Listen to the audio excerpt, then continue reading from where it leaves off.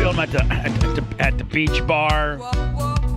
I'm the guy that still has his T-shirt on, and I'm going to order me a little dirty banana from the hot little bartender. And there's this like little Jamaican band in the corner, and they're real good too. Like they're super good, you know. Oh, you're wearing your white linen pants? No, I'm just wearing like 3X bathing suits. Oh. Some flip-flops and like a, Bubba Army, maybe a white Bubba Army shirt, you know. Okay. But what's this dirty banana thing you keep talking about? That's his drink. That's my drink, Dan. A dirty banana? Yeah, Wait, that's we at my- Madeira Beach? for I real. don't understand. Dan, if it's like a couple's deal, we went to like, Sandals at the resort, and we're all Like ordering Atlantis drinks. or something? Yeah, like we're all ordering drinks and like, Merch Crick. I actually think she likes like Captain Morgan and Coke. I think that's her drink. It's like a food group for her. Yeah, that's a drink. Yeah. And then they would go to you and they'd say, "Mr. Sir, the Django gentleman, what would you like?" A little Don Julio. Okay, perfect. And then you, the Puerto Rican girl, what do you want? Crown of Coke. No, I'm talking to Romina. Oh. Oh. Somebody- White wine. Red wine. Yes. Red wine? Red wine. Can you give me her little accent, Anna? Like how? May I have a Pinot Grigio, por favor? Okay, yes, ma'am. Yes, and then the heavier, the big guy in the back. What do you want? Double vodka and Sprite, No, please. not you. I'm talking about me. Now I thought I was just a fat guy. You're not fat. It was a couple's deal. I know, but I thought It maybe was I was me and just the in the Merch back. Crick Well, and it could be- Dan it and could be Romina. Ashley and Lummy. I didn't say them to Two? begin with, Okay. so I'm not prepared for them to be at our party. You just said fat, and I thought of me. So I was, as if they were taking my order, I'd be like, "Oh yeah, and you there in the back there." The fat guy. Yeah, what'd you like? I'll take a dirty banana. Do you have any Percocets? What the hell is a dirty banana? Did you get a dirty banana with a floater too, Bubba? Me? I order a dirty banana. But what is it? Oh, it's like, I don't even know. Here, let me ask. He doesn't even know. Let me know. Hold on. Alexa, stop. That last caller, was that his favorite drink? Stream Hold on. paused. No, I don't want to. Alexa, good morning. Turn on. Stream on. Hello. Shuffling Hello and similar songs on Amazon Music. I don't want any of that. Alexa. Oh, I love this song. Be quiet. Hello. Stop. Hello. Is it me you're looking for? Yeah, how would you like to get a copy strike Willie and the entire show be lost for nothing? Yeah. Always got to think about the money, Anna. Thank you. Oh, I'm a carnival salesman over here with a used car kicker. So, what were we at? Dirty banana. Hey, Yeah, right Alexa, here. what are the contents of a dirty banana cocktail? Here's something I found on reference.com. Allrecipes.com, Food Network and Drinks Mixer provide recipes for dirty banana cocktails, which incorporate ingredients such as bananas, ice cream, banana and coffee flavored liqueurs, and dark rum. Okay, To make the dirty banana recipe from I allrecipes.com, sent you the recipe. combine 1 scoop of vanilla ice cream with 1 ounce each of coffee flavored and banana liqueurs in the jar of a blender. Yeah, it's just It's like basically a milkshake with a little alcohol in it? It's a it's basically an alcoholic milkshake. Wow. Is what you can call Put a it. little protein in And, there. Dan, I'll suck down about 4 of those, and I'll be so lightheaded because I don't really drink. Yeah. I don't drink. I mean, I do other stuff, That's but I 4 don't. scoops of ice cream, Bubba. I know. But it sounds good. You get a little floater on top, Oh maybe? yeah. Oh, Big E, $50 in the Cash App, Thank you. Cash App, Venmo, PayPal, all at Delish. the Bubba Army. It sounds yummy, but Oh, it sounds like it's about 1,000 calories a drink. But Dan, it's the most pussified thing. I mean, most men You're be not a like, big drinker. I'll take a Jack and Coke, or I'll take, whatever. Some tequila. I'm the biggest pussy when it comes to drinking. Daniel Abney on the PayPal, and then James Green also on the PayPal. Thank you. Are you like a Sex on the Beach shot kind of guy? Yeah, no, that's exactly what. Oh, God. Like if I'm going to the dollhouse, then it's usually Sex on the Beach, on the rocks. Yeah, those are good. No, but it's such a pussy. It's such a pussy move. Like I try to tell that guy, be tough, don't be a pussy. It's actually not. But when it comes to drinking, If you can flex like I'm a girly kinda- drink, Yeah, it's kind of fun. thank you for the stick up. I appreciate Yeah, that. for it's real. okay. Yeah, it's not bad. Dan, Do you Dan, like White Claws and things like that? No. Did you ever Yes. drink Oh, like the sorry. Zima? No, Zima? no, I wasn't. Zima. Mm-mm. I'm not. I have a wine coolers. Were you like a wine cooler guy? No, you know My what? friend Bob Smirnoff used to Ice? like wine coolers because they were just so easy to drink. No, It you makes you guys. giggly. You know what I am? I'm like I don't drink at all. Like I usually just say, get me a Diet Coke. How we swallow these pills? Yeah, I got pills. I mean, who needs alcohol? You Hey, need alcohol if you got you pills. rookies are still on the alcohol. Exactly. I'm 3 steps beyond you It's for guys. amateur night. Yeah. And when they make me blow in that little meter on the side of the road, I'll be all zeros, bitch. But I'll be feeling But your eyes good. will be Yeah, closed. with a Rizak Hazard. Right. Whoa, said T-shirt. Whoa, 25 on the Cash App. Cash App, Venmo, PayPal at the Bubba Army. We must talk about our YouTube here in a minute. I'm trying to. I'm on bended knees begging. Like you know what? I'll be a bitch. I'll be a little 90,000 per subscriber bitch. I just want to hit 90,000 subscribers on our YouTube channel by Friday, and I would just be so very happy. And we're like 1,400 away. So I'm being a little bitch and begging. Please go to our YouTube at the Bubba Army. There's so many great things on there. So many exclusive things that you don't see other places. Get it, and all you got to do is subscribe and get a notifications. There's 2 little things you got to hit, and that doesn't cost anything. It just sends you a notice when we put new stuff up or do something new or go live or something you would need to know anyway in your Bubba Army life. So, bitch, go sign up for our YouTube channel. Pissing me off. Oh, hello, who's this? Hi, it's Matt from Sebring. It's not this. I wanted to ask terrestrially, is there anything other than AM 820 that could reach Sebring? No, probably not. Probably not. Probably not. Because I've been listening to you on hold. I couldn't get you on the thing this morning. Yeah, but Well, have you tried out of Orlando? Sebring's not too far down. No, probably more maybe. I don't know, man. Why can't you just listen to us, through the Bubba Army app? Because I'm in the boonies and the internet's bad. Oh, the internet's. I'm in the boonies, and you know what? That should be a new country song. I'm in the boonies, and the internet's bad. I don't know what to. Maybe go to BubbaArmyRadio.com, and then you could download the show, but you'd be a little bit behind. Like the new show. What is it up by 10:15? Yeah, about that. But yeah, I'll 10:20. rewatch it. Yeah. So here's the deal. I'll rewatch it at least. Yeah, you can either you could watch it, on Facebook or Rumble or something like that, or you can go to YouTube or BubbaArmyRadio.com and then just download the show, and you got it and can replay it. Literally, it's available 15 minutes after the show is over, buddy. How old are you? Oh, 37. How old's your wife? Dan, where we 34. go? I'm not married, though. Okay, just want to make sure. Yeah, this is the he I called. know he's not the same guy. No, he called the other day about the child support thing too. He has a kid with a woman. Mm-hmm. Yes, yeah. Oh, you got a kid with another woman, don't you? I do, and I she doesn't- actually did the wrong thing and told her. Hold on. Told who? Your new wife? Oh yeah, the child support thing. She hasn't been coming after it. Oh, hold And on. you said don't tell her. I told her that. Hold I told her that I wanted to Everybody see him needs more. to burn a timeout here. We got to backfill Willie this. A lot of people don't remember this, including Anna and I. So can you tell me, Sorry. Lummy, Yes. tell me when this phone call happened. When Virginia was in. All right, so last Thursday. Thursday, and he called in. And what was his issue? So he doesn't get. I think he can only see his kid one day a week, but he doesn't pay child support, and his wife or the baby mama has never asked for it.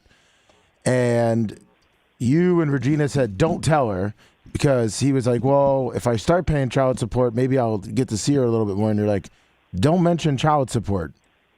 And but try to see And the that was kid the more. first thing he correct. did. And the first thing he did was, I guess, go and tell her.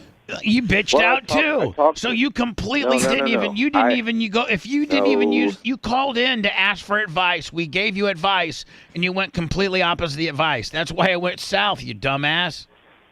No, it went all right. It was just I told her that I wanted to see him more. That's all I came from. I didn't talk about child support. Oh, you said just a minute ago you did. No, not. She brought it up. She said, "Well, you have back years of child support," and I said, "Well, they only go back 2 years now." No, see. Actually, hold on. And I'm pretty sure on this one, you did say, "Don't push it, or she will want to get more money." And Yeah. so long we as you're told in you the- to be a cool guy and be super cool because that bitch has got all the cards. You dumbass. And so long as you're in the state of fine. Florida, one of the new laws that went into effect on July 1st has a lot to do with someone in your situation, as far as, a mother keeping her children away from the father. Yeah. I don't know the specifics of it off the top of my head, but there is a lot that got changed and updated with that, so you should look into that. Because you got more rights than you think you do right now. What Rhett said. So what are you calling me about right now? We're busy. Just the radio station that was asking about terrestrially. Oh, yeah. I would say, BubbaArmyRadio.com, download it. It's like $5.99 a month. I'm sure you can pull that off. You're fixing to have to pull a lot more than that off in child support. So did she say you're going to be able to see your kid more if you pay, or?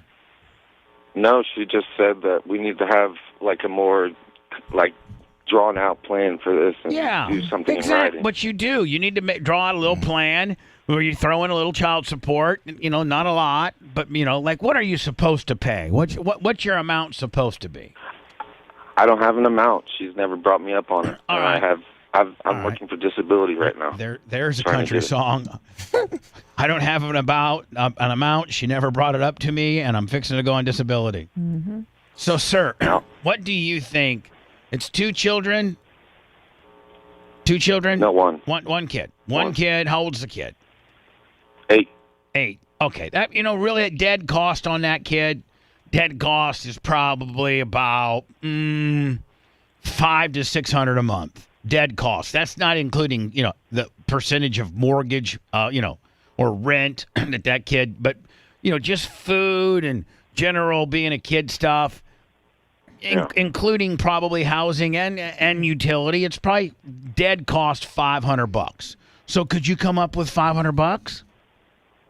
Yeah, if I had to, maybe. I don't know, man. I don't have a job. Sir, but you got to. Like it's kind of how long you've gone 8 years and not paid nothing?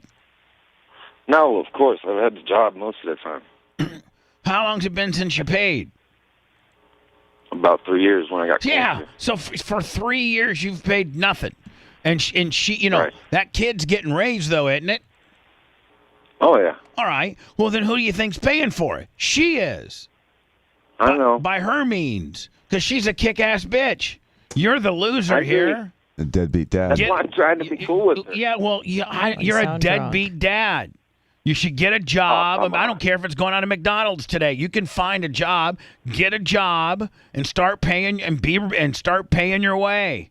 I mean, she's been raising these kids on her own financially for 3 years, and you've done nothing to help her at all financially. That's being a real piece of shit, is it?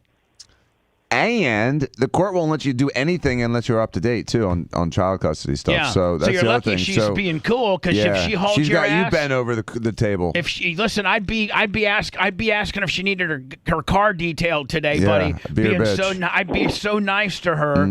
But see, ladies and gentlemen, this is a time to be a bitch. This is the time. This is the time to be a bitch. Listen, Exactly. there's times as in the life as a man that you got a bitch. This is a time to be a bitch. Honey, I'm so sorry. I know I've been a piece of crap for 3 years, but you know what? I'm getting a job next week, and I'm going to start putting 100 aside or 125 aside for you each month for the kids. I know that I'll never repay for what I owe you, but I want to start at least trying my best for you. That bitch is going to be so happy about that. She ain't taking you back to court or nothing. But if they were to take you back to court, guess what the good news would be? About $20,000 in the rears. That's what the good news. And then you have to hire a lawyer and all that kind of nonsense. He's going to have to start double using his colostomy bags. That's Wiley Jesus. 25 on the Venmo. So listen, buddy, you got to figure something out. But you're you're the kind of guy who should never had children. Well, it sounded like he was doing okay before he had cancer. Still. Yeah, I was. You can go to work if you got cancer. Are you in a wheelchair? No, it's after the chemo and all that stuff, it just makes it hard. You don't have energy. I know, but I mean, are you getting any government subsidies or anything like that? So he's Nothing. on disability. Yeah, I'm fighting for it. I've got lawyers in Pennsylvania fighting for it. Fighting for disability, but you don't get any disability as of now. No, sir. So what, do you get any government assistance money at all? You get any type of anything? A WIC card? Medicaid. You get Medicaid. Okay, that's medical for you. Yeah, that's it. You get welfare. You get any kind of food assistance. No. Oh, food stamps, yeah, but that's it. Yeah, that's just for your fat ass. So I'm like, I think this starts and stops with somehow generating additional income into your home, somehow, way, shape, or form, and offering her a portion of it. And that just keeps her happy. That'll keep her at bay. Because if she really wanted to break it off in your ass, she'd take you back to court, and the good news would be, hey, numbnuts, well, whether you got cancer or not, you owe this woman $20,000. She's raised this child alone for 3 years. Yeah. Okay. All right. See you later. Bye. Idiot. Right, Dan? I mean, there's that guy should be just absolute. It would just take her to. She could go lawyer up for $300. Get her. You know what I'm saying? Oh, yeah. Literally, He's so vulnerable. She wouldn't even have to lawyer up. She just have to go down to the courthouse. She doesn't do anything. She just rolls up, and all of a sudden, he's got his any kind of salary is being sequestered. And think about it, and he can't bring any kind of complaint. And all she has to do is literally go to the courthouse, just mention it, and she walks up to the clerk, and she goes, I just like to have the form to fill out when your piece of crap, a baby daddy, dad form, has not paid child support in 3 years. I'd like to have that form, please. Okay, ma'am, right here. Fill out this form, get it notarized, and bring it back tomorrow, and we'll haul his ass into court. He'll be in front of the judge, and then next thing you know, he'll owe you $20,000, and then we, as the county, will put it on our register, and we will regulate as to how much he's paying or not paying, and eventually they'll put you in jail. Got a lot of great dads calling the show today. They will put you in jail. There are guys that are in jail for lack of child support. Sure are. If you're there's guys that did this thing who were just like this dude, but whose baby mama wasn't, giving the guy a break. They took him to court. The judge said, you better start paying. He didn't pay for 18, 19. Now, it takes a while. They're not going to throw you in jail after 6 months. But after a year or so of you refusing to pay court-ordered child support, these two big lummies dressed up in a uniform come and pick your ass up, put metal bracelets on you, put you in front of the judge, and the next thing you know, you got your orange jumpsuit on for a year in the county jail, right? And there's no evidence. I mean, what evidence are you going to be able to produce that you paid him? Either you paid her or you didn't pay her. Right, Dan? So there's not a lot of wiggle room even on the defense. Yeah, don't pay in cash. Pay with a check or something. Yeah, I was going to say. So, I mean, they'll put you in jail. Plus, as a man, don't you feel, right? Yeah. Hello? Yes, sir. Just curious. Like, your variety of listeners is so wide. Like, you got one guy that calls and says, "Oh, I've had cancer the last 3 years. I can't do nothing." Yeah, it's track meet. And then you got people like my dad who passed away from cancer, but the whole 4 years he fought cancer, chemo, and everything. Every time he came back from Shands in Gainesville, he went to work. He got up at 7 in the morning. He owned his own company. He didn't beg for because your dad is a real man from our generation, a real man, not some 25 to 34-year-old little snowflake and pussy. He's a real man. What real men do. They all can't work, and they always want child support. But y'all have a great day, man. Bye, man. Thanks, Track Mate. Our show's been hijacked by bad dads. Yeah. Bad dad. One guy. Our show's been hijacked by two pussified men. One man who can't stand up to his wife, and she's blasting the spin instructor, and the other dude who's Uncle Eric, $50 on the Cash App. Can't pay for his kids and wants to be a pussy. It's like an episode of Maury. Yeah, kind of is. Now I'm running way late. Let me do some words, and I'll try to. I got so many things to talk about. Dan being a Django, this local things that we're doing now, today's exclusive podcast, begging everybody to go to our YouTube channel so we can hit 90 grand by Friday. And then, Lummy, all the brand new merchandise for Christmas that's coming out for Christmas for that ultimate Bubba Army person on your shopping list. And it's Lummy's birthday. We also have cake. I have a card and a cake, Lummy. Well, thank you so much. And I got you a card, and we got us some cake.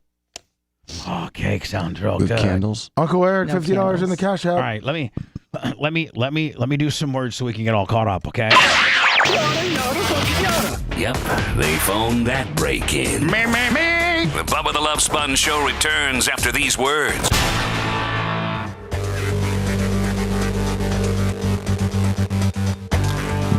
Go to wherever you get your app store and go get the Locals app. It's Locals, Locals. And then go get signed up and find the Bubba Army, and that's where you'll be able to watch the show today, visually and audibly, live as it's happening, or you can wait till 12 and we'll upload it on our podcast world. And if you are subscribed, you can. There's a live chat. I know, like, we have a lot of listeners. Discord, live chat, whatever, right, Lummy? Yes. Fantastic. Michael Beal, Lummy, with his 220, he just threw us on PayPal. He qualified. It's 2,400, he says. Thank you. He has a merch idea, said Bubba Army Beach Balls. I don't know about beach balls, but Dan did have a good idea last week about Bubba Army Beach umbrellas. Oh, yeah. There's so many umbrellas when you see the pictures of the water and the beach, and it would just be a huge, giant display. And I think that at the average person, I do think, maybe you guys can help me out here. Lummy, we also got William Motherly, $50 on the PayPal. Thank you. James Green, $25. Thank you. PayPal to all. Venmo, PayPal, Cash App at the Bubba Army. David White, $25 on the Cash App. Thank you. Thank you so much.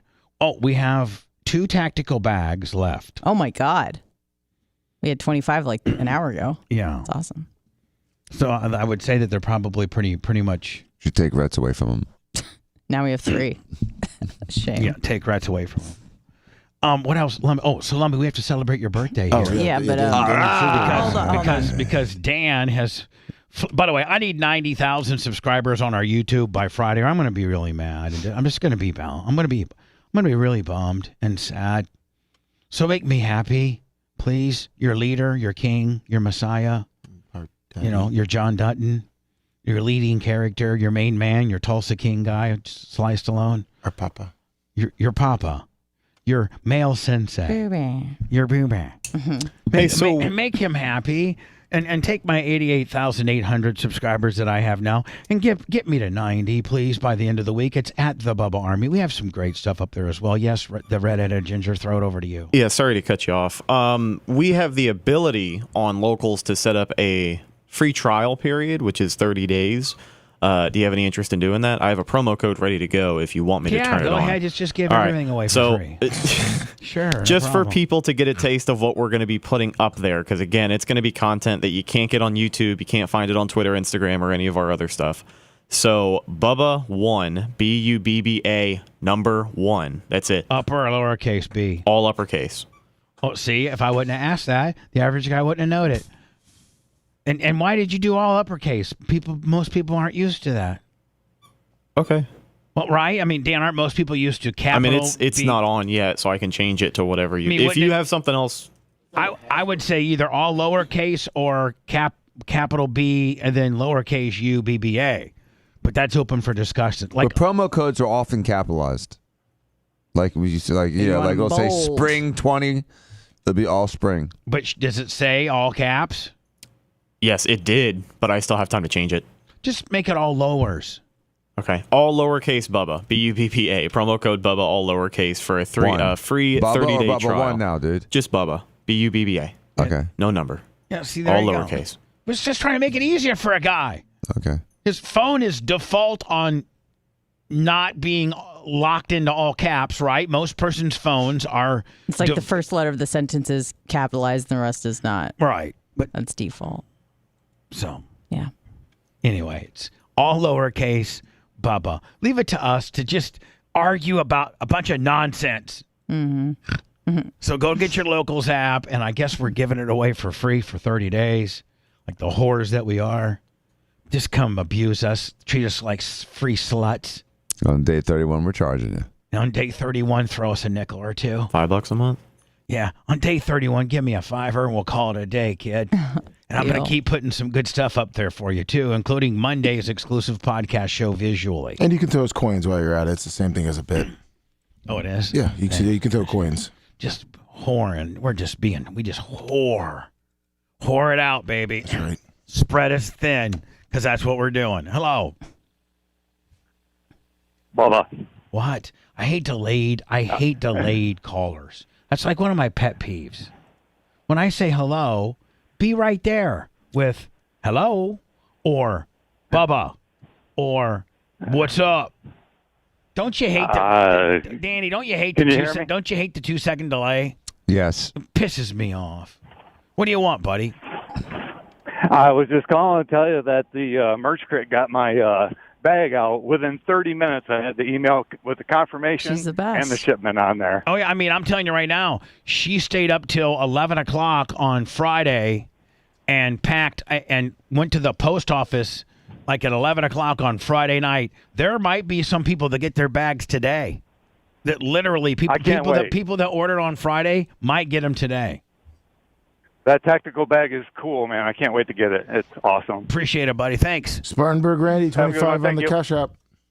So, Lummy, do you have your card there? Wait. May I just make a statement? Really ask a question. So, hold on, as we're getting sitting ready, on this all weekend, as we're getting ready to celebrate Lummy's birthday. I'm really not trying to hijack the birthday. Happy birthday, Lummy! But is this birthday related? Yes, it is okay. actually. I'm gonna say if it's No. It's what are we related. doing the third Friday of Saturday related? Okay. Been sitting on this all weekend. Lummy, she got a question for you. First, I want to credit Bubba for. I used to be very against being confrontational. It makes me very uncomfortable. But since I've been a part of the show, I've been more comfortable addressing things that I think need to be addressed. Oh, my God. Where is this going? Hold on. In life or on the show? Jesus. Just in everything. And this is I don't want to say serious heat, but it's real heat. It's something I was kind of sitting on all weekend. Lummy, is there a reason you intentionally didn't invite me to your party on Saturday and you invited everybody else? I didn't invite everyone else. Because everybody else got invited. Well, no, I mean, and I told you I was making you a cake. For today. On Friday. And I appreciate that, yes. And I asked you, like a little bitch, what flavors you wanted, what. And you've done that before last year. I do that for everybody. And I invited it's you to really, many of my it's really birthdays. important for me to and I make people feel celebrated on their birthday. I went out of my way to make you cake. I'm staying at a place that's not my own, so I planned about a week in advance, brought all my baking stuff to the place I'm staying. Okay. And I was the only person, as far as I know, that was not invited. Bubba, did you get invited? Well, yeah, of course Bubba got invited. Well, I mean, if I don't invite Bubba, I got yelled at. Bless Macho Man's sweet, creatine heart. He comes up to me on Friday. I'm taking out the trash. I had just talked to Lummy about his cake. Watch play in. It's not his fault. It's not his fault. I didn't invite It's not Brian. his fault. Listen, he says to me, "So am I going to see you tomorrow?" I'm going to see you tomorrow. And I said, I was like, poor Mach. He's all messed up. He hasn't been sleeping. I'm like, tomorrow's Saturday, Mach. Why would I see you? And he goes, for Lummy's birthday deal. Lummy's B-Day bounce house. Oh, yeah, dig it. Yeah. And I'm just curious, because I really thought we were kind of in the territory of friends, but maybe that was a bit. Well, I mean, maybe too much. Maybe, Anna, that's the uncomfortable answer that Lummy doesn't want to give. And that's fine, but if there's an issue with me, I would think you'd want to address me hold personally. on. Dan, let's you and I step in as co-hosts and friends of all, right? So let's step in as Switzerland. And Rhett, you can too. Because, at the end of the day, that's who's on air. On Mondays, on Mondays and Tuesdays and Fridays, this is the lineup where these are the people involved. So what's 3 out of 5? What's the percentage of that? 60%. So 60% of the show is this lineup, right? Yes. And then the other 40% is, not very consistent. Sometimes we bring Brian in, sometimes we don't, blah, blah, blah, blah. But this is the most consistent show and the percentage-wise the most, the most heard part of our program consists of these people. Right. Right. So for the ones that aren't involved, this is an Anna asks Lummy a question, and I don't know if could we step in and help mediate or help. Well, I just have I'm questions. just saying, can we step in, and can we I'm saying, like, can we make our observations? Because I think it obviously speaks volumes. I thought Lummy and I were on pretty good terms, and I thought I've already said you guys wasn't out of really the way. good work friends. It wasn't out of the way to not invite you. We have invited you in the past. I've invited you in the past. You've never come to any event.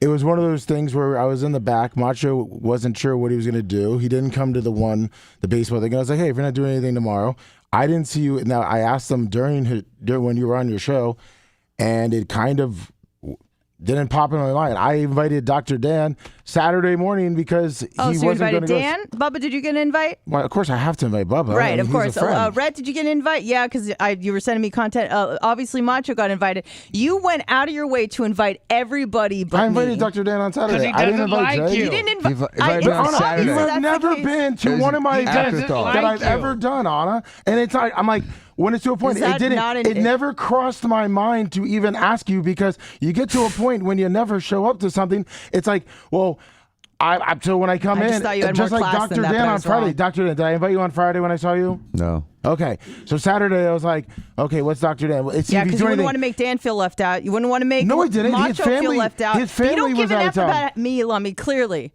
Anna. Clearly you don't. Okay. Bubba, I was not slaving away, but simping out, buying him stuff for his freaking cake, doing all the stuff for other people. Have you? I never get invited to anything you do. I thought you she don't was ever kind of- invite me. You're right. I didn't invite you to my birthday party, except I did. Oh, and I came. Did you come to mine that year?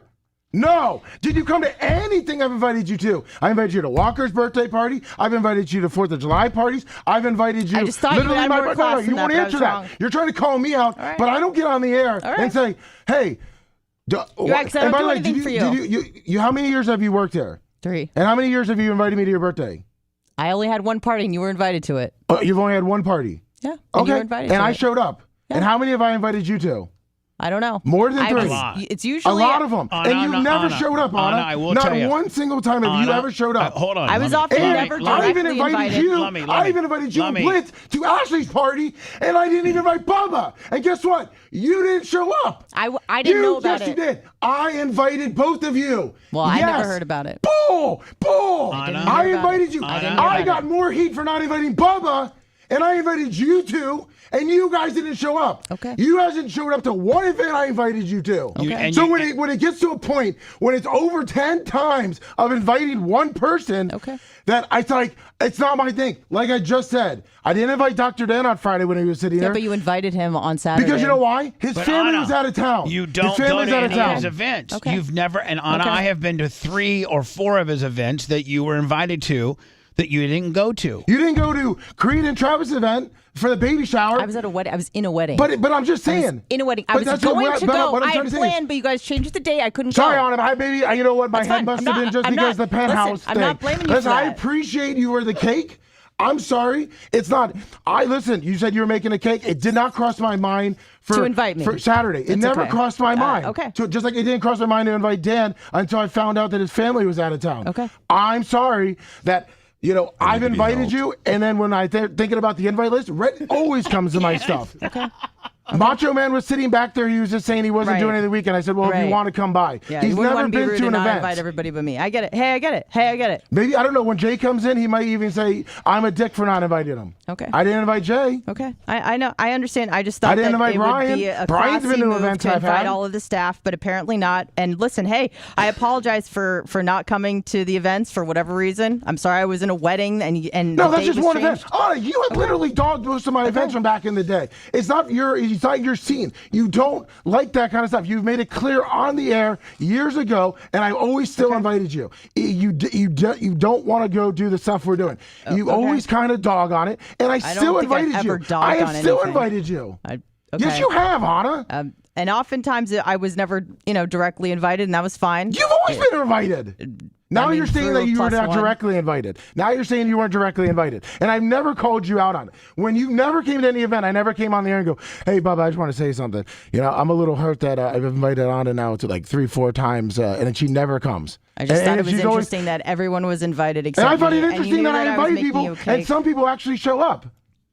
Some people show up. So I'm sorry I hurt your feelings by not thinking of you. by not sitting there going, man, all right, who usually comes? All right, I'll invite Anna. Let's we obviously both sides of the story are out. You guys can form whatever opinion you want. If I was to be the judge here, not that there's a right or wrong answer, but I think that I could be a spokesperson, or my opinion is that Anna, he's frustrated on how many times he's invited you and you didn't show up, so he just didn't invite you. And now you've taken that as a super duper disrespect because everybody else got invited, but he does have a good point in the fact that you haven't shown up to any of them. So you guys are both right and you're both wrong. There's no clear cut. Had he, if he flat out had never has invited you and you showed up to, most of the stuff that he invites you to, I think you'd have more validity. Sure. Oftentimes it was usually through a +1 deal. And that's how most of my people get invited. Don't yell at me.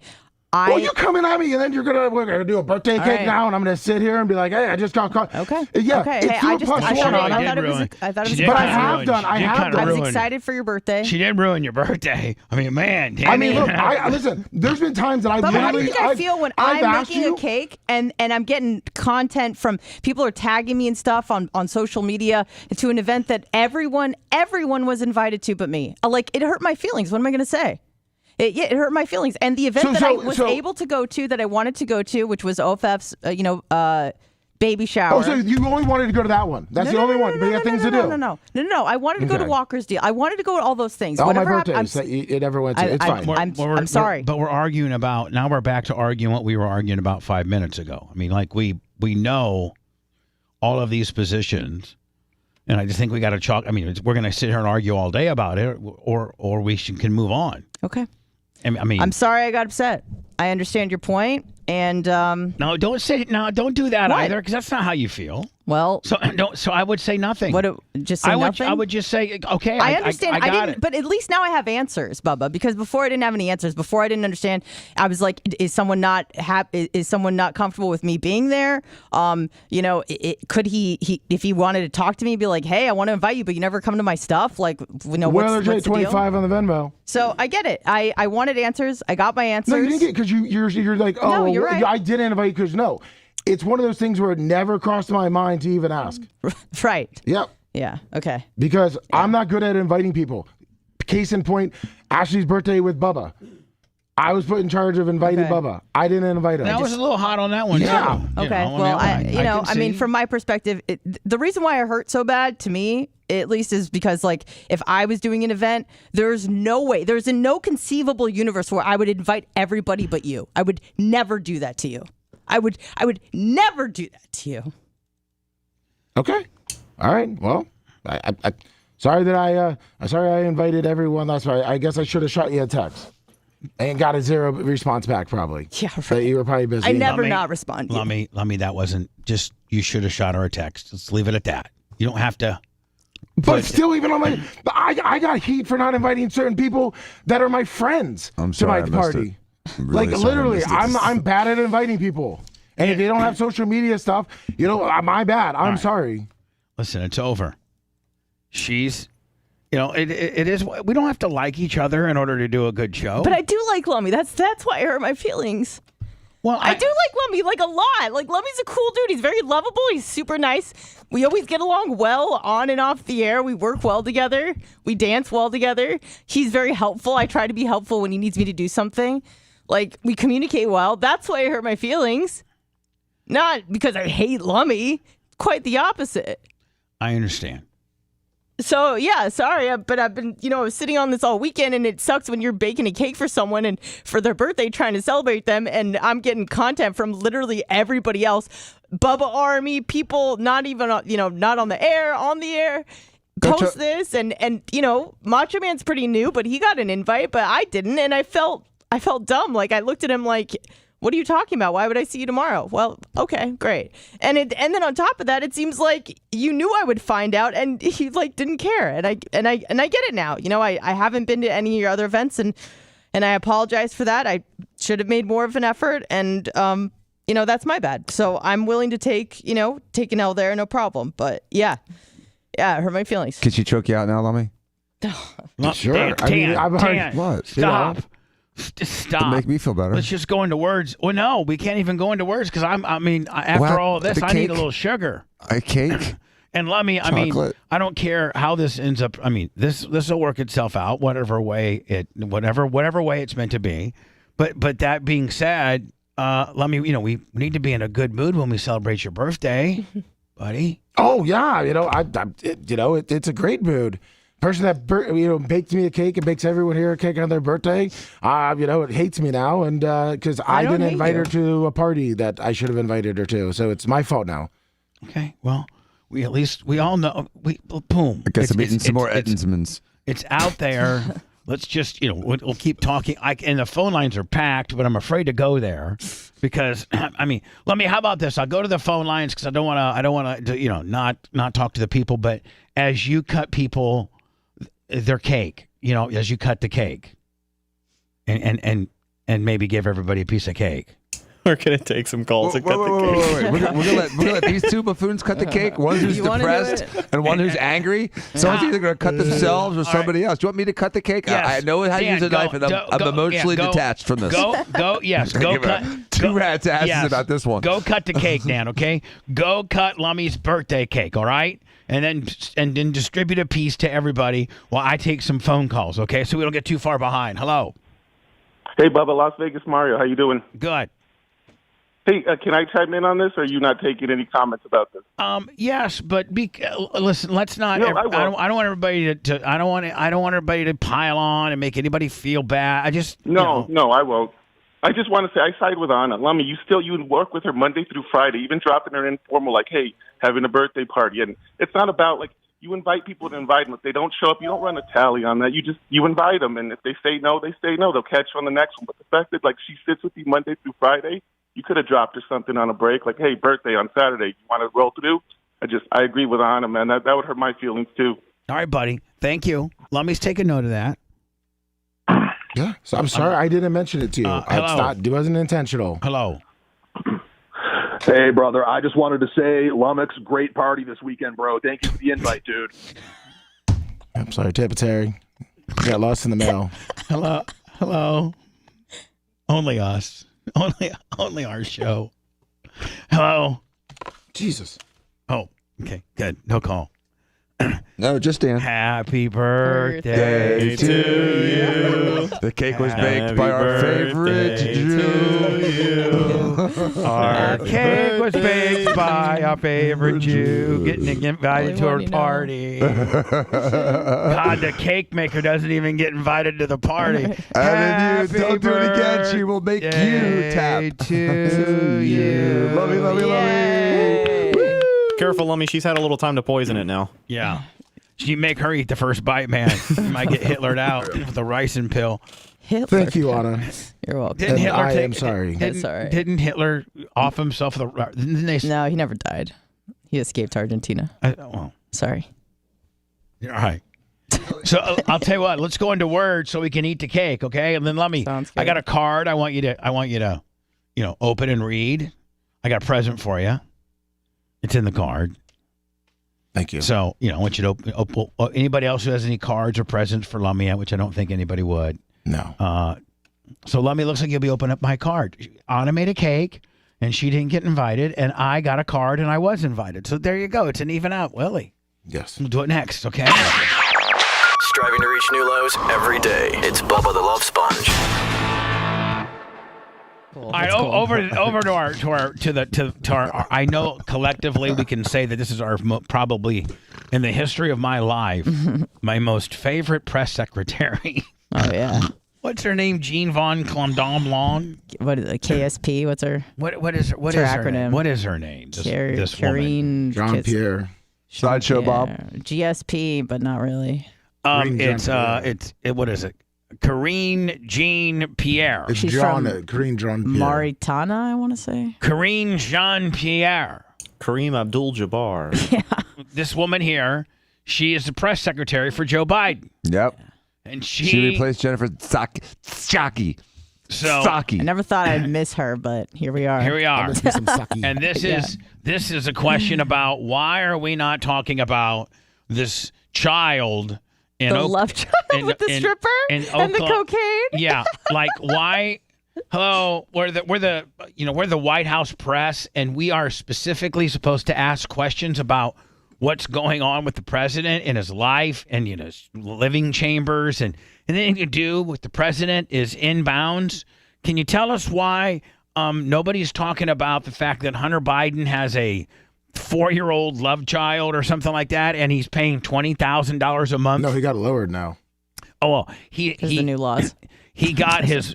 Okay. So not only does he have one, but he used the judicial system to get his court-ordered child support lowered. So, I mean, nobody can say that ain't your kid. Like, There's a DNA test. I know. Yeah. But she doesn't want, like, the White House won't talk about. Well, why not? Why this because it doesn't make the president look This very is good. an inbounds question. You'd make Donald Trump answer this question. Right? Yep. There was a story in the New York Times over the weekend about Hunter Biden's daughter in Arkansas. Does the president acknowledge this little girl as his granddaughter? I don't have anything to share from here. Does the president recognize this little daughter as his granddaughter? Poor little thing.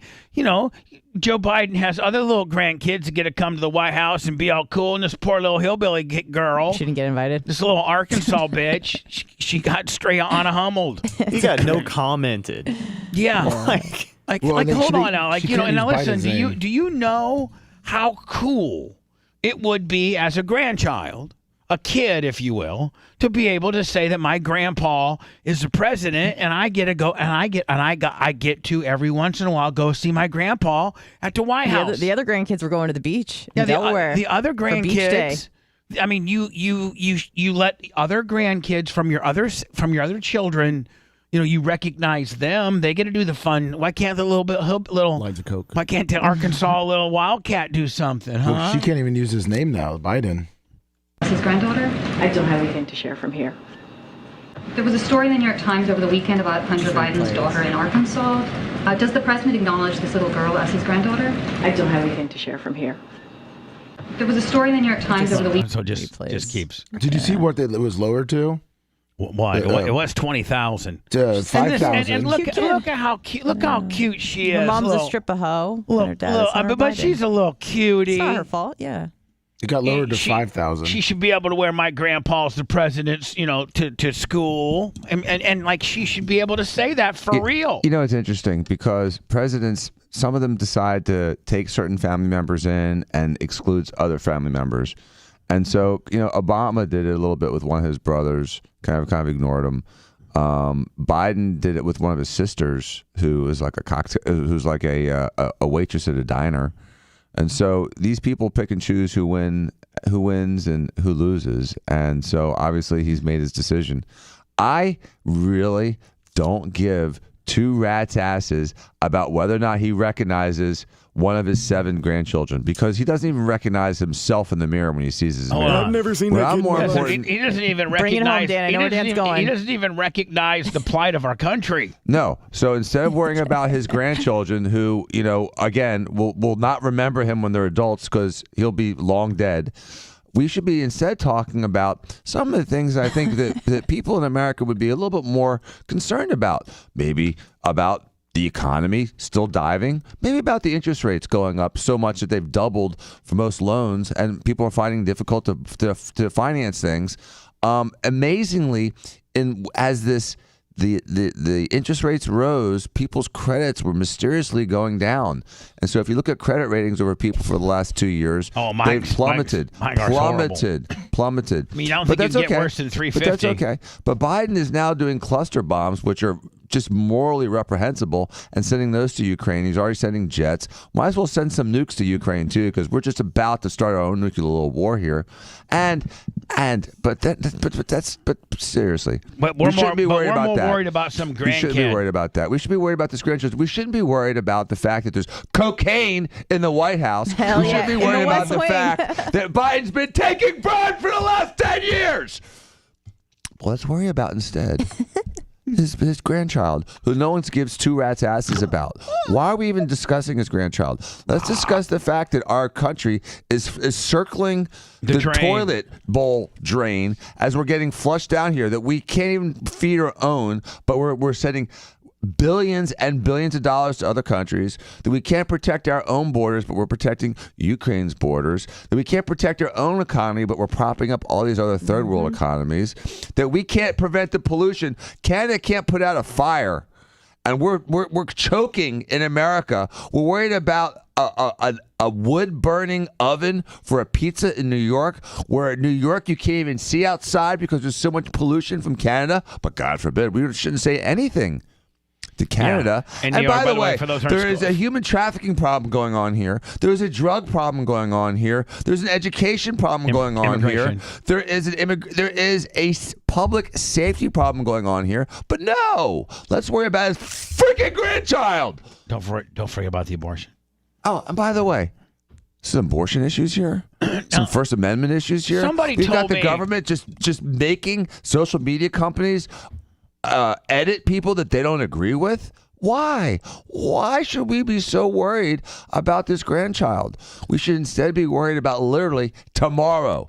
People can't feed their families. People can't pay their bills. They can't fill up their car. They can't even get a job anymore because we're paying illegal migrants pennies on the dollar to do our jobs. We're destroying ourselves from within, and we're still talking about this freaking grandchild. It's silly. Let's stop being distracted by all the BS from TikTok to Biden's granddaughter. And instead, I think we should worry about the things that are really important, like the world, like our economy, like our safety, like our families, like our existence. How about somebody told me, I don't know if this is true or not, if this is true, man, the wheels have fallen off, that you can get an abortion in California clear up until the baby has been out of the vagina for 27 days. No. Out of the vagina for 27 days? That's what somebody... What? So you can kill an infant? I thought I read that somewhere. Well, were you high? I don't know. Might have been. Hey, Alexa, how late can you get an abortion in California? There is a place called Abortion Alternatives on Mission Street in San Francisco. It is currently closed but will be open today from 2 p.m. to 6 p.m. What do you call? Hey, Alexa, how old can the baby be and still get an abortion in California? I don't know that one. Let me bing. I don't see anything about 28 days after. I see that it's up to 24 to 28 weeks after the first day of your last period. Yeah, I think that'd be murder. 20. I mean, can you imagine on day 26 a kid's Maybe you misread that, Bubba. It was 28 weeks after the last period, and not 28 days after delivery. But you know how I get, buddy. Yeah, I think that's what you did, Bubba. If you're looking for that non-offensive broadcast, you're in for a surprise. You're listening to the Bubba the Love Sponge Show. I love the sponge. It's not that kind of love sponge.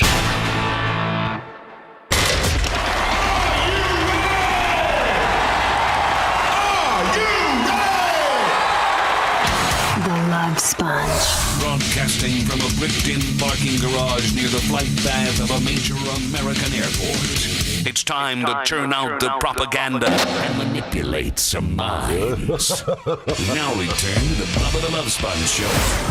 We are kind of a bricked-in bat layer within the flight path of Tampa International Airport. For real. One of the main runways. Yeah. It's the Bubba the Love Sponge Show. Michael Beal, Lummy, he's hit his 2,400 threshold, but threw on another 25 this morning on PayPal, Cash App, Venmo, and then John Costica yesterday late, after hours trading, $100 on the PayPal, Venmo, Cash App. Started out a little bit lethargic today, Lum. Edward Regal, 25 on the Cash App. Edward Regal came up. PayPal, Cash App, Venmo, all at the Bubba Army. We'll drive you crazy with it, but it's how we pay the bills and stay in business. And most radio stations scratch their head at the template. They're like, how does that work? The Bubba can intertwine, have a radio, an entertaining show, but yet somewhat of a telethon feel, huh? Come on now. Give me a little credit, buddy. As much as you guys want to hate, you guys can't do it. I've been listening to a lot more talk radio here in town, and there's just not a lot of good people that fundamentally can retain an audience. Like, there's just not a lot of good radio hosts that don't have a ton of crutches. Hall of Fame, Cooper Lips, $100 Venmo. Now, everybody, just close your eyes and think of all the talk shows in town, from MJ to Calta to everybody in Orlando. And we have to close our eyes for this exercise. Drew, Will, Johnny B, the guy over at 970 FLA. The only people that are good are either the syndicated Slingin' D's or me. Nobody else can. You guys are just you're crutchy. You have to have topics, or you have to have telephone calls, or you got to have it's a culinary Friday, and we're going to be talking about hamburgers today. Really? Hey. And can you repurpose that? And can you make any money at it? Can you make a living if you were to take your radio salary away? Could you be able to make a living and have a staff of 6 people? Could you pay yourself and 5 others, along with a big ass mortgage along with a huge studio, your own studios? Would you be able to do? I don't think any of them could. I don't think any of them could, because they never had the global thumbprint that I did, that I was so very fortunate to get from Howard. Which, that's, if we only had Tampa to support us, we'd be done. We would be in that same boat. But because we had a global stage for so many years, and then when we were kind of had a herpes effect where we just spread and we infected a lot. We're the radio. We infected a lot of people. And you guys gave it, throw us a little Valtrex here and there to suppress it. Thank you. Lummy, what about this locals thing now? I guess we got quite a bit of people signed up for it. It's through Rumble. Yes. And if you sign on, if you have a Rumble account, which I think this is where Russell Brand did his exclusive interview. I think it was exclusive to Rumble. I think the full interview was. I got that from YouTube. Segment from YouTube. Yeah, I'm sure they clipped. They have clips. No, but the full interview was on Rums. The long form Willie started on Russell Brand's.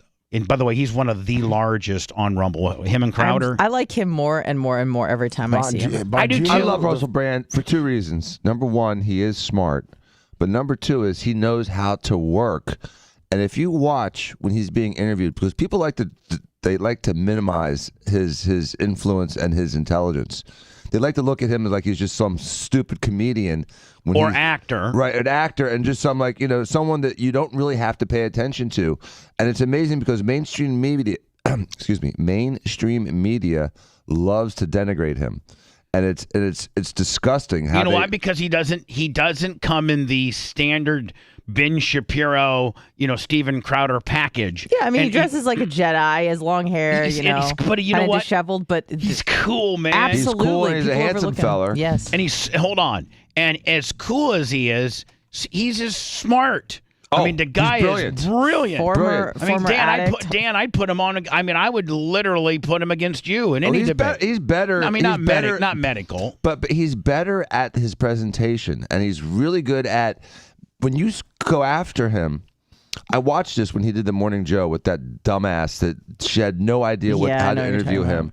She had no control. He took over the entire show. It's very difficult for the interviewee to take over the show. Only a couple people in history have been able to do it. Howard Stern, Bubba, and Russell Brand are the only ones I know that can really take over a show and make the interviewer become the interviewee. I even do it with Howard. Yes. But Howard is on that mountain of doing it. Yes, it's Mount Rushmore. But when I am with Howard, I usually take lead. I could play, I don't know, 15, 20 interviews at the times that I've had Howard on. You can see that I kind of take lead. Howard kind of lets me take lead. Yes, at the end of the day. You guys dance really well together. Lummy, is this what Dan was talking about right here? Yep. Stand by. This is when Russell Brand was on the Morning Joe, and I forget what this bitch's name is, but she was trying to interview. She sucks. Yeah, hold on. Let me get to it here. Author and host of the show Brand X, Russell Brand. This summer, he's embarking on his first ever worldwide comedy tour, The Messiah Complex. Katty Kay and Brian Shackman are here as well, and he already told Brian that he might want to disrobe. I mean, he's a pretty good look. I'm just saying. he's handsome. Hold on here. He's a pretty good-looking dude, man. Very handsome. I mean, like, I don't know, this is, him not all shot, like he just got back from the beach like he usually looks, which I have no problem with. And he's older than you would think, too. Yeah, he's in his 40s. He looks great, man. Well, no, this is a while ago. It's not that long ago. Is it not? No, it's not that long ago, number one. Number two, he is so good at commanding attention, but if you start dogging him, he'll stop paying attention to you. Maybe I only think Russell can do that. You look fantastic.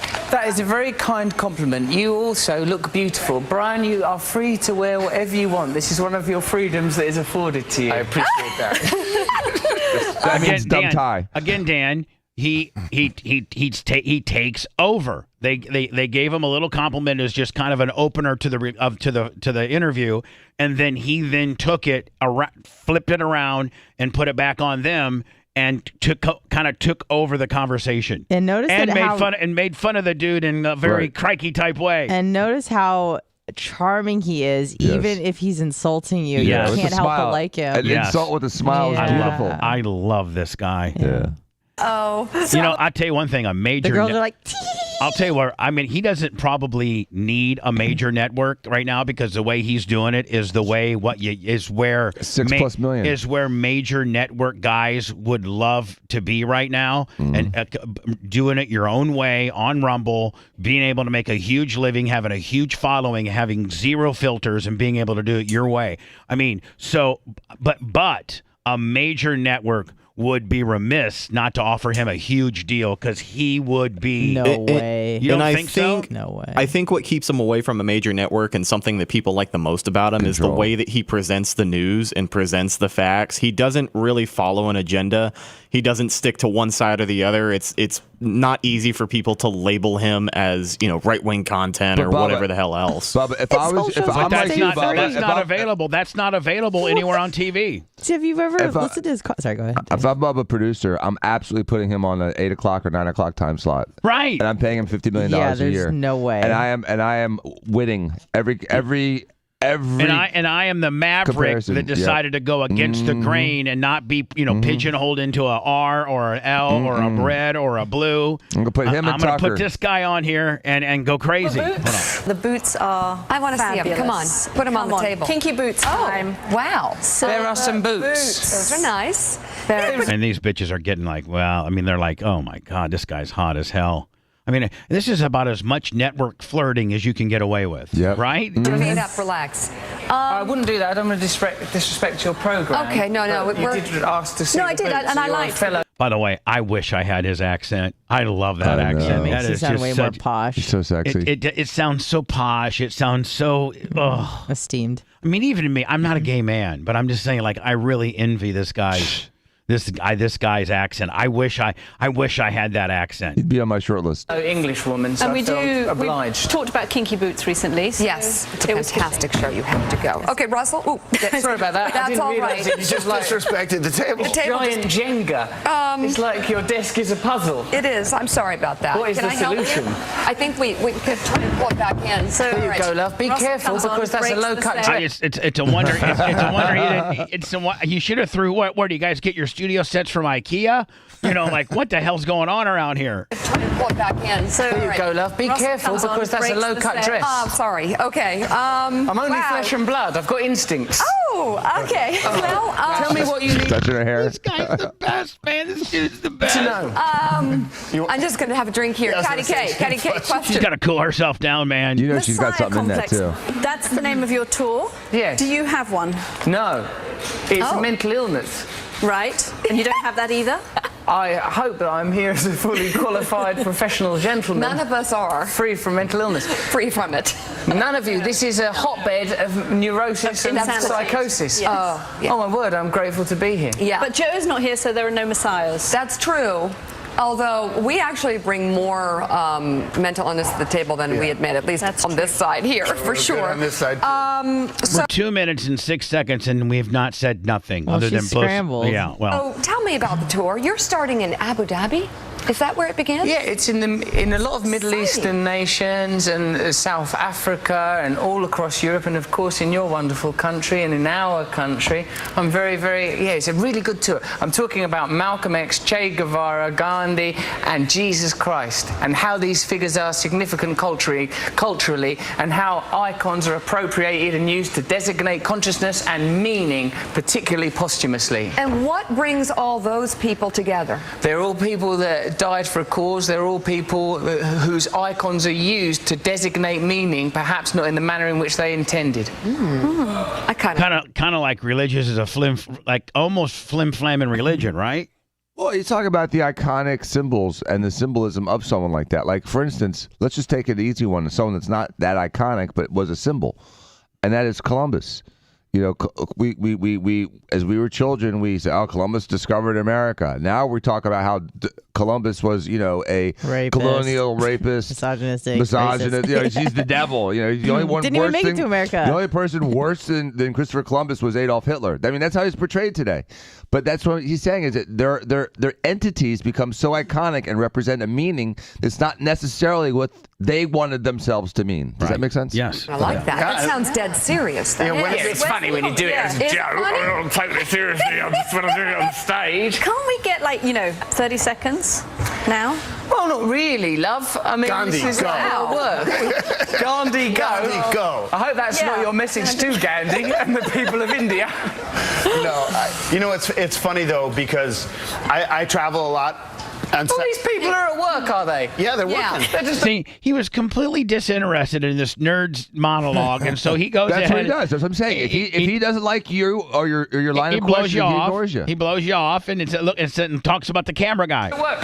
Well, no. Work more quietly. They're Facebooking, actually. What are they doing? Facebooking. They're Facebooking. Yeah. Shopping. I bet they can't look at pornography. I bet it's blocked on their website, huh? Oh, I don't know. They look pretty focused. But they're allowed to look at, if they wanted to, they can tweet, they can Facebook. Yeah, they have to. That's part of They're their probably job. tweeting right now. They're tweeting themselves senseless. Man, so these major shows have a pile of people over there that are just doing nothing but just interacting and trying to probably cut up shorts and see that get all the time. But I know what I'm saying is that that's what the team is now behind you. Mm-hmm. They're not trying to gather leads and do things like that. They're trying to get your content out on every possible thing known to man, right? Try to find some little smidgen of something interested that your stupid host may have come up with, and get it out to your various platforms. Most of them have nothing to really significant, and most of them aren't that funny. So this group of people are really doing nothing, scrambling around trying to find a little needle in a haystack of funniness. Like, what can you? I mean, right? I mean, most of these people's shows suck. And so they got a group of 5, 8, 9 people back there trying to cut up the show 14 different ways a Sunday and get it on the Insta and get it on the Twitter and get it on the Facebook. And interact with people reacting to the show. I think that's also lovely. That's to create the atmosphere. Look how many people there are. If we're a hotbed of news. It's a working newsroom. Yeah. They're actually actors. See, Russ just called them out. You're a hotbed of working news. They're all fully qualified actors. Yeah. They're all just now looking for acting work. So people, I mean, you have a pretty broad range here. They're all just aspiring actors. That's a serious question. Can I try? I'll try. Try. It's never good. I'll try. Go ahead. Everyone asks, what do you like better, TV, movies, or stand-up? But which one's more difficult? I mean, going on stage, I think, is probably pretty tough. A movie can be boring because you shoot a thing 100 times. TV is what it is. There are challenges in all of those different disciplines. The thing I enjoy most is stand-up comedy because you're direct with your audience. You can't be misinterpreted. People can't get confused. You know what happens if you work in media? People like to change the information so that it suits a particular agenda. If you're in a room with people, then what you're saying is clear. If you say something that people are confused about, you can explain it to them then. If you say something as a joke, people can't pretend that you're saying it seriously. So I like having direct communication with people because I believe people are very, very intelligent, but the information gets manipulated a lot and people like to cause fake stirs and stuff. You know, funny, the accent, when I see him in person, it's totally fine. Forgetting Sarah Marshall or the TV show, it's fine. But on satellite radio in the car, I can't understand a single joke you say. You can't understand it. Can you I can't. understand me? Yes, but no, I'm telling you, when I'm driving in the car and everyone's laughing in the audience of the radio, I'm like, I have no idea what he's It's saying. best you focus on your driving, Brian. You're a man, you don't want to be distracted by humour. You might crash into a pedestrian. Okay. So it's a good thing. I think it's probably for the best. I think I'm just this is my first. Let's see what this old bag's got to say here. She sat back and watched this whole thing. Brand experience? Brand, yeah.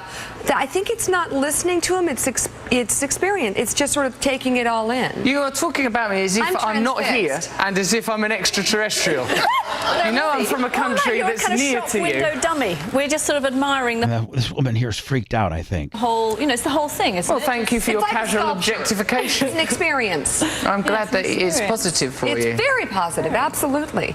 Any other questions? Kathy? I'm a little nervous. You've become nervous. I am. Why are you nervous? Really? No, You're a powerful woman. You've got a lovely yes. job. What seems to be the trouble? I don't know. You've got a hair like Princess Diana. Oh, wow.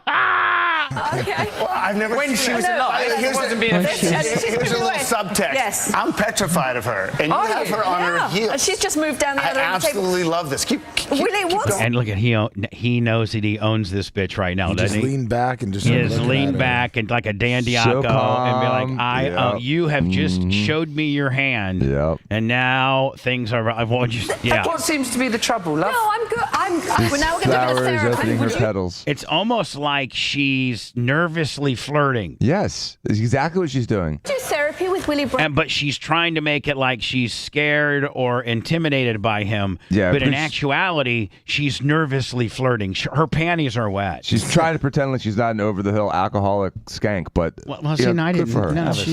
None of us. I don't even have my disclaimer, but that's not how the That's Bubba the Love Dr. Sponge Diaco. feels. Let's go on. At all. He comes in here Monday, Tuesdays, and Fridays, and is broken down Ferrari. And, yeah, and so please, I need to find my disclaimer. It is broken down Ferrari. Is that what you said? We need to come up with a Beat her Ferrari. disclaimer. Dr. Dan Diaco's opinions are not one that are in concurrent with the Bubba the Love Sponge show. He sometimes becomes unhinged as he drives his Miami show car into work and can't get to hood to settle down. So please do not hold whatever comes spouting out of his hole against us. Thank you. This lady's a lovely lady. Brandt? With who? Willie Brandt. Would you do therapy with him? No. I don't think. Because that's where he's heading. Okay. I'm all right. You shouldn't say he when a person is present. You should refer to the person by their name. That's basic good manners. That is where Willie is heading. Who is Willie? I don't know. Okay, Russell Brand. Is this what you all do for a living? Yes. Okay, yes. but I'm here professional. to. Okay, well let me help you. He's saying, you guys interview people for a living. I got you locked up. You don't even know what to say to me, and you guys still got jobs. And they're calling him the Right. wrong name. Right. They're like, Willie. He's not Willie. Who the Right. hell's Willie? Exactly. A tour called Messiah Complex. I'll It's show here you for the about people Willie. of America. I want the people of America to come and see me do stand-up. Go to russellbrand.tv where you can purchase tickets to see me. These people, I'm sure, are typically very, very good at their job. What is it? You're conveying news to the people of America. Yes. People of America, we're going to be okay. Everything's all right. He takes over the complete show. Yes. Yep. There's three Dominates it. hosts there, and he completely took it over. These are your trusted anchors. Leaning. Is that a news link? Here's your papers. I'll shuffle them for you. What's that, Macho? Mika's having a panic attack. I'm loving it. I know. Yeah, have a look. Give us that. That's good. Pen. You need a pen. Okay, coming up later. Thank you very much, Absolutely Kat. pen. Okay, we're going to be talking about the situation with Edward Snowden. This whistleblower, is it good? See, I what he's told you done it was for a while America, or are our secrets being... See, this is what I want to see on 2013. TV, not these fake three people propped up here. I want to see basically what, Russell's doing is he took over their script and says, let me show you how to do it. Now, what? jeopardized by his intentions. We're going to be talking about that. Also, Bradley Manning. Is Bradley Manning an American hero, or is he compromising the safety of American troops? We care about your views here on Morning Joe. We'll be talking about those later. Here with me are Chelsea Brian Manning. and Kat. Brian, nice tie. What do you think about Edward Snowden? What do you think about the situation with Snowden? Have you got anything to hide? Should we be concerned about the revelations that are occurring? I don't know what's wrong with you. I understand everything he said. No, it's because you're looking at him. When you don't see him and you don't see All right, so He he's keeps just, saying him. He just told him, stop calling me a pronoun. Well, he also just A-hole. mentioned when you don't look at him. So has he not been looking at him this entire time? I just know that I am such a huge Russell Brand fan. Yeah, he's great, and there's two reasons he's great. He's inclusive. He's like, we're all in this together. Even though you may think left, you may think right, we're still faced with these daily challenges that we need to overcome as society, as humans. I'm going to get into him. He had Tucker on. This is Tucker's very first appearance. This is the first show that Tucker has done. Tucker has done 6 or 7 Twitter one-offs? 8 Twitter one-offs.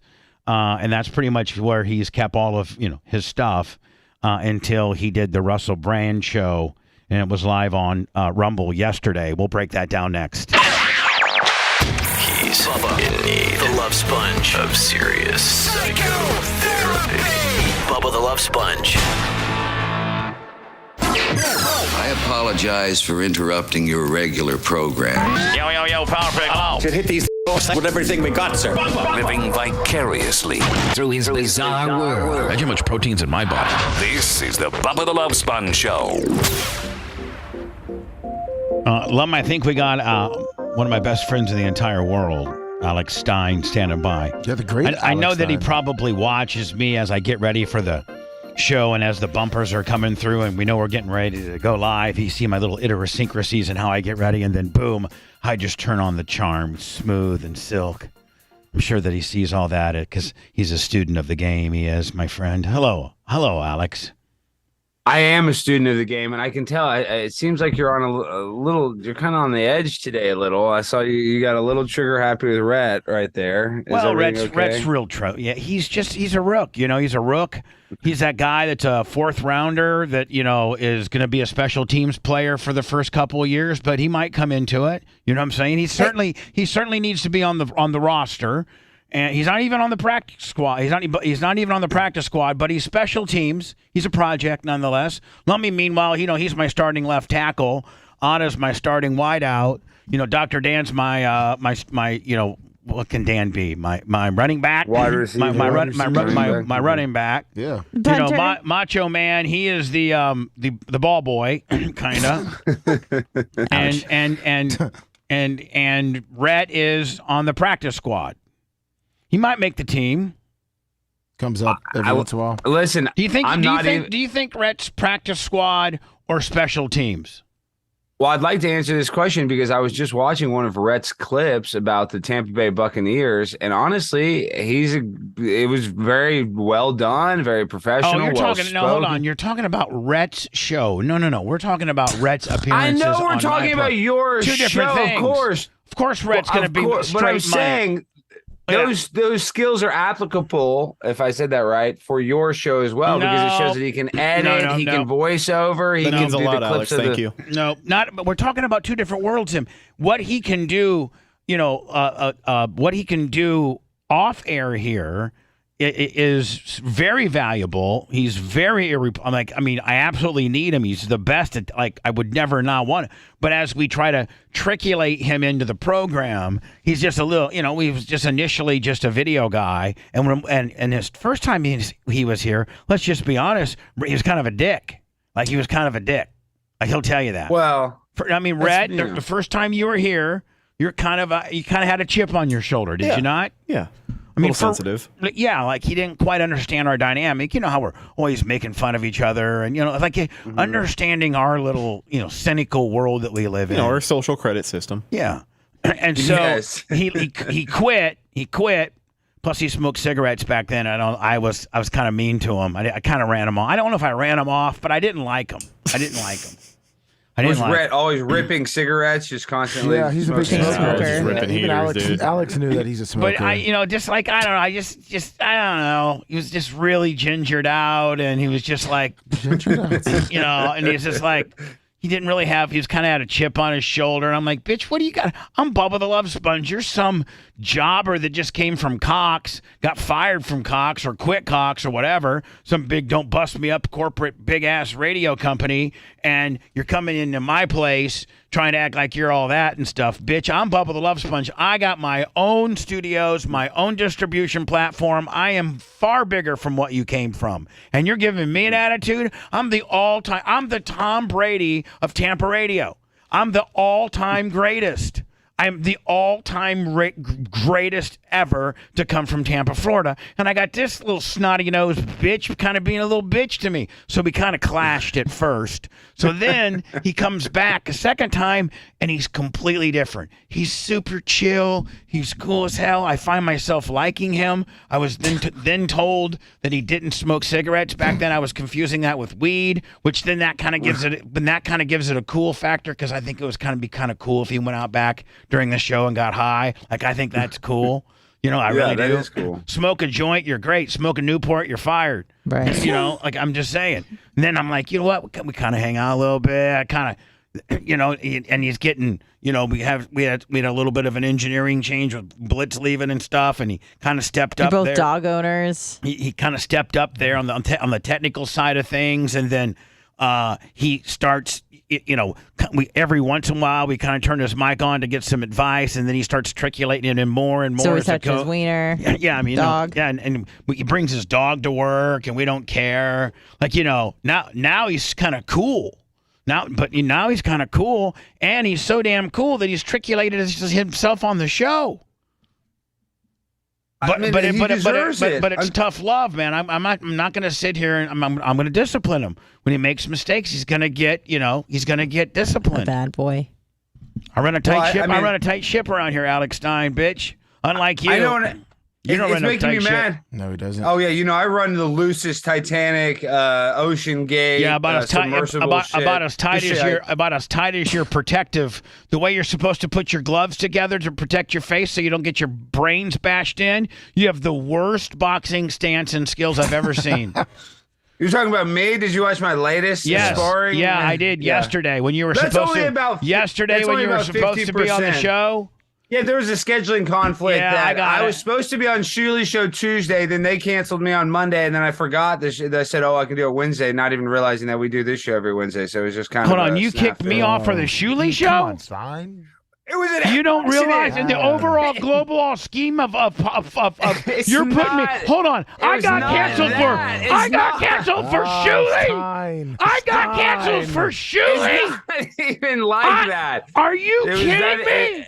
It's not canceled. We had to reschedule. It's different because trust me, I get canceled on by politicians, and then I get rescheduled. You should a say, reschedule is different than a cancel. Listen, here's the deal. Let's just be very clear about that. I have a standing Wednesday 9:15 gimmick with you. You know that. We've been doing that fairly consistent, okay? Yeah, so I should, less, a Glenn Beck or like Tucker or some big shows that would request you at 9:15 my time on a Wednesday, I should be the priority. And so when Shuley says I need 9:15 or whatever, however I got knocked out of my 9:15ish yesterday, whoever did, if it was Shuley, I'm going to beat your ass more than that guy that's already going to beat your stupid geek nerd ass. You son of a bitch. First of all, we talked about you a lot. We spoke very. So it happened. He did. Oh he my did. Gosh. I should hang up on him right now. Bubba, it's that makes. I mean, we got real heat. Bubba, we got real heat. We got real heat. How do I end this? I'm not even going to allow this. I ended it. We got real heat. Did you just hang up on him? Yeah, absolutely. We thought he was sad over losing his girlfriend. Done. We're done. Oh no. We're done. You have no respect for me. You have no respect for me. Is it because he put me over? I'm sorry. No, it wasn't. No, it was the fact that he picked, and then I even gave him a chance to maybe get out of it, Lummy. And he's like, "Yeah, I did the Shuley show yesterday at 9:15. I did. I bumped you, Bubba." For shoot now, if I get bumped for Joe Rogan or Ben Shapiro or like anybody that's got a bigger following, Bongino, Steven Crowder, Alex Jones, I get it. Or you're at a convention and right at 9:15 is you have to go in and make the big, like you're traveling or But if I'm bona finally getting rescheduled and bumped for a lesser. I mean, now I love. Listen, let's nobody take this the wrong way in the fact that I have no problems with Shuley. I love Shuley. I love Shuli to On death. the show, you went to go see him do stand-up at Side Splitters. I've been to Side Splitters one time, and I've seen one guy there, and Shuli is the only person I've ever seen there. Now, Ron White happened to make a little cameo. Yeah, just because he was practicing on his new stuff, and I didn't even know how that world works, but now I do, and I find it fascinating that like a comedian will go to to a littler town and get this big comedian. That's where they get the reps. Big comedian. Dave Chappelle does that all the time. And here's these little these real little places that have like 400 and 500 seat venues, and less than that. Yeah, but they can't advertise it. No. So like, Ron White would be like, listen, you know what? I'd like to go up there and do like 20 minutes. I'm working on a new tour, and I'm trying that. And so they go, and he'll do 20 minutes to a very small crowd, and then I think they kind of hone in. They do it like 10, 15, get reps 10, 15 material. 10, 15 times, and they take out and add stuff like, that one didn't do too Work good. on their timing. Now, Right. did Ron White come on before Shuli? Yeah. He came on, I think, right after the opener. He brought Shuli on. That's so like crazy. that's kind of even jobbing themselves out. Like a lot of them be like, listen, can I do it after your main guy's gone? That would suck if you're going after Ron White. Yeah, I mean, so you're Shuli and you're kind of you're mid card Willie. You're not the upper. You're the mid card, mid to lower card stand up comedian roster deal. You are. You're not a Bill Burr. But Ron White certainly is up there in the big category. I'd say he's top tier comedians in the comedian world. He's not like on the level of Dave Chappelle or Kevin Hart or anything. But again, as far there's as only comedians go, he's top tier. And on that topest tier that you said, there's only a handful of those. Oh yeah. But then there's the next tier down, which is the Ron Whites, and there's a lot of those. So he's in that. He's a very, very respected. That Blue Comedy Tour was one of the biggest tours for a while. Ron White was part of that were selling out basketball arenas. Yeah, they were selling out arenas as part of that deal. So he comes up and he does 20 minutes before Shuli. Was it pretty good? Oh, it was really great. And then he actually one of the cool things about it is he let the crowd in on what he's doing. So he was like, hey, I just want to let you know, I don't know if you know how it works or not. So he kind of give you you felt like you're doing. Pull the curtain back a little bit. Yeah, and it kind of made you pull for him too more. You know what I'm saying? It makes him more likable. It's a brilliant. It's a kind of a brilliant technique. Primes the audience to laugh. Well, it also primes them to be like, when something sucks, be a little easy on me here because I'm just trying it out. Right? Like I'm practicing. It makes you more likable. I think that makes people more primed to laugh. That'd be like, Lummy, if you were, what would be cooler than being able to go, like if you were a big Buccaneer fan, and you got the ability to go to practice and embed yourself like with the coaches. Oh, it'd be the best. So it's almost like you're getting to pull the curtain back a little bit as to how the process works. So Ron White goes, hey, I just want to let you know, man, a lot of times when us bigger comedians are trying to work on a tour or something like that, we got a 15, 20 set date, major cities, major arenas. We'll come to mom and pop little clubs like this and start working on our routine. And we got it by the time we play our gig. I've done 10, 15 little small mom and pop deals. So I'm just working on some material tonight. So let me go ahead and start talking at you. And so he kind of let you in on what he was doing, and it kind of gave you a little inside deal, which is kind of cool. Oh yeah. So I don't even know what I was talking about. Oh, Shuli, you like Shuli? Yeah. So Shuli, I've seen Shuli. I like Shuli. This has nothing to do with Shuli. What this has to do with is about respect. And in the overall radio world, in the overall impression world, in the overall digital currency world, in the overall total followers world, in the overall, legendary status of radio people category, I truly trump Shuli, and boy, that's you trump. Trump. That's a what? Truly Trump Shuli.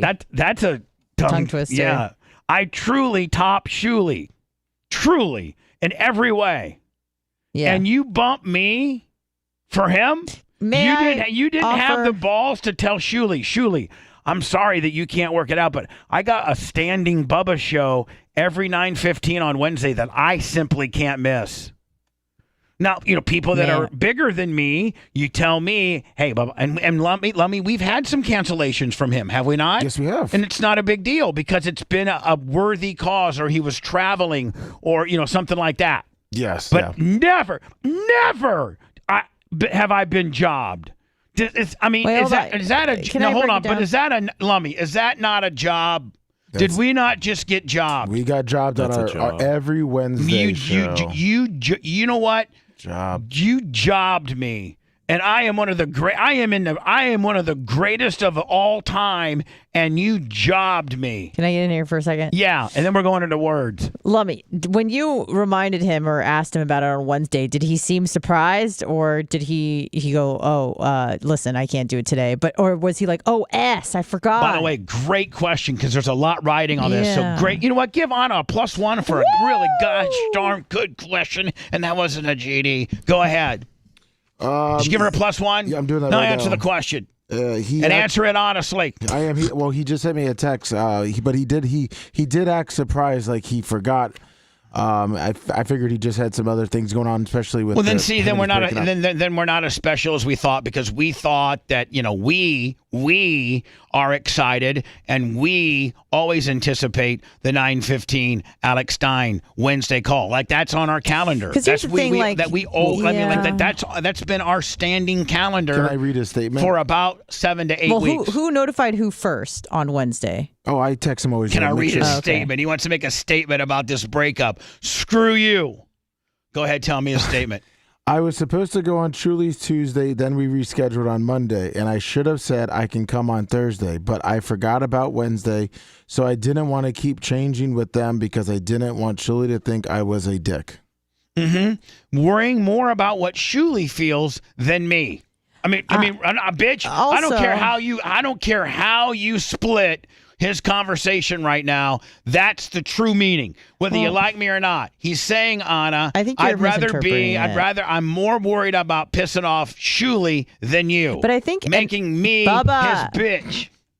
Bubba, What? I think you're reading into this in the wrong way. Reading into it like a real man. Because in my mind, I would probably, and I think we all do this, take liberty with people we're closest with. So maybe we're more likely to blow off like a parent, like my mom or my dad or my best friend. Nobody blows me off. Versus like someone new, No. because you're like, my dad will understand. My best friend will understand, but this new person may not. That's the stupid little soft ass snowflake and having you're right.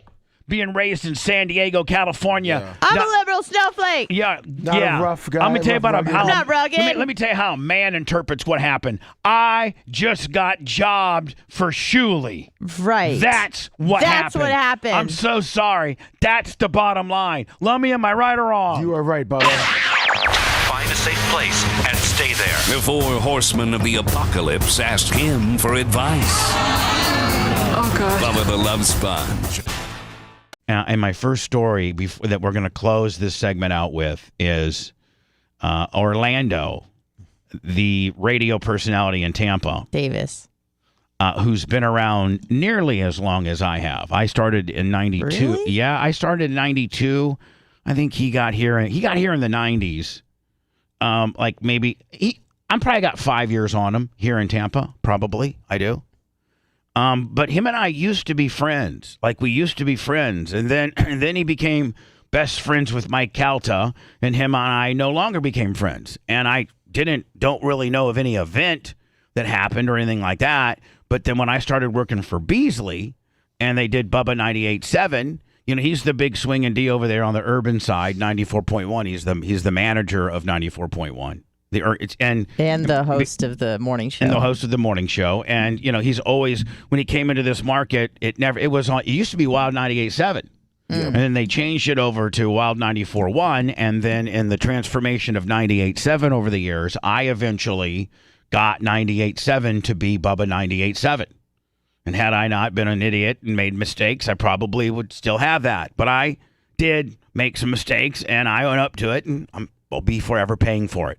That being said, when I was over there and Bubba 98.7 was being on the air, it's been told to me, and I know for a fact that he absolutely anytime could get a dig in on me corporately or he could say something bad about me, or to corporate, he would. He was, constantly, saying very not cool stuff about me.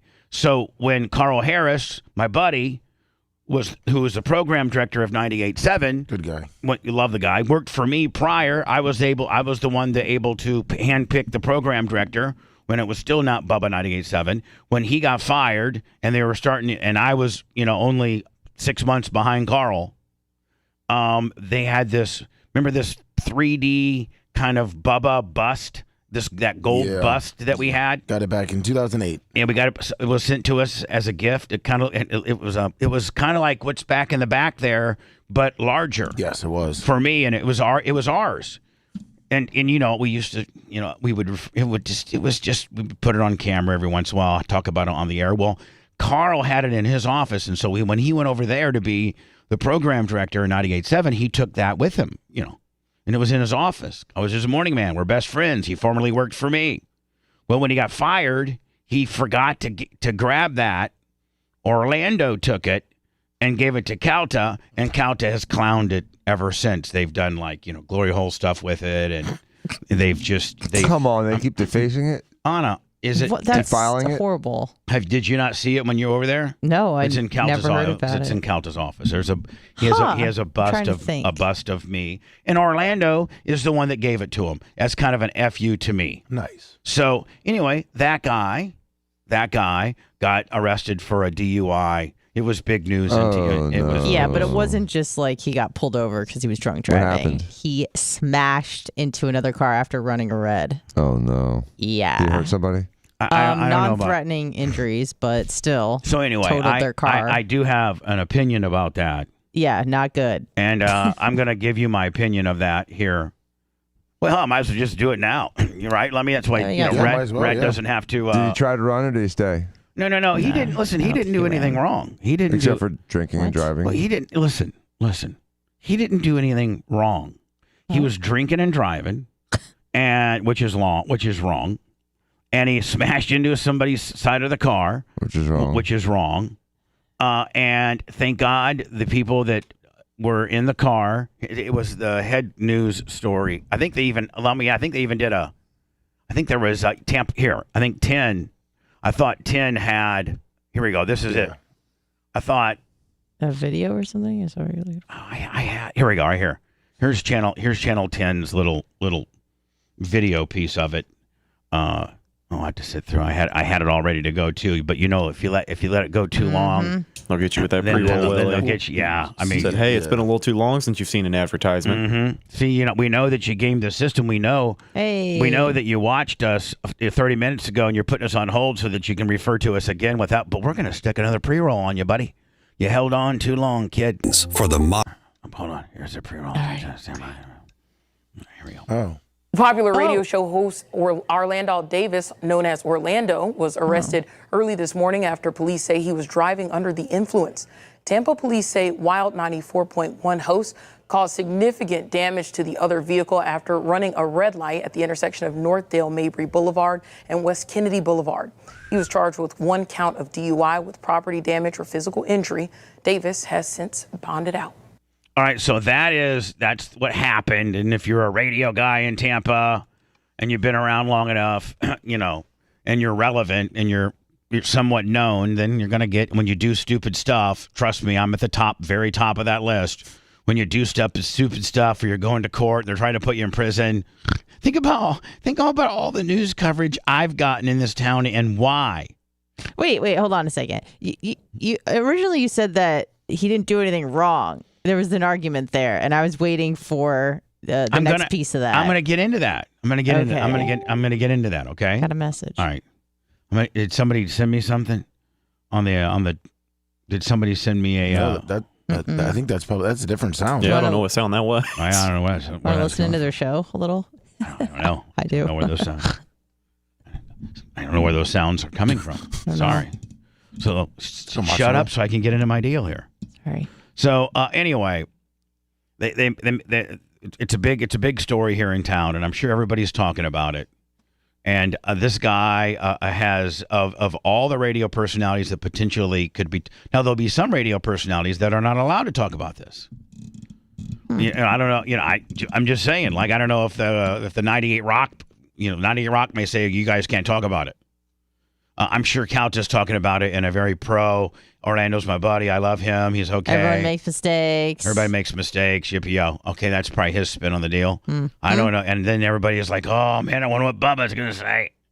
Because this guy has been the biggest dick to me. This of all the radio person and how we all get along in town, which is pretty much everybody hates me.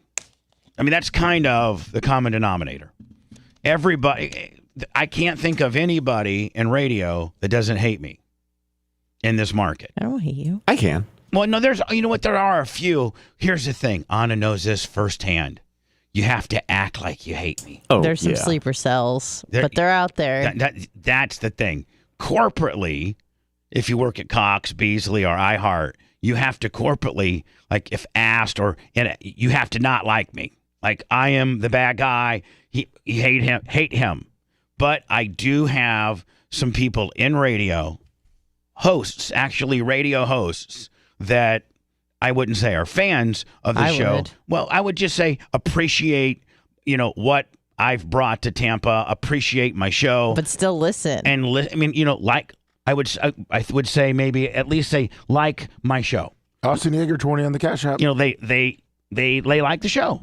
They like the show. We might even be their favorite, morning show. Mm-hmm. In Tampa. They're a Tampa radio personality, and their favorite radio, who they listen. I know that when I used to be on when I was on the Power Pig at night, 93.3 FLZ at night, and on Mondays we had jock meetings at 10 a.m., which means I lived in Palm Harbor at the time. I had to leave at about 9 or 8:50 just because you couldn't be late to make sure I got there by 10. And we had every Monday morning. It was my only downfall of my job is every Monday morning I had to be at the station by 10 o'clock. And that would be, so every Monday, Anna, I would, from 9 until 10, I would be able to switch to all the morning shows and listen to who, and at that time, it was Ron and Ron. And then after Ron and Ron left, it was, my station, the Power Pig, the Three Little Pigs that I would listen to. But, as a radio guy, you kind of scan the radio dial and you're familiar with who's on what channel and who's good and who's legendary and who's not and who's done what. I mean, as a radio. And so I used to listen to Neil Rogers, too, out of Miami. And he was on AM 620. It was like a really you really had to be a radio nerd to know where Neil Rogers was.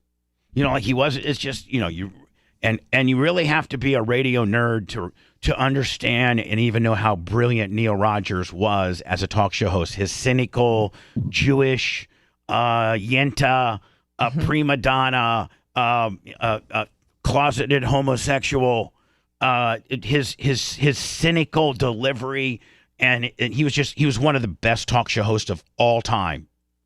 And he was actually piped into Tampa, so I get to listen to him after the meeting. The meeting will last like an hour, so I drive back, to Palm Harbor around 11:30, and then I could catch the Neil Rogers show.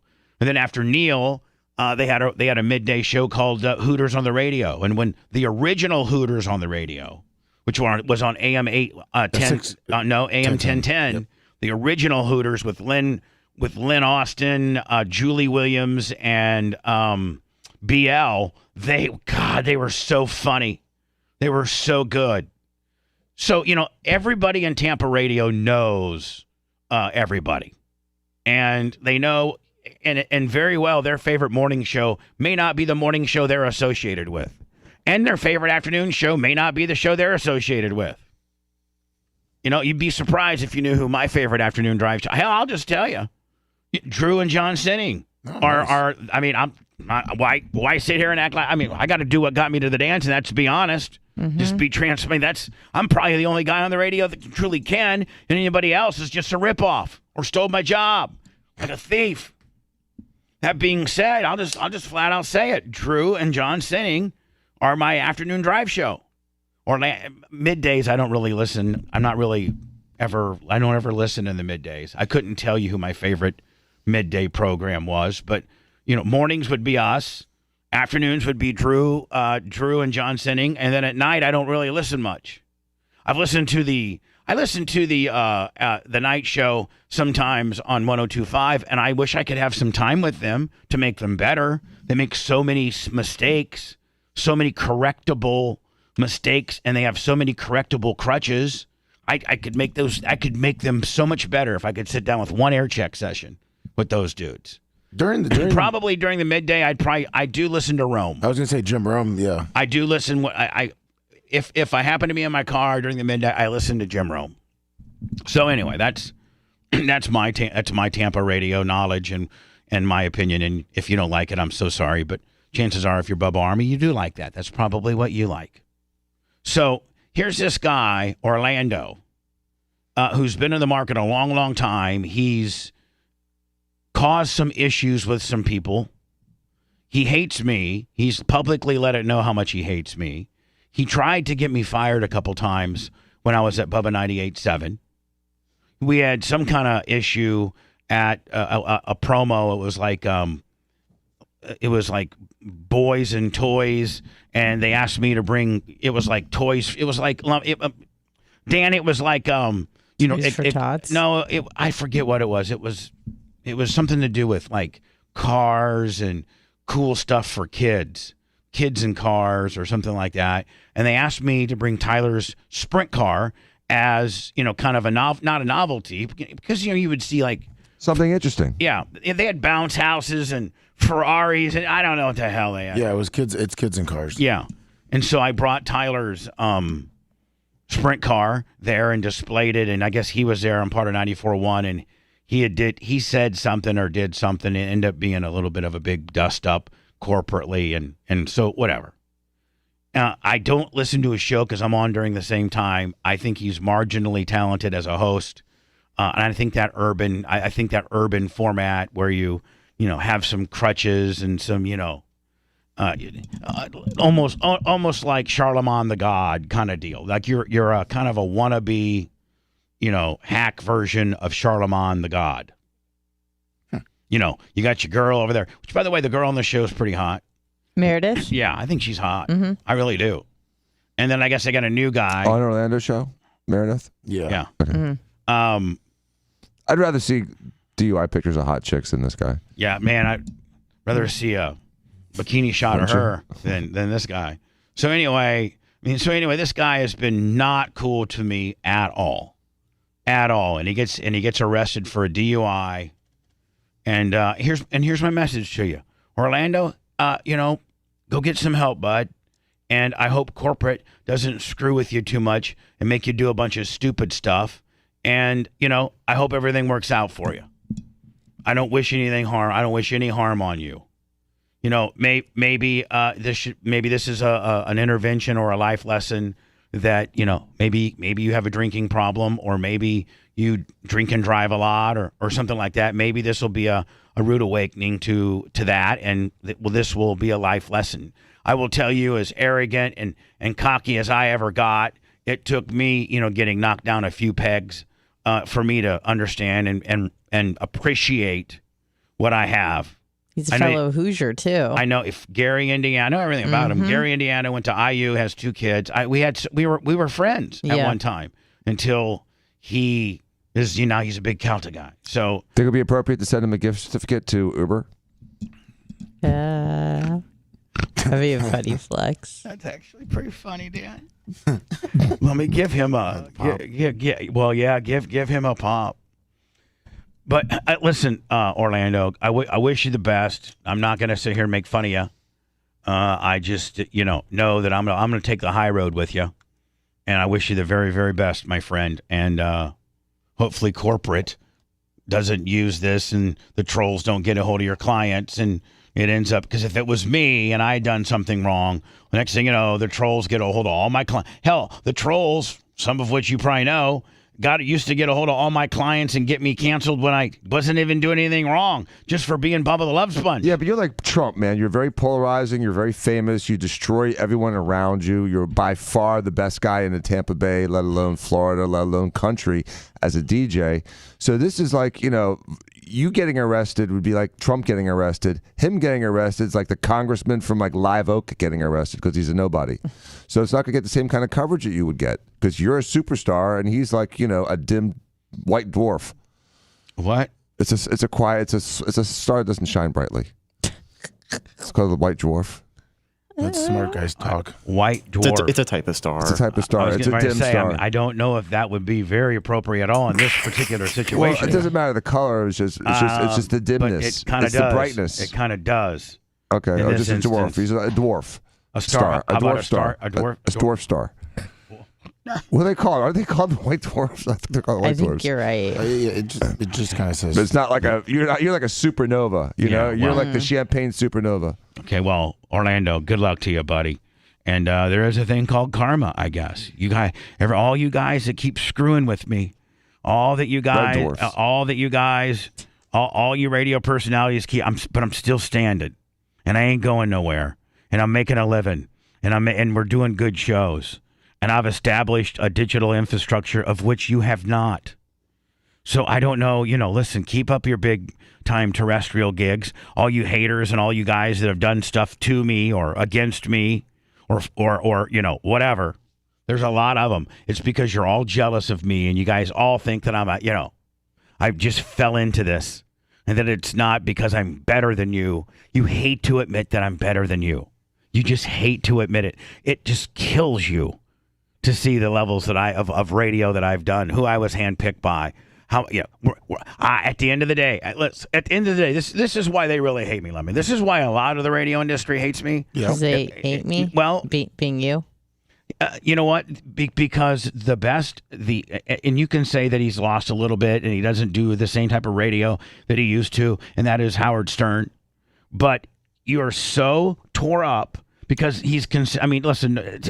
For all of radio, no matter what era, 10 years, 20, 40, 100 years from now, when the radio if radio's even still around, radio literally could be 10 years from now. You know what? Literally, I read an article, and I'm a true radio historian. They're saying literally that radio could be as uncool as CB radio in 10 years. That's what. Except you need an activity that you don't need to look at while you're driving. There has to be an activity in your car that you can do while driving, and you can't watch three-dimensional, in-person virtual reality videos while you're freaking driving. You need to listen to something while you're driving. And most people run their audio through their dashboard. What I'm trying to say is you don't have to have an FM button on. I'm just telling you, United States government had to step in this year, Dan, and mandate that automakers don't dump AM.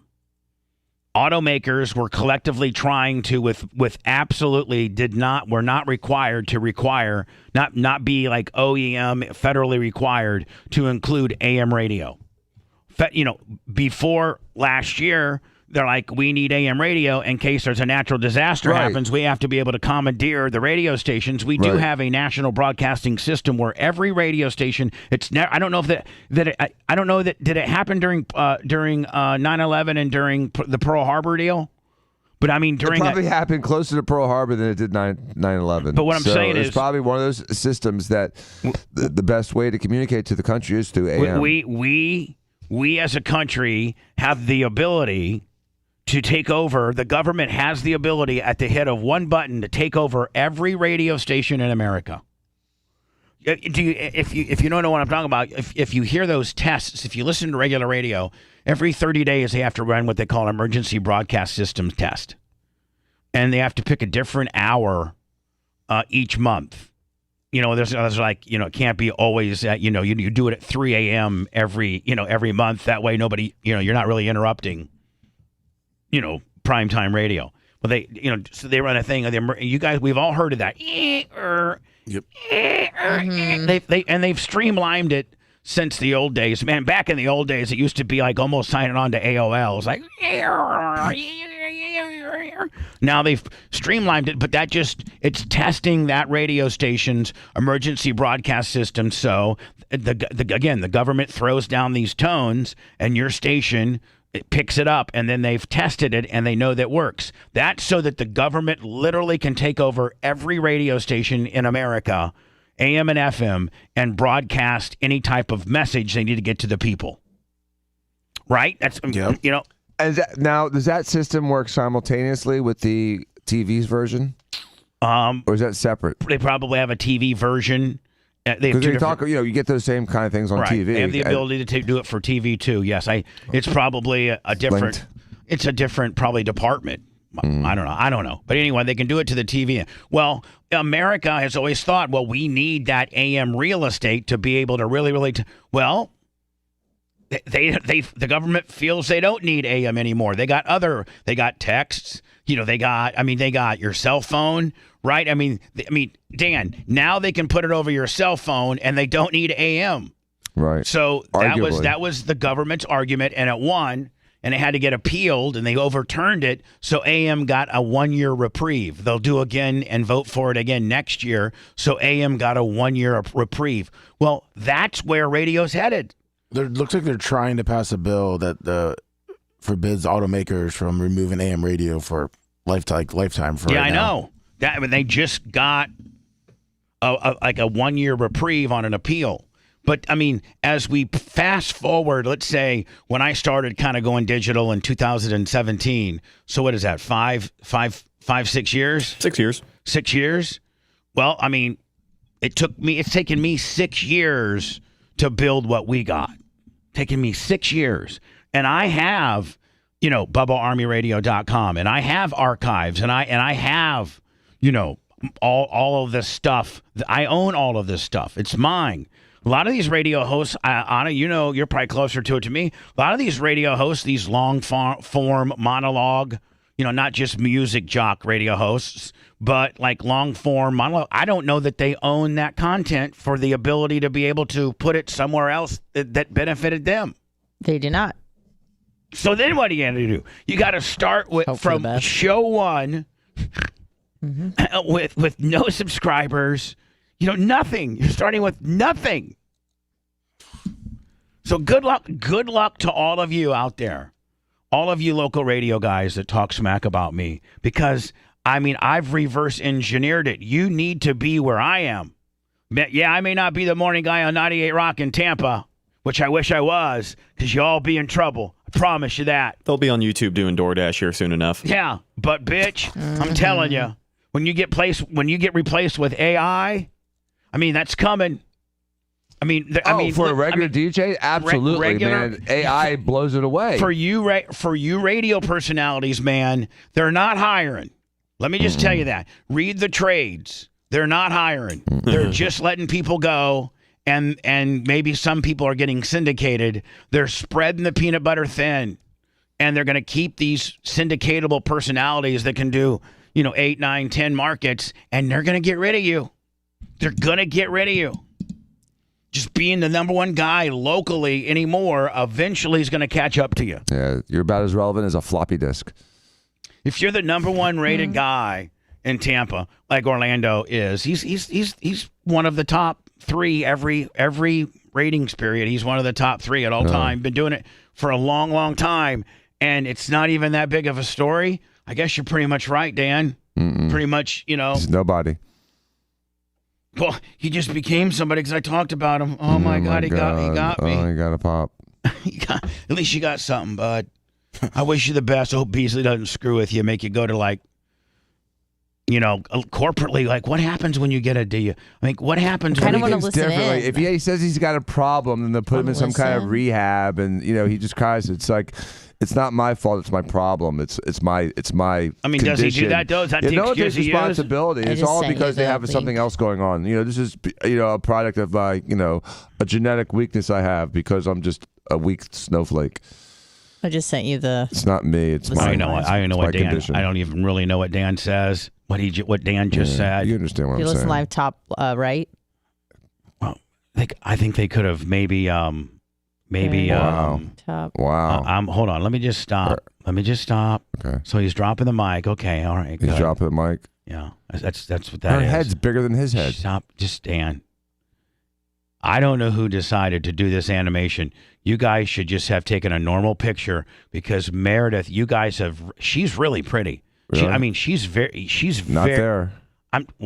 What I'm saying is you didn't do her any justice at all because she is hot. Right. She is. I'm just telling you, she's an attractive woman. He looks prettier than her. Shadow's got the best over on that one. And it looks like, man, the person that wanted to maybe approve of this one was Orlando because they really make him look like $1 million compared to what I mean. Look, did I click out of the story already?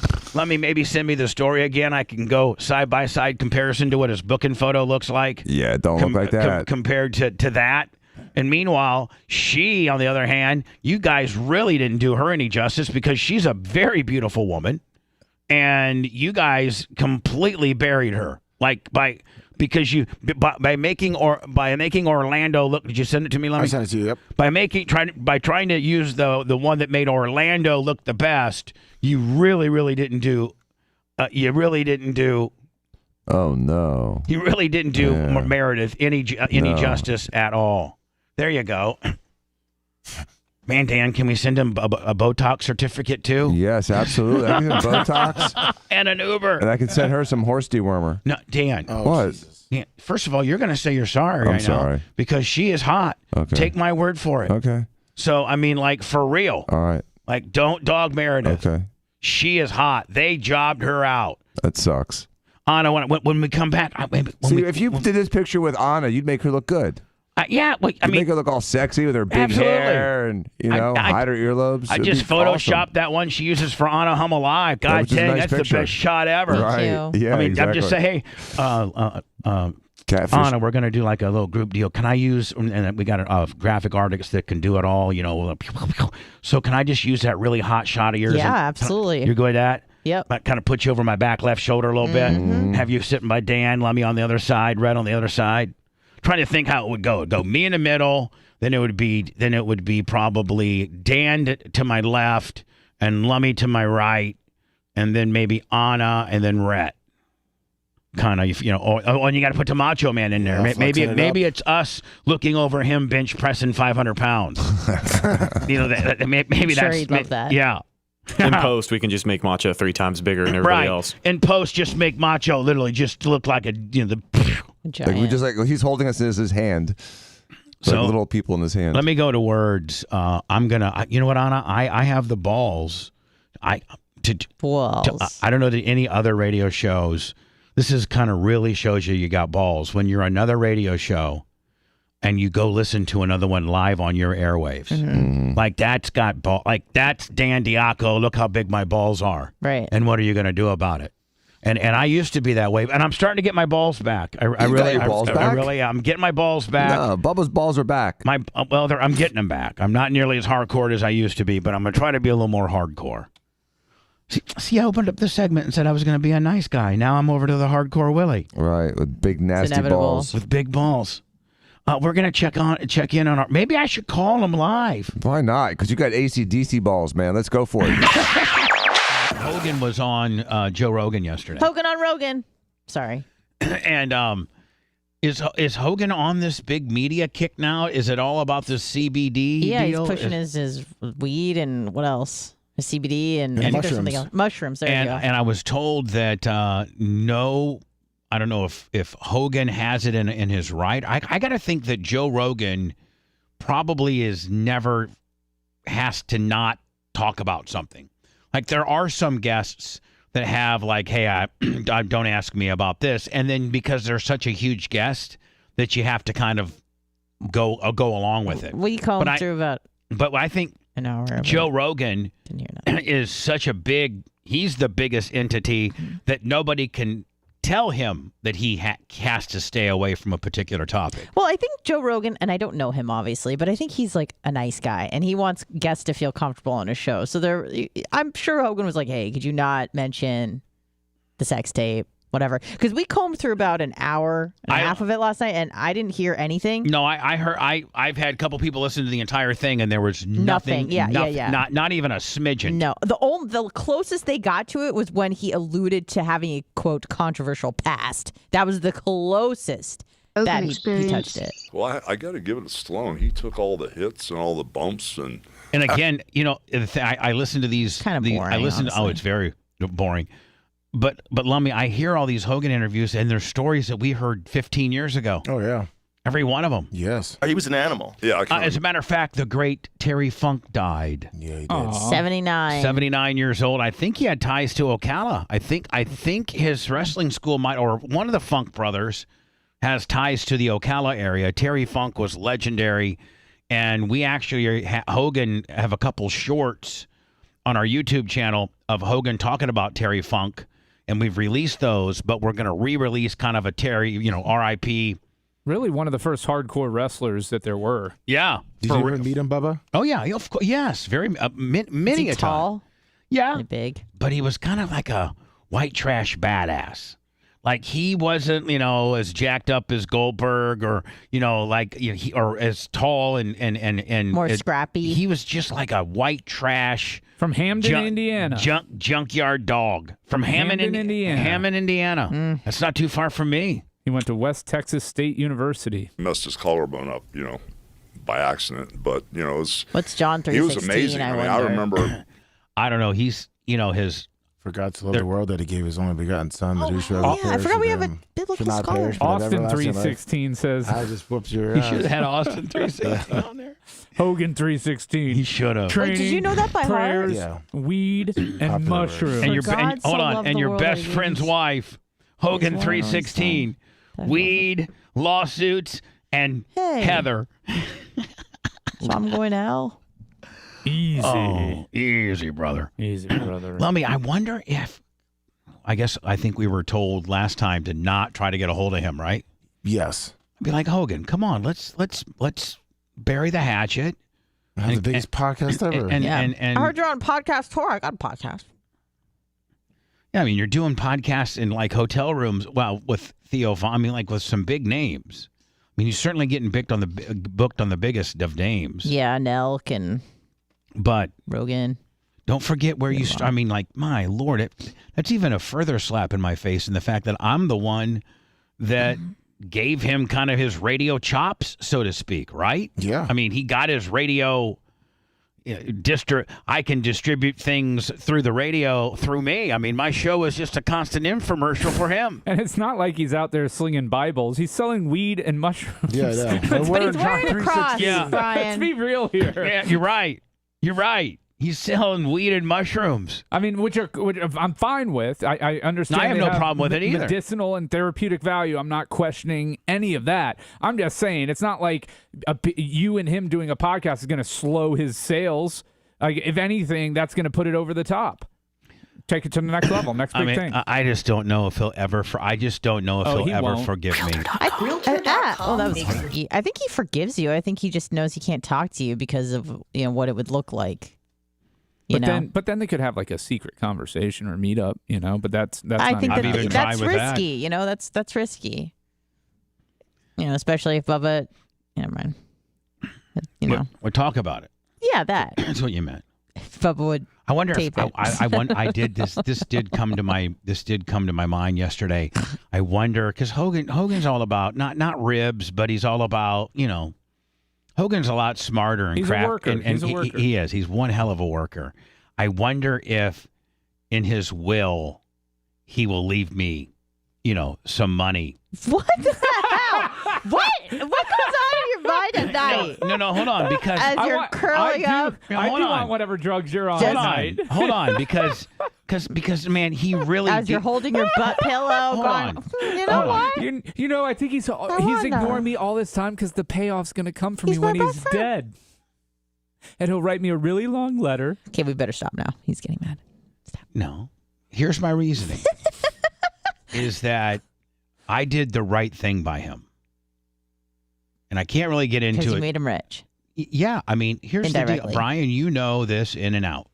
Had I shown up to court and not craftily played the position that I played, where I didn't have to go and all of my answers were going to be the fifth, I was, and I think, and take off your Brian counter program and being a dick cap and put on your real live lawyer, know a lot about this particular situation cap, and know that if I would have shown up to court there and they were trying to get me in a trick bag and I was the big got you moment for Gawker. Gawker was going to use me to win the case.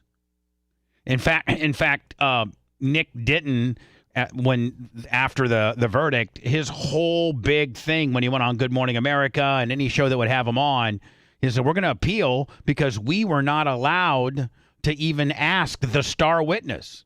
The guy that taped it was not, they allowed to not come and testify. And so if I was full of myself and wanted to get on camera and wanted to tell my side of the story, but I sat there and took it, didn't I? I took it. I took it. No, but I did. I mean, seriously. I mean, Brian, I know you'll agree. I took it. I took it on the chin. I pled the fifth, which means they couldn't catch me in a trick bag, right? Right. Because they were trying to catch me in a trick bag. You know that. I know the way they work. But you know they're also their position. Yep. And Gawker was going to say, Mr. Clem, this, and this, and you said this, and this, and this, and this during your depots, and this, and this to the FBI.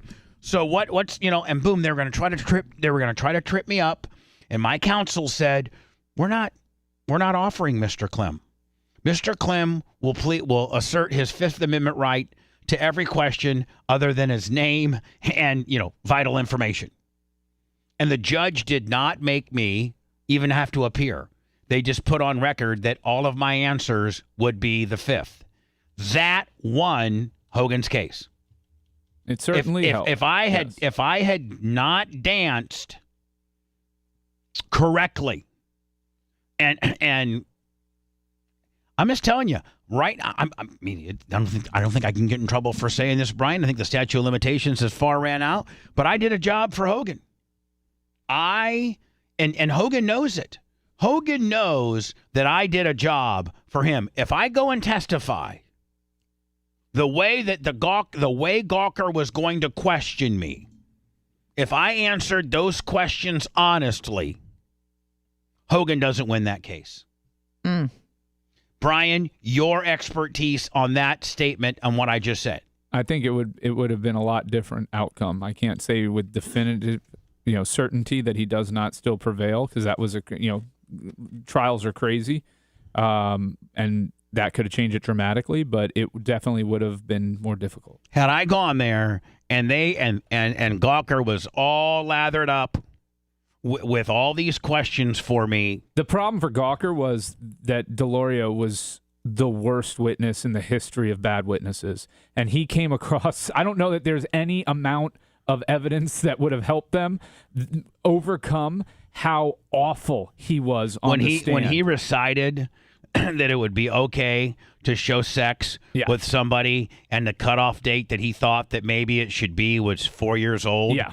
At that point they should have just gone and gathered all their stuff up and said, tell us how much we need to write you. Yeah, because and that's why I understand what you're saying, Bubba, but you told me to put my real lawyer hat on here, and I've never in my life seen a witness come across more smug, arrogant, unlikable, maybe ever than Delorio did in that trial. But I did a job clean in them. I didn't testify to try to better my image.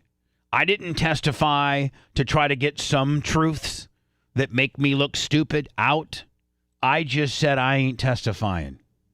That way you can't use it against me, and that way it helps Hogan. I did a job clean in the middle. So as much as you people laugh, well, we're laughing still about the idea. Hold on, but when he's dead, and he doesn't care what people think, because he's dead. And in his will, there's a secret little subsection where I get $1 million.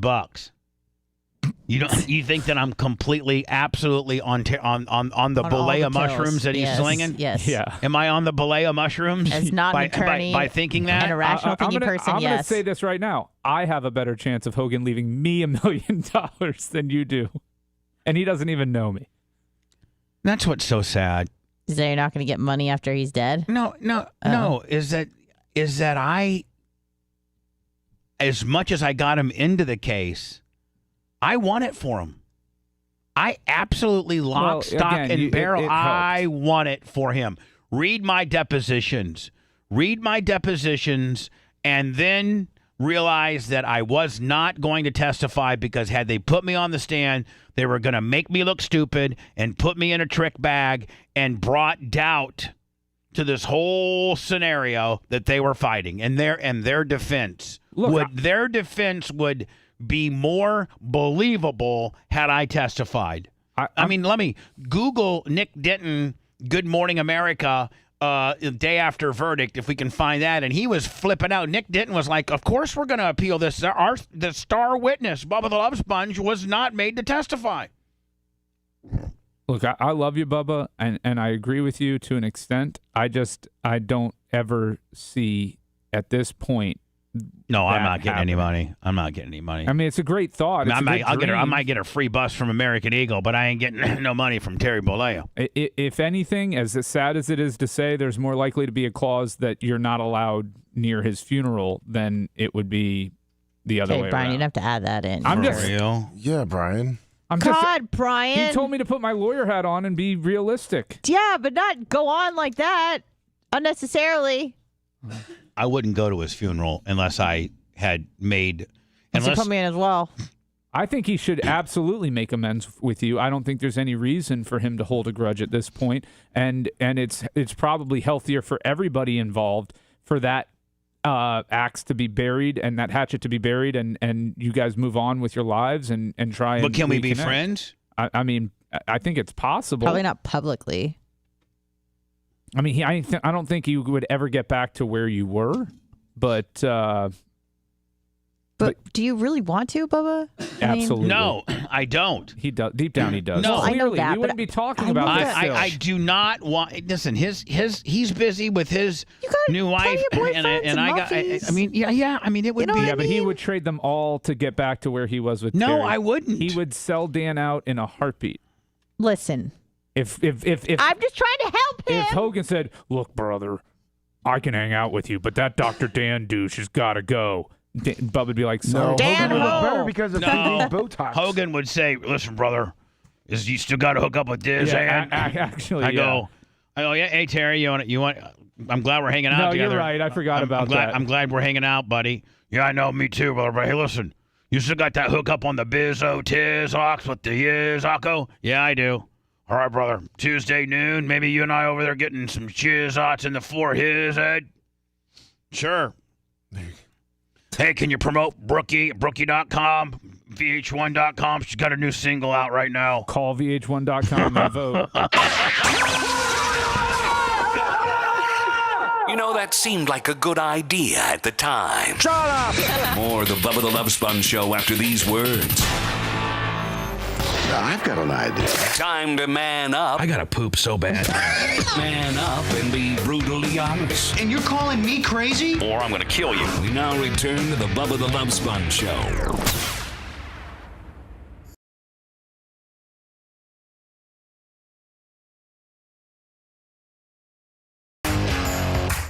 Thursday, August 24.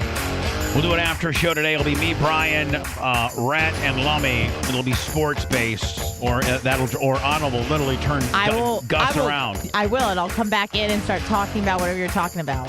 Now, if your mic's turned off, so it's cackle in that. Not if we turn the gate off. you know we can turn the gate off. Did you know that? I'll hop over it. You will not. You can't. And then you'll shoot me. She could hop over the gate, but then you're going to go all Dallas, Texas apartment guy on her. Don't think the merch crick isn't there on the widows. She's right there on she's right there on the corner. She's in constant snipe mode. Yeah, she's sniping from she literally she'll Lee Harvey Oswald you from the second floor of the book depository. If you see the merch crick, you're already dead. Yeah. She's like Chuck Norris. She's in a ghillie suit outside waiting for that ghillie suit on the concrete. Yeah. On the asphalt. So I'm telling you right now, Lummy. I mean, Brian may not agree because he doesn't agree with anything I say, but this is absolutely. I did a job clean in the middle. Just listen to how they report this. Just listen. And Brian, maybe just maybe try to be open-minded. Yeah, for once. Instead of just being a complete dick.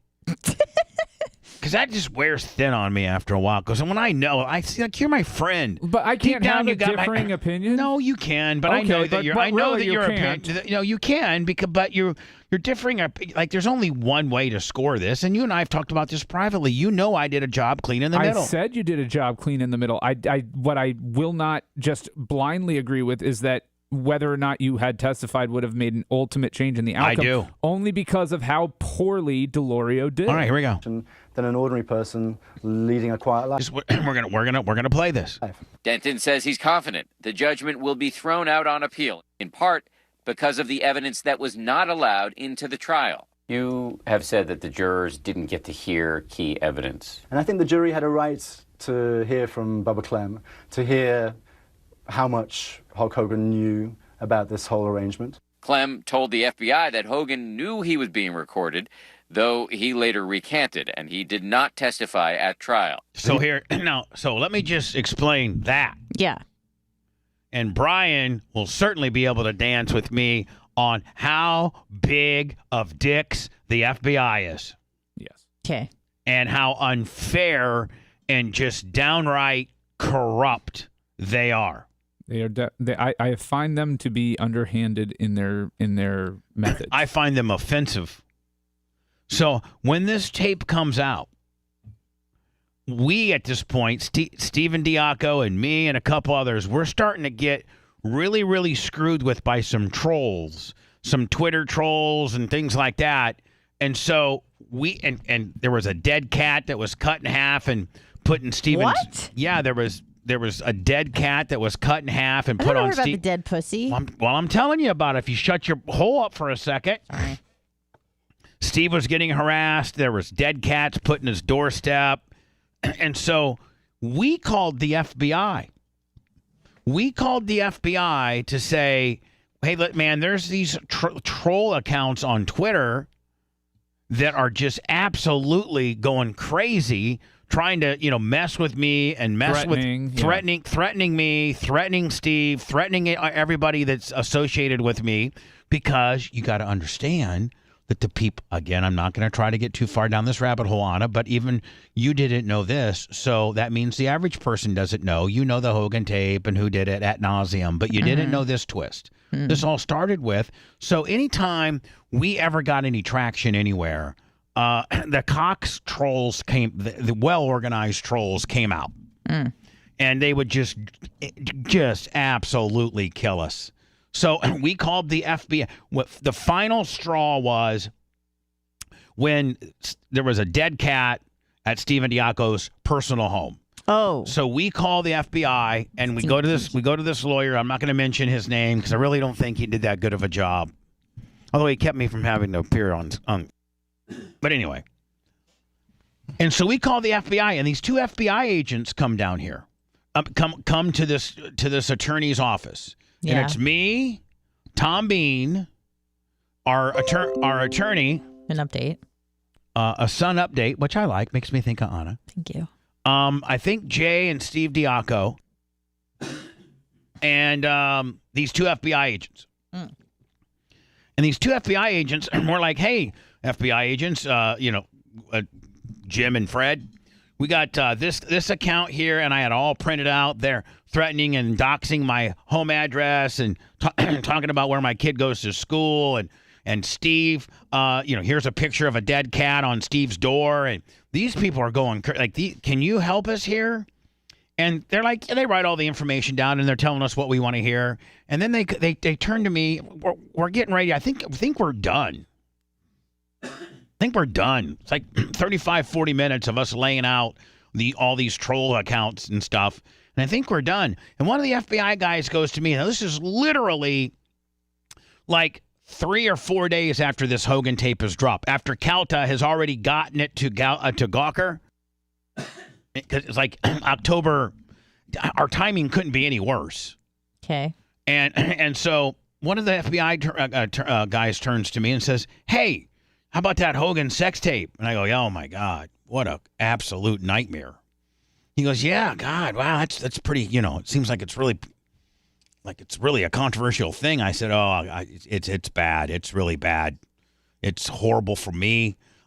Cox is already threatening to fire me over it. Like I look like a real dumbass, and it didn't even go down that way. Like you know, I mean, at that point on, and even for the majority of people, I'm the person. I'm public enemy number one on that deal. Most people don't know, you know, and I'm not gonna get into that. I got, like, everybody knows what happened.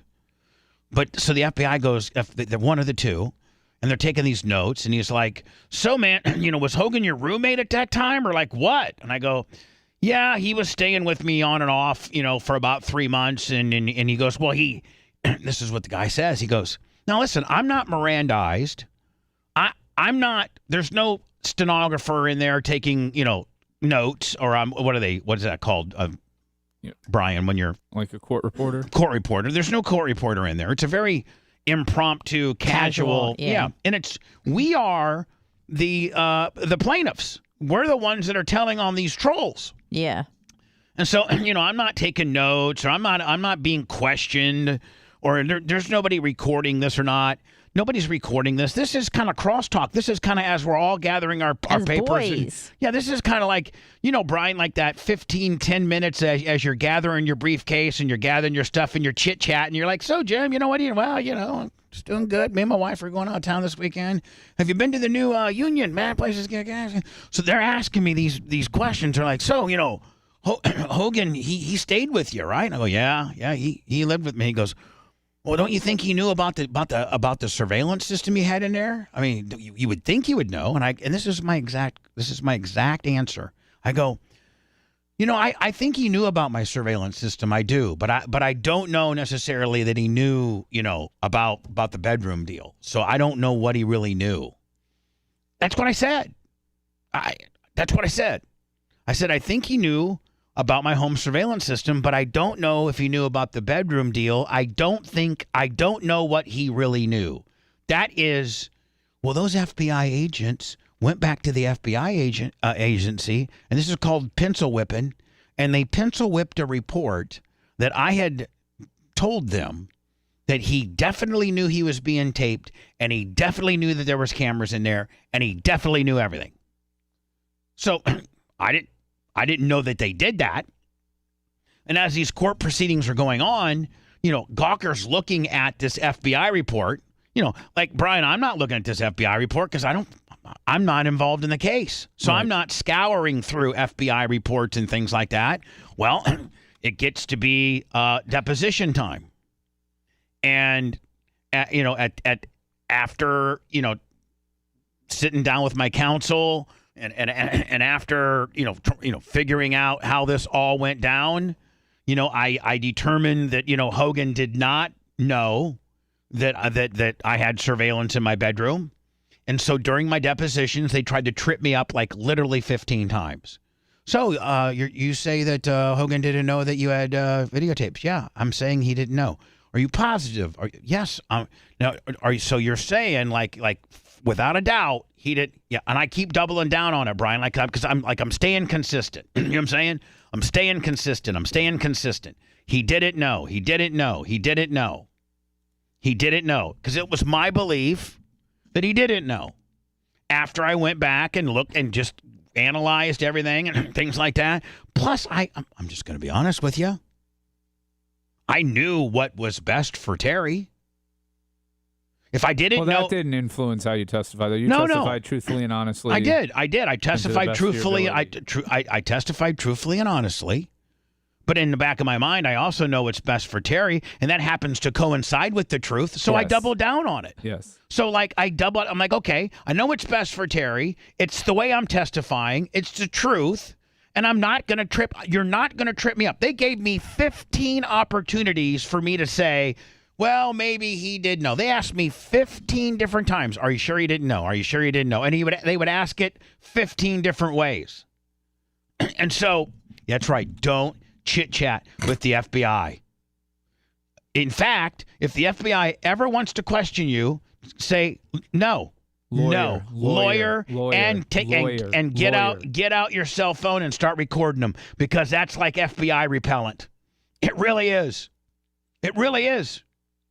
And so it gets back to me after the depositions, Brian, and as they're getting ready for trial, it gets leaked. It didn't get leaked, but they're, the opposing counsel, it just, for whatever reason, it gets out that, hey, they're going to try to get Bubba on a Martha Stewart deal, lying to the feds.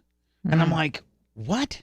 I never lied to them. I never even talked to the feds. I never had a formal talk with the feds. And they're like, yeah, you did. On October 15th, you had a meeting with Officer 1 and Officer 2 with Steve Diaco complaining about these trolls that have been harassing you. And you had a 45-minute at Mr. McGuire's office. And at that time, you testified or told the FBI agents that Hogan absolutely knew about the tapes. Now in your depositions, 15, 18, 22 different times, you swore, as you were sworn at that time, that he did not know about the tapes. So, Anna, they were going to march me in there, Gawker was, and they're going to say, Mr. Clem, yeah? Is it not true that you sat down with 2 FBI agents? Yeah.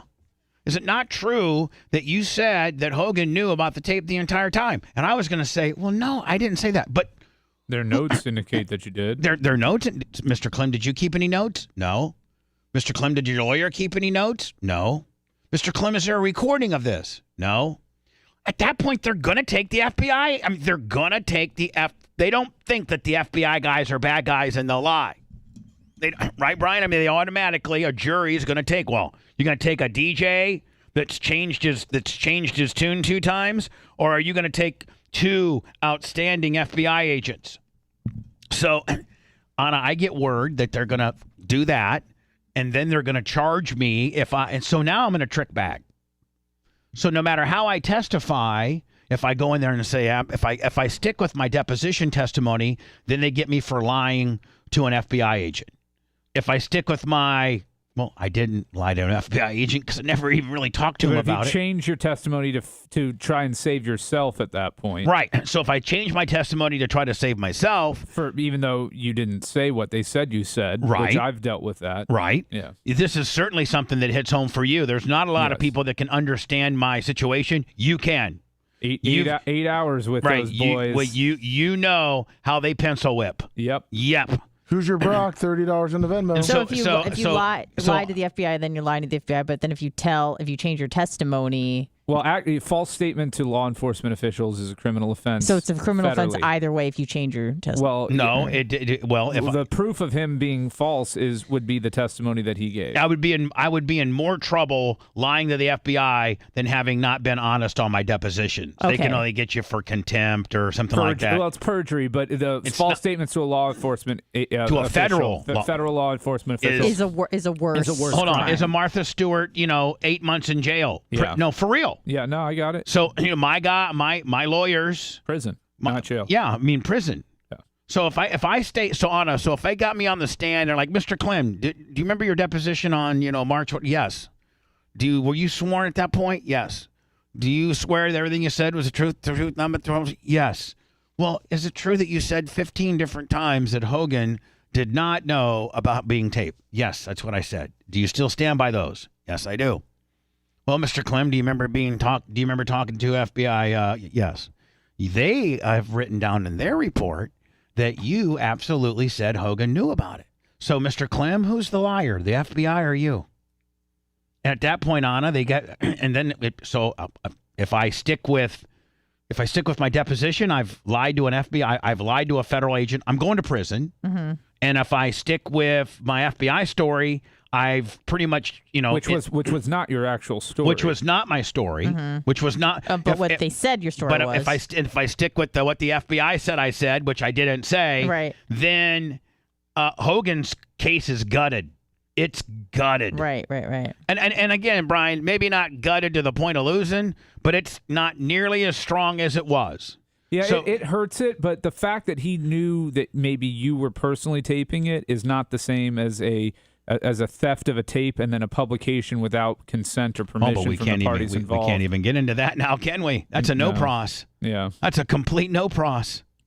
But that's why when I take that position, Bubba, it's not to say that you didn't do him a solid. It's just to say I can't say with certainty that that the outcome of the case is But you will agree. different. But you will agree. It wouldn't have been as big of a verdict. Most you likely. would agree that I think we can at least agree on this very loose term. I did my boy a solid. I don't even want to put it that way because, you did what you had to do under the circumstances. And so, Anna, my attorneys told the judge, Mr. Clem will not be, we'd prefer him not to even come in here and make it a dog and pony show. We would prefer, it's going to be disruptive to the court, which my lawyers actually does the judge or whoever have to accept that? Yes. No. The judge can rule on it. The judge could say no, he has to testify. Yes. The judge was actually pretty cool. Because I'm going to tell you right now, and this is the way things They knew work. how dirty the FBI No, is. they know. No, they knew they didn't like these out-of-town flip-it New York, Philadelphia lawyers. Yeah, the attorneys involved in this case were the worst. Brian can sit here and be, I gotta toe the corporate bar line. But here's the deal: things like that happen, and when you bring when you come down to Pinellas County, and you bring these slick Philadelphia, rude New York. Not real. I mean, like they don't play by the local rules. You got to know the local rules. And they don't come across to the local people that well. Right. And so, Anna, the judge, my lawyers, put in the paperwork that everything the only information I'm giving is my name. Like they make you state your name and like maybe your address and your date of birth or something like that. Sometimes they do. But this is a good lesson, too, for any lawyer out there or anybody hiring a lawyer is these guys fought over everything. And they made a big deal over everything going on in the case. And that wears a judge out. Yes. You only go after the stuff that really matters to your case. And in the trial, had they not worn her out, she may have made me testify. And in the trial I just did, we had a judge who was awesome, and he actually came up to me and my co-counsel after the trial and said what a great job we did and how great it was working with us, because we were literally just giving in to opposing counsel was really one of those uptight New York style lawyers. He's from Florida, but everything's a war. He's fighting a scorched earth policy with his case, and every little thing he wanted to fight over, everything he could try to object to, he objected to. And he was like a little gnat. Yes. Rather than just to be, go in there like a bee and sting a couple times when you need to, he just was constantly. Yep. He wasn't a bee, wasn't doing any real damage, and so we just after the first day, we just got. Could you figure out his tactic on the first day? You're like, I'm just going to slow play this. Well, we figured out that the judge was getting annoyed. We read the room, and so my co-counsel and I, we just said, look, you're good at that, by the way. We're just gonna let him have these little victories. If it's a 50-50 coin flip and it really doesn't matter, we're gonna just say, you know what, Your Honor, that's fine. You know what? We were able to work it out with him on this. We did this, we did that, and in the end, the major rulings, the stuff that we needed, went for us, right? Because the judge knew who was being the reasonable person in the room. And so, Anna, the judge, they had this little sidebar or this motion, and the motion was Mr. Clem is going to testify. His testimony to everything is going to assert his Fifth Amendment right. And do you really need him to come rolling in here with his big boy suit and all the media that brings and all the disruption? Or would you rather just have, read on record, Mr. Clem pleads the Fifth? It's far less, it's far less distracting. It's cleaner. It's easier. It's simple. And she allowed it. Nice. But their big, Anna was, well, first of all, Brian, even if I gone up there and pled the Fifth, I wouldn't have given him anything, but they didn't know I was going to do that. They didn't, Nick Denton and Gawker didn't even consider that, right? Well, yeah, I guess, but that still makes, they still want that. Like, they still want the jury to see that. So even once they found out that was what you were intending to do, Gawker still wants that. They want the dog and pony show. Right. They want the uncomfortableness. They want me in my big boy suits saying I plead the Fifth because I'm scared to answer the question. They want that. But when it's just put on the record, it's far less effective, is it not? It's not. In fact, it's not even effective. If the judge just enters into the record that Mr. Clem, who was supposed to testify today, all of his answers are his Fifth Amendment right, and it goes on record, it's not nearly as effective optically for the jurors, is it not? At all. Right. The person who made this tape, who arranged the whole situation, paid $5,000 in settlement to Hulk Hogan and the promise to help Hulk Hogan in his case against Gawker. And so that's misleading. It was not a promise to help. It was a promise to cooperate with what was asked. And be truthful. And so that's a misstatement by him. And Brian knows the paperwork. I may things in context. Drafted it all. Right. Denton says he believes Hogan's lawsuit was an attempt to suppress another recording, one of Hogan using racist language. And then hold on. I'm sorry, but I just have to. Even NBC Night, like even ABC News, like nobody gets into who sent these tapes to cause this much trouble. Right. Like, isn't that whatever. Directed towards his daughter's boyfriend at the time. He had complained using pretty brutal language about the black man that his daughter was dating. The consequences of that tape were devastating for Hogan. The WWE fired him after it leaked and wiped him from WWE history. Hogan hopes this verdict can help propel him back into the ring, telling TMZ... Well, he's on Joe Rogan slinging mushrooms now, so I think he's doing okay. Yeah. He would jump at the chance. I'm about to hit Vince McMahon right in the nose. Hogan has not been reinstated by the WWE. No, he has been sent, so that was all that. Look at Rudy Giuliani. Look at Rudy G. Whatever the hell his name is. Rudy Giuliani's mugshot. Stand up, Rudy. You slump back. He's like 85. I know, but man, Nosferatu. We're gonna get into all this next. I'm sure you have a lot to say about it. Yeah. I like to address the fact that I don't think it's appropriate for me to go to Ronnie the limo driver's wedding that he so graciously invited me to. Him and Stephanie getting married in Vegas, as that's where they live now. I think almost all of Howard's family is kind of dispersed. I think Gary lives in Florida now, and I think Fred still lives in Connecticut. I think Robin and Howard still have their places, with Howard having one in Florida, and two, he's got a Fifth Avenue apartment, and then he's got a Hamptons. That's his New York stuff. And so on, I think he stays in the city through the week, and then like on, whatever, I don't know what his schedule is, but then he spends as much time as he can at the Hamptons, and the only time that he actually stays in the city in his Fifth Avenue penthouse is when he has to do the show. I thought he lives in Florida. Well, he does. He has a place here. I thought he broadcasts from Florida. He does when he's here. Oh, okay. But he goes up there for the summer for the most part. Gotcha. And and everybody dispersed, and Ronnie was allowed, and they zoom Ronnie in from Vegas.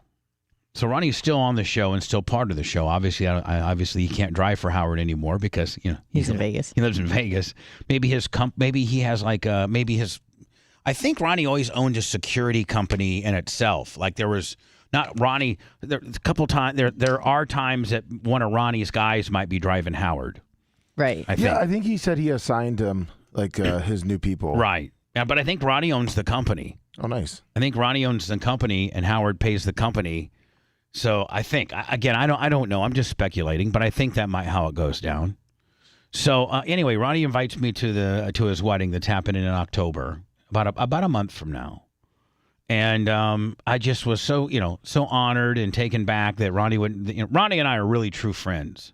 I really, really, really like of all. I'm closest to Ronnie of everybody on the show, and I'm very close to Howard too. We communicate back and forth. In fact, we had 2 email exchanges last week. Howard and I did. Oh, nice. Just as late as last week. So we keep in touch. I don't call him or bug him. I try to stay off his radar. Sure. And he knows how much I appreciate him. And he knows anytime that I can defend him, I will. People know, people say things about Howard, how he's changed and all that. Well, that's fine. That can be your opinion of him, but I think he would agree. I can't listen to Howard's show, so I can't give you an opinion of a show. I only catch bits and pieces of it because I'm on during the same time. And I very rarely drive long distances. I don't have very commute or nothing. So I very, very am rarely exposed to the radio. And so I don't get a chance to listen to Howard. I wish, and in the times that I do, I can see that he's changed a little bit. He seems a little paranoid over this COVID deal. Well, he's even admitted that he wanted to change. Yeah, exactly. But I am so appreciative, and I love him, and I wouldn't be in my position where I am today to be able to have a global audience, just a little percentage of people that stuck around on the platform and stage that he gave me. That in itself, his generosity in allowing me to be part of Howard 101 from 2006 to 2012, because of that gift he gave me, is why we're all able to broadcast and still be in radio. We couldn't survive off of just terrestrial radio. Streaming is a large portion of our business. And we're only streaming because we have a brand, and we have a brand globally because of the stage that Howard gave us. Now, it's only a smattering and a small percentage of what we used to gather and garner and have when we were on satellite. But listen, just the hanger-oners that have that have hung on and continue to follow us allow us to to at least stay employed. As we're not out selling cars, or I don't know what the hell I'd be doing. I'm very good friends with Ronnie, and even though Ronnie, I think Ronnie might need to give me a pass on this because he was disruptive at my wedding. Just a bit. Yeah. So, you know what? I didn't even think of that angle on me, but I'm thinking, you know what, Ronnie? I know you're going to be mad at me, and I know that it's not cool to cancel. Like 3 weeks before. 3 weeks before, but I think that I'm still kind of in that sweet spot that I'm not 1 week before is not like, honestly, I probably am 2 weeks late on the announcement, but I'm still almost a month out. Yeah, it's not like the day before. Right. I am a month out. I'm exactly a month out. If I were you, I'm in that spot where it's like, okay, do I just not say anything and then the day before be like, I have AIDS and I can't go? No, I have COVID, I can't go. That would be a lie. Well, I'd rather be honest. If you haven't been, you're not open to telling lies. Let's be real. We all lie. I lie every day of my life. Okay, we all lie. When I say things, I don't mean them. I lie. Thank you. Okay, great sounder. All right, so everybody shut up. Sorry. I figured I'd just do it right here on the air. So, because there's a lot of people asking me about it. And because I kind of mentioned it a few days ago that, I don't think I'm going to be going to Ronnie's wedding, which might have been a mistake in itself. But the show is so transparent that sometimes things leak out that I don't, and then I have to try to put out the dumpster fire. Okay. So I let this out. I probably shouldn't have. And I'm now going to, try to give you my explanation as to why I'm not going to go to Ronnie's, why I think me going to Ronnie's wedding was a bad idea. Okay. I'd love to go. I want to go. All right. So what is it? Maybe Ronnie will reach out to me and say, well, don't feel that way because of, maybe Ronnie can help me navigate through it. Maybe, did you cancel your flights? Maybe right now it's a hard no. No, I haven't canceled my flight. All right. So potentially on. But, maybe it's a hard no the way I'm interpreting it. But maybe Ronnie knows more information than I know and would, be able to say, no. Don't even worry about that because, whatever. So, listen, I have, there's a person in Tampa, Florida who has absolutely just been, one of the most disruptive figures in my life. Ooh, can I guess? Yes, go ahead. Mike Calta? Yes. Okay. Mike Calta. Can I get a ding ding? No, please. Just shut up. You were right. It was a no-brainer. Everybody knew who it was going to be. You just chimed in because you wanted to win something. Because you don't win nothing because you're a loser. Hey, that hurts. Probably rolled around yesterday and got tapped out 2 or 3 times by a white belt. False. Yeah. Boy, if that had happened, you'd even be more of a basket case. That happened to me a couple weeks ago. Where I was kind of trying, and then she caught me, and then I was really trying, and then it was too late. Sorry for asking. Sorry. So maybe Ronnie will have some information for me that will change my mind. And I'm not trying to make that sound like I'm all that. It's all about me. But no, instead it's about not putting people in an uncomfortable situation, including myself. I don't want to be in an uncomfortable situation. All right, so what is it? So Mike Calta which I have no unearthly idea how Howard's agent, Don Buchwald, would ever approve of some guy like Mike Calta being on his roster. But Mike Calta is represented by the Don Buchwald agency, and all of Ronnie's, everybody out there, from Ronnie to Gary to Iggy McGillicuddy, $500 super chat. Damn it, Iggy, slow it down, cuz. George Man got a tattoo. Oh my God! Love you, Iggy. Oh my God! Out of nowhere, and that goes to next year's total. Yes. Thank you, Like Iggy. a quarter way there. Iggy's already 500 on next year. Iggy's only 19 down. Woo. Love you, Ig. See you soon. So a lot of Gary and I don't know about Sal and Richard, but I maybe even Ronnie himself are all represented by the Don Buchwald Association or whatever the hell agency, the Don DBA, and specifically by a guy that's in charge of the radio division of DBA named Tony Burton. Tony Burton's going? And I don't know that Tony Burton is going to be there, but they're all represented by him. Ooh, that would be very awkward. So you didn't really know the truth. No, I did. I had forgotten. But you knew the truth, but you didn't know the finite. It's even more finite. It's not as I didn't know Tony Burton. There's a potential that he was going to be there. Well, he may not be there. But he may be there. And he might be there. So why don't you talk to Ronnie about it? Well, but even if Tony's not there, there's going to be people that are represented, very close people that I'd like to, be cool with. And I just can't be cool with anybody. What would you do? No, that's the whole point. He doesn't want to go because he don't want to do anything, confront anybody. I don't want to go up to Gary and say, you know what, Gary, do you have any idea what the hell your agent has done to me? Do you have any idea? And if you were truly my friend, you'd have a problem with it. But you seem to not care.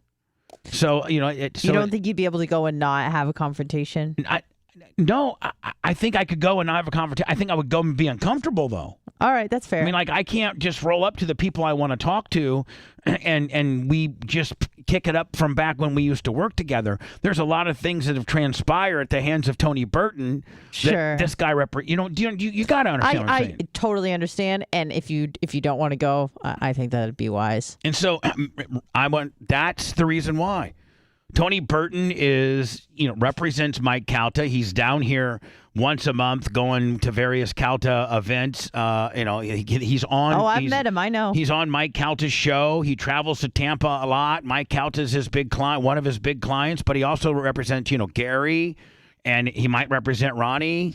He told me I was going to be done in 3 months. And it's all over. It's all under the umbrella of the bigger agency, which is Don Buchwald and Associates. And at the end of the day, Don Buchwald and Associates and Tony Burton were all part of the sex tape litigation, which ruined my life. Can I ask a follow-up question? Yeah. Can you get a refund on your flight? Yes, I can. Because otherwise, I'd be like, just go to Vegas and don't go to the wedding. Yes, I can, because you know why? Why? We were using the vouchers that Southwest gave us to begin with. So you just revoucher the voucher. Yeah. Okay, perfect. And I've already checked on that. So that's the reason, and I think Ronnie would understand. And more importantly, Ronnie, it's not because I want to be, a prima donna or cause you any problems or I love you. You're one of my best friends. It's more like out of respect to you and your lovely soon-to-be wife. I don't want to be disruptive. You don't want to have a world star moment. Or I don't want to be disruptive, or more importantly, I don't want to be a distraction. I don't want... Even though Ronnie was a distraction at your wedding. Even though Ronnie distracted my wedding, I'll give him that. And that should be somewhat figured into him being not upset with me and understanding. That I'm not doing this necessarily for me. I'm kind of trying to do it out of respect to you. That's fair. So, because deep down, I want to go. Deep down, I want to see my boy Ronnie. Deep down, I want to be live in Vegas. Let me on Facebook. I mean, that'd be great content. Oh, yeah. I mean, I would get. I mean, look how much content I got just on being on vacation in Indiana. Imagine how much content in Vegas. From homeless people to, e-bikes to sketch trails to, the Warsaw football game to the meet and greet. I mean, I got a ton of content. Can you imagine, Ronnie the limo driver's wedding, the kind of content I would get with Richard and Sal and, Baba Booey and but there's some things that have transpired that, Well, why don't you just talk to Ronnie and see who is actually coming to the wedding? All right, well, maybe I will. Okay. Bubba the Love Sponge. I listen to Bubba every day. I just really enjoy the outrageousness of it. We love him. Couldn't do without him. The Bubba the Love Sponge Show returns after these words. Hey, are your ears burning? Because they were talking about you on Howard. Ronnie's super mad at you because you announced on your air that you're not going to the wedding. He goes, when was he going to call me? He says he doesn't need to call now because Howard already told him. He said that he was paying for stuff. I'll send you the clip in a little bit. But, yeah, he was hot. He was hot and bothered about it. He said you never called him, and he was really shocked. And then they did fake Bubba. Oh, no, Bubba. You're in hot water. All right, I'm sure I'll get the clip soon. Yeah, I'll send it to you. Thank you, Mario. Oh, man, that sucks. Yeah, supposedly they wanted you to call in. I was asking JD. Hello. Hey, brother, I was just listening to Howard, and, bro, Ronnie was just about crying, bro. Call in, Bubba. And, bro, Howard was breaking it down like, you were the only other celebrity that was going to Ronnie's wedding. He invited Howard and you, and the next closest thing to a celebrity is, he might have, like, high-pitch Eric there or something. No. Stuttering John even turned him down. Yeah, Bubba, this is all from yesterday, too. They didn't even hear today yet. They didn't even hear today They yet. didn't even hear today Oh, yet? this is from... I just said it about 7 seconds ago. Hold on, they need to hear today before... today today might clear it all up, actually. Today you'll probably end up clearing it all up. So as much Call heat... in. All right, man, thank you. No, I'm not calling in, Anna. I'm not. Live on live? No. Fine. Out of respect to Howard. Sorry. They just said I don't want to put I I don't want to put him in an uncomfortable situation because he doesn't. Lummy, they haven't heard the true explanation. When they hear the true explanation, they may not want me on the air saying that to protect the brand, right? They don't want to say bad things about Don Buchwald, right? No. And Howard's not going to allow that on his show, and so I'm not going to put him in that predicament. Okay, sorry. I'm not going to you understand what I'm saying? I get it. I didn't realize. I'm not going to bonsai him. If he had heard today's show and wanted me on, then I'll go on. But I'm not going to throw. That's a huge curveball. When you start talking about guys' agents. Understood. Hello. See, Anna, that's why I'm an old. That's why I'm an old timer here. Thank you. And you're just a young gun. Young gun. I'm I'm Bubba Khan. I'm a black belt. And would you at least not call me a black belt in radio? Oh, with the red stripe. Yeah, maybe multiples. Hello. Bubba. Yeah. Ronnie's full hot. Well, Ronnie's full hot based on the information that Ronnie's full hot because you didn't call him. Ronnie's full hot because he doesn't know the explanation. When he finds out the reason, called him like you said you were going to the other day. Oh. You're probably right. You're probably right. And that's why he's so hot was because they played a clip of you saying, "Well, I'm going to call Ronnie today," and he never called him, and now he's got to hear it on Howard's show, and he's not happy with you. Yeah, well, he has every right to feel that way. He does. I messed up. He has every right to feel that way. I messed up. Mm-hmm. Yeah, just saying, brother. He's all right. Okay, everybody's just saying. I get it. I'm in trouble. Does anything nice come out of your mouth? I'm the Messiah. You must pay your sins to me. L. Ron Bubba wants you to drink the Bubbatology Kool-Aid. You pay your sins to me. I don't pay my sins to you. Praying for a miracle. The Bubba the Love Sponge Show returns after these words. Man, I got heat with everybody today. Ronnie hates me. I think maybe everybody from Howard Land hates me. The audience hates me. Think that I did Ronnie dirty and I'm a dick. And Brian from Philly, $100. Oh, that helps. That helps. Brian from Philly helps. Thank that you. Helps. Money helps. Thank you, Brian. So here's the thing. If they still are upset with me after hearing the clip that you just sent them, Lummy, which is from today's show, I can accept. I mean, I gotta own it. But people are like, call in. I'm like, no, I'm not gonna call in because the information that I said would make Howard uncomfortable live on the air. And out of respect to him, and more importantly, his agent, because I speak ill of basically one of the most important men in Howard's life is Don Buchwald. And I do not speak highly of him, and that's the reason why I'm not going. And so that might make Howard feel uncomfortable, and he doesn't want that on the air. If he wants it on the air, I'll call.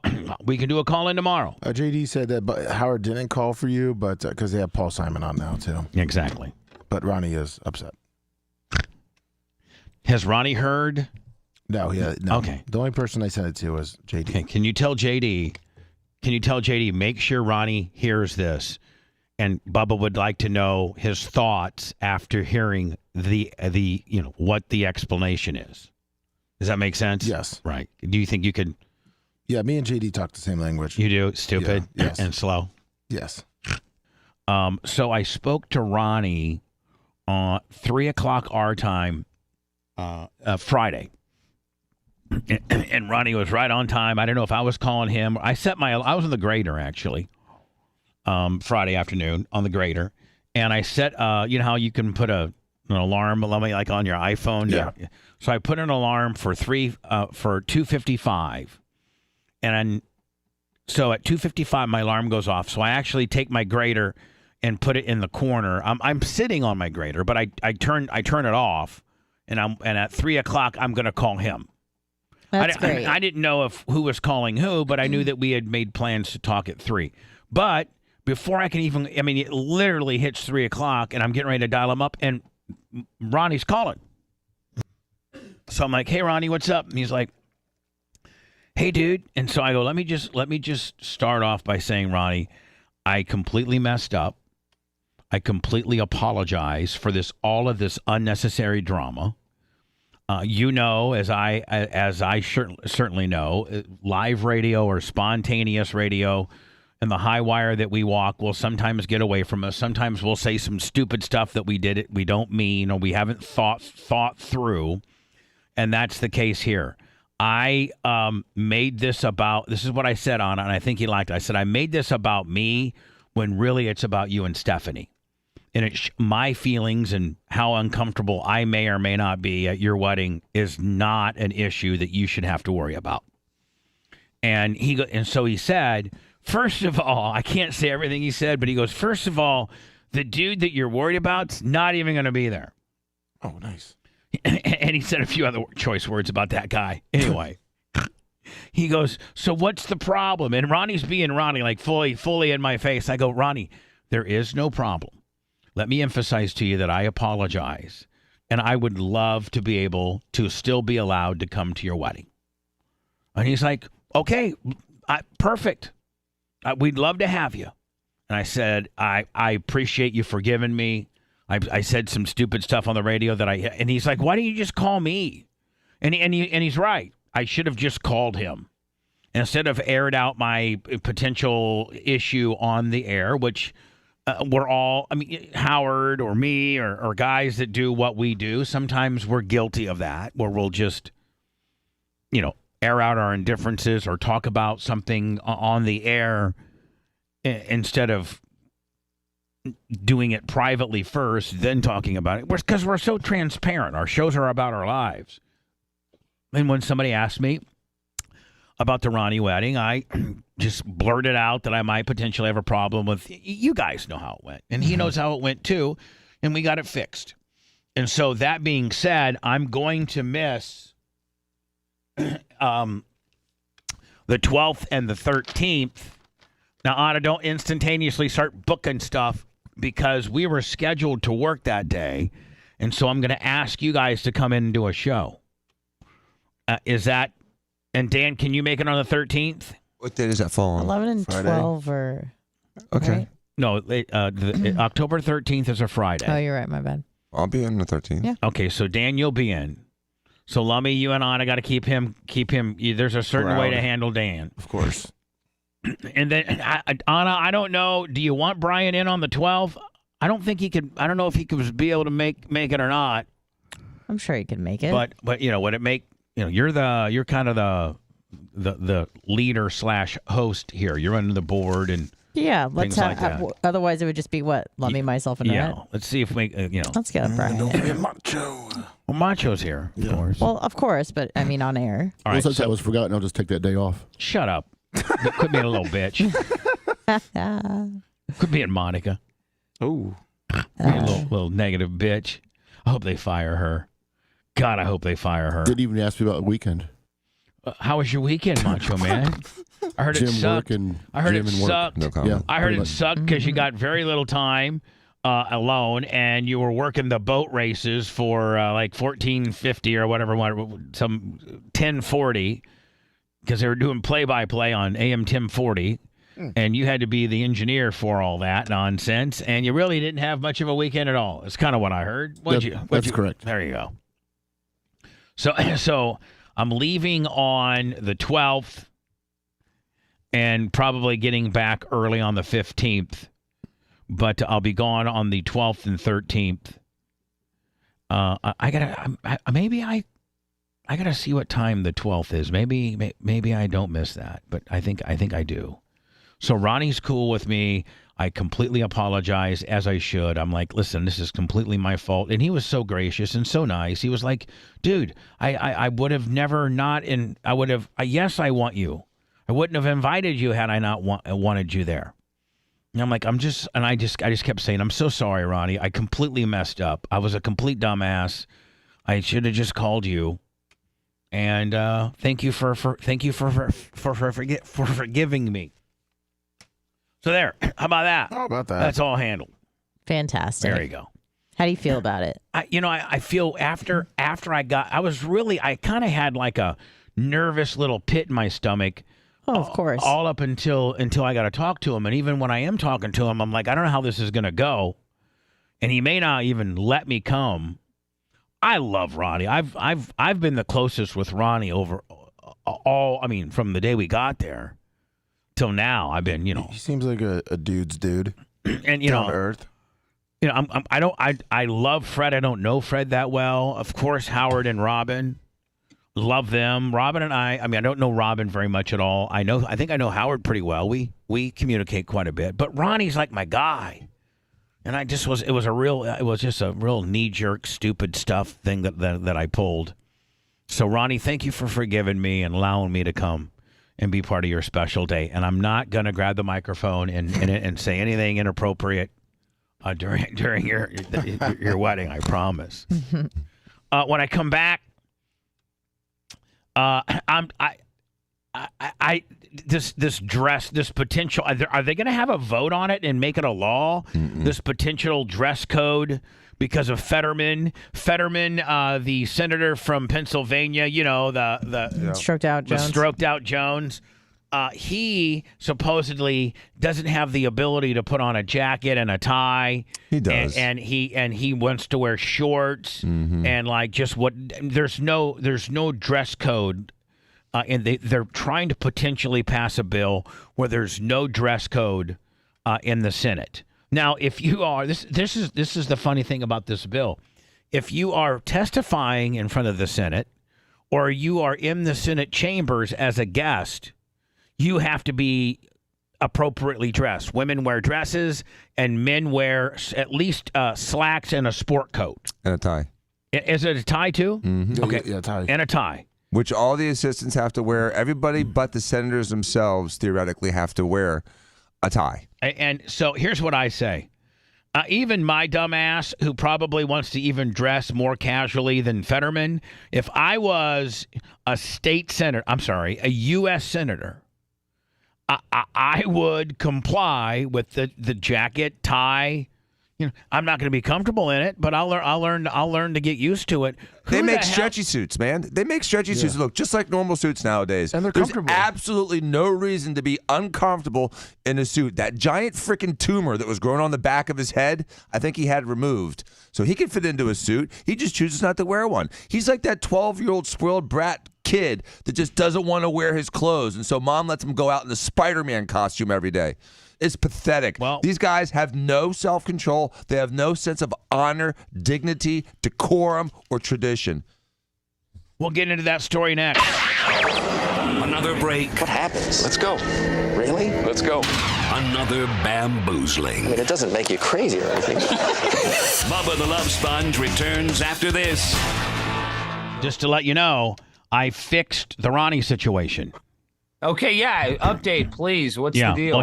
Well, first of all, here is the initial. Let me say this first thing, and I'm not even trying to drag the Dabblerverse into this, but I think Shuley got invited, and Shuley might not be going. I could care less about Shuley. I know, I'm but worried about myself. I'm worried about myself. But that's what I'm saying. But this is why you can't be a bitch ass. You have to go. Okay, now go ahead. I just want to preface. Yeah, don't be bitch ass. All right. Well, this is what we're going to hear. Is when I was a bitch ass, and I'm saying that I was a bitch ass, and I didn't call Ronnie personally and address my concerns. I, like a loudmouth, got on the air, got up in my own head, and, said some stuff I probably shouldn't have said. Spontaneous, as well as I do, Alex, that spontaneous content sometimes will get away from you. And of course, and so it's gotten away from me a lot. This is Howard kind of razzing Ronnie that I had made an announcement that I was not going. You like the idea that there'll be some celebrities? No, it was nice that he was coming. Yeah, I was happy he was coming. But okay, fine. But they're talking about me at this point. Let me know. I think these other the other never responded.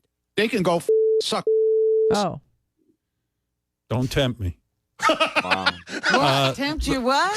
Let me ask you something. And you all know who you are. Oh, Ronnie, I'm going to tell you something. I hear how upset you are. I knew it was going to be you were going to blow a gasket. And this dude, is a blow. It's not because he's a celebrity. It's because I'm paying for it.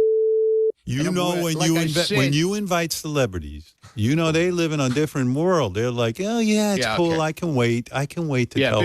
Celebrity. Yeah. Bubba, he's the biggest celebrity. That they can say yes without checking. Hold on. Howard said I'm the biggest celebrity there? Yeah. For real? A calendar.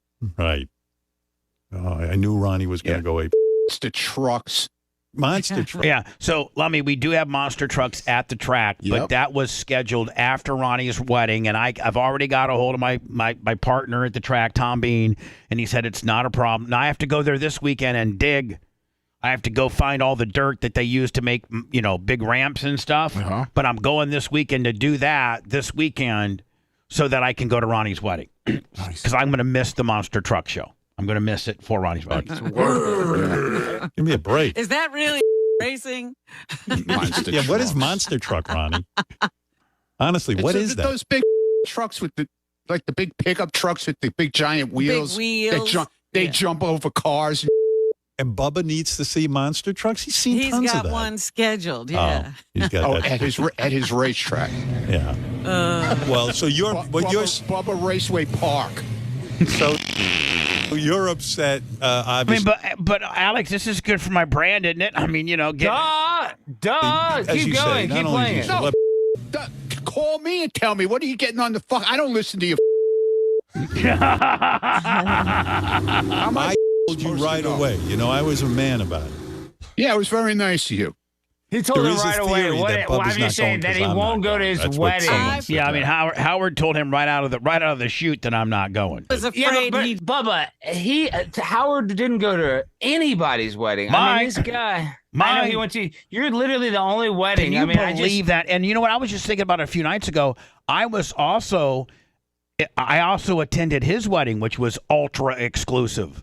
Super. Sarah Silverman, really. Chevy Chase, Donald Trump, Leon Black, Billy Joel, Barbara Walters, the girl from Kelly Ripka. Everybody was there. A-list. Yeah, but I was just listening to it. I was there. Day, and I believe Ronnie, not Ronnie, what is it? Why am I blanking on his name? The guy from Kansas. Why am I? Richard Christie. Yeah, his wedding was in New York City, and Howard still didn't go when he was in town on the weekend. It was in the same city. Whatever. Who cares? Bubba, what's on your mind? Oh, this is a fake Bubba on me? Yeah. I love when they do fake Bubba. Isn't imitation the best form of flattery? Yeah, of course. Yeah. Hey, Howard. Hey, listen, Ron. I'm very sorry, buddy. I wanted to call you first. I wanted to tell you I was on the air doing the deal. Sound like Alex Jones more than it does me, don't you think? I had to do the deal. Yes. Listen, I could send Gene Lasker in my place, get the whole powder coating down there. He can bring one of his girls. Don't have to worry about it. Howard, come on. Ronnie. I was waiting for Howard to go there. Howard decided he's not going to go. I wanted some FaceTime with the big man. Come on, Ron. You understand how it works. You understand the deal, buddy. See, that's All right. the. Hey, dude, you sound like That's you what sounds like people- he has COVID. What's that, Alex? But see, Bubba, there's truth in comedy. Like that is kind of the impression that you get if by you saying like you don't want to go, even though that's not the case. I understand. Hold on. Yeah. All right, listen, fake. called That's the fake, deal. Bubba. That's fake. Bubba. Well, I'm sure Bubba will call you today. Yeah, I'm sure. Well, did he go Wait, on no and say point now. what No the- point now. Don't even call now. I already know. Thank you, Howard, for telling me. I don't need him to call me. I knew it was not going to be good. Did he have Yeah. another explanation, Howard? Did you say he went on, or somebody said he went on the show again today and talked about it? I don't know. You know what? Listen, I know it's a sore spot for Ronnie. I know how he feels. And I'm going to wait for Bubba. Well, you know how I feel for the wrong reason. No, I know how you feel. You're putting a lot of thought into this. You had Bubba all set up at his table. You laid down money for guests. I know how you feel. You know what I could do for you? Just tell me if you want this. If you don't, I'm going to announce now that I'm going to the wedding, and then Bubba will be back in. We'll be back in. That's right. And then, That's funny. And then I That's just won't fine. show up.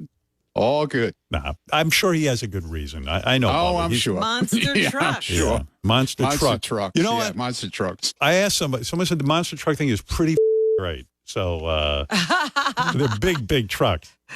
But why does Bubba have to be there? They're doing it his track, I'm assuming. Yeah, does he have to be there to Of course. open the gate? Of course he's he does. Bubba the Love Sponge. Are you Down in kidding? Tampa, he's got to be there. He's got to drive you around in his pickup truck. The doors open up when you're going around a curve. You fall out of the truck. Yeah, he's got to be there for that. Anyway, there you All go. right, so now this is, I talked to Ronnie Friday, Alex, completely owned it. It was just like, man, I was just, in my own head, I'm so sorry. Please forgive me if I'd still love to come to your wedding if you want me. If I haven't upset you and Stephanie so much, I'd love to come. Just let me know. My airfare, I have everything. I'm ready to go. Will you please let me? I want to go. I'm sorry. And so I So think. you ever telling him that you don't want to go, so now you have to beg him to go again? Yeah, I mean, did. this is all self-sabotage. All right. Anyway, you know a lot Welcome about to that as Bubba's well. world. I do So know what about happened with that. Bubba? It's funny because we're the same in that sense. Go ahead. Here we go. It is What happened with Bubba? surprising. Bubba going or not? Bubba will be at the wedding. What? What? How did that happen? He announced he wasn't going to the wedding. Bubba called me over. We spoke over the weekend. We had a long Yeah, I know. Hold on here. talk, and he explained what the hell was going on with his head. His head was in a bad place, and Okay. he apologized, and he's coming. All right. There you go. I'm happy to hear that. And I'm glad he's coming. He I'm sounds sure you good. are. I think you were Emotional. devastated when you heard he wasn't going to be there. Who's going to be at Steven Singer's table? Is it going to be Bubba? Maybe How do Bubba. you Bubba. seat people, yeah. Yeah. Where do you put Bubba? Yeah, where do I get a sit? Steven Singer would be great if you could get a Steven Singer deal. He's the best there is. Yeah, when it I comes would to love. I deals. mean, I think Ronnie gets into where I may be sitting, and then he backs off of it real fast. Yeah, Listen, he does, yeah. With Do the I have Howard to Stern start? show? Yeah. Who do you? I'd like to sit by Sal and Richard. Are they going? I don't Yeah, know. I'm Are they? sure they have to go. Yeah, I'd love to sit by Sal and Richard. Yeah. I don't have to sit by Steven Singer. I'll sit by Sal and Richard. Those are my peeps. Who do you put with Bubba? Who's at Bubba's table? Maybe not Gary. I don't want to sit by Gary. Why are you and Gary not that tight? No, like that? not really. Me and Gary aren't not really that tight. But Because he was the enforcer before Marcy Turk. He was kind of like that. Yeah, I can do. Gary. I don't. Gary's my least favorite of the whole thing. I mean, like. Wow. Like- See, I never even knew Like that. Ronnie, Yeah. Fred, Robin, Sal, Richard. I mean, take Howard out of the equation, of course. But like with regards to outside of Howard, it would be Ronnie, Fred, Robin, Sal, Richard, and then that's it. That's the main. I don't like crew. Benji. And you don't like Benji? No. Benji's so funny. I don't though. like Benji. I don't like Benji. Benji's soft. He's soft. And Gary, I don't have any bad things about Gary. I don't think Gary and I vibe that well. Yeah, I'm curious. And then it's like, hold on. Oh, you got the list. Oh, good. Ronnie's got the list. I have the list right here. We were going over it on, because, I don't even want to get into that. Yeah, he doesn't want to get into it. Now, where I'm sitting, he doesn't want to get into it. So that's either bad or good. That's either I'm sitting with somebody really, really cool and he doesn't want to announce it, or I'm sitting, back with the caterers in the back. You know what I'm saying?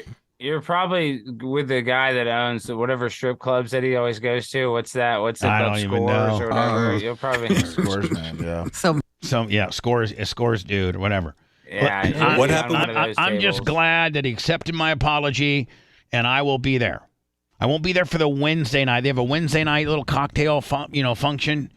But I won't be there. You don't have to go to that. I even told Ronnie I can't make it in for that because I'm leaving Thursday after the show, so I don't have to miss as much time. But he's like, okay, perfect. I'll see you. The wedding's Friday, and so I'll be there for that. I got my big boy. And don't dox it or anything. But I mean, are you staying nearby? I'm at the host resort. Okay. Yeah, I'm at the host resort with where everybody's staying, where the wedding's being held. Well, you need to get some content, but obviously be very respectful of the wedding. I know you know to do that. But, even though you're allowed to take pictures and stuff. Yeah, but here's the deal, though. Even though he, ruined yours. I wouldn't say ruined mine, but he let his presence be known. Did he not? Yes, he did. Yeah. He sounded emotional describing on the air, saying that you're actually coming to the wedding. Then that's great. That means our friendship means a lot to him as it does me, and I'm not going to do Ronnie like that. And I just had some preconceived notion about a particular situation. And he's like, dude, that guy ain't going to be here. You ain't got nothing to worry about. You're my friend. And I'm like, you know what, Ronnie? And I use your exact words, Alex, and I got to get going, too, because I'm running late. But I said, you know what? I made this about myself, and really it's about you and Stephanie, and whatever issues I have shouldn't mean a damn thing to you two, and I made it about myself. So I'm sorry. Like, I used kind of what you told me to say, and I'm like, I'm sorry about that. I was in my own head selfishly thinking about my own self, and this isn't my day, it's your day. And I hope you let me go. And he was like, absolutely. I would love to have you, bud. So it's all going to work out. And it'd probably be opportunity.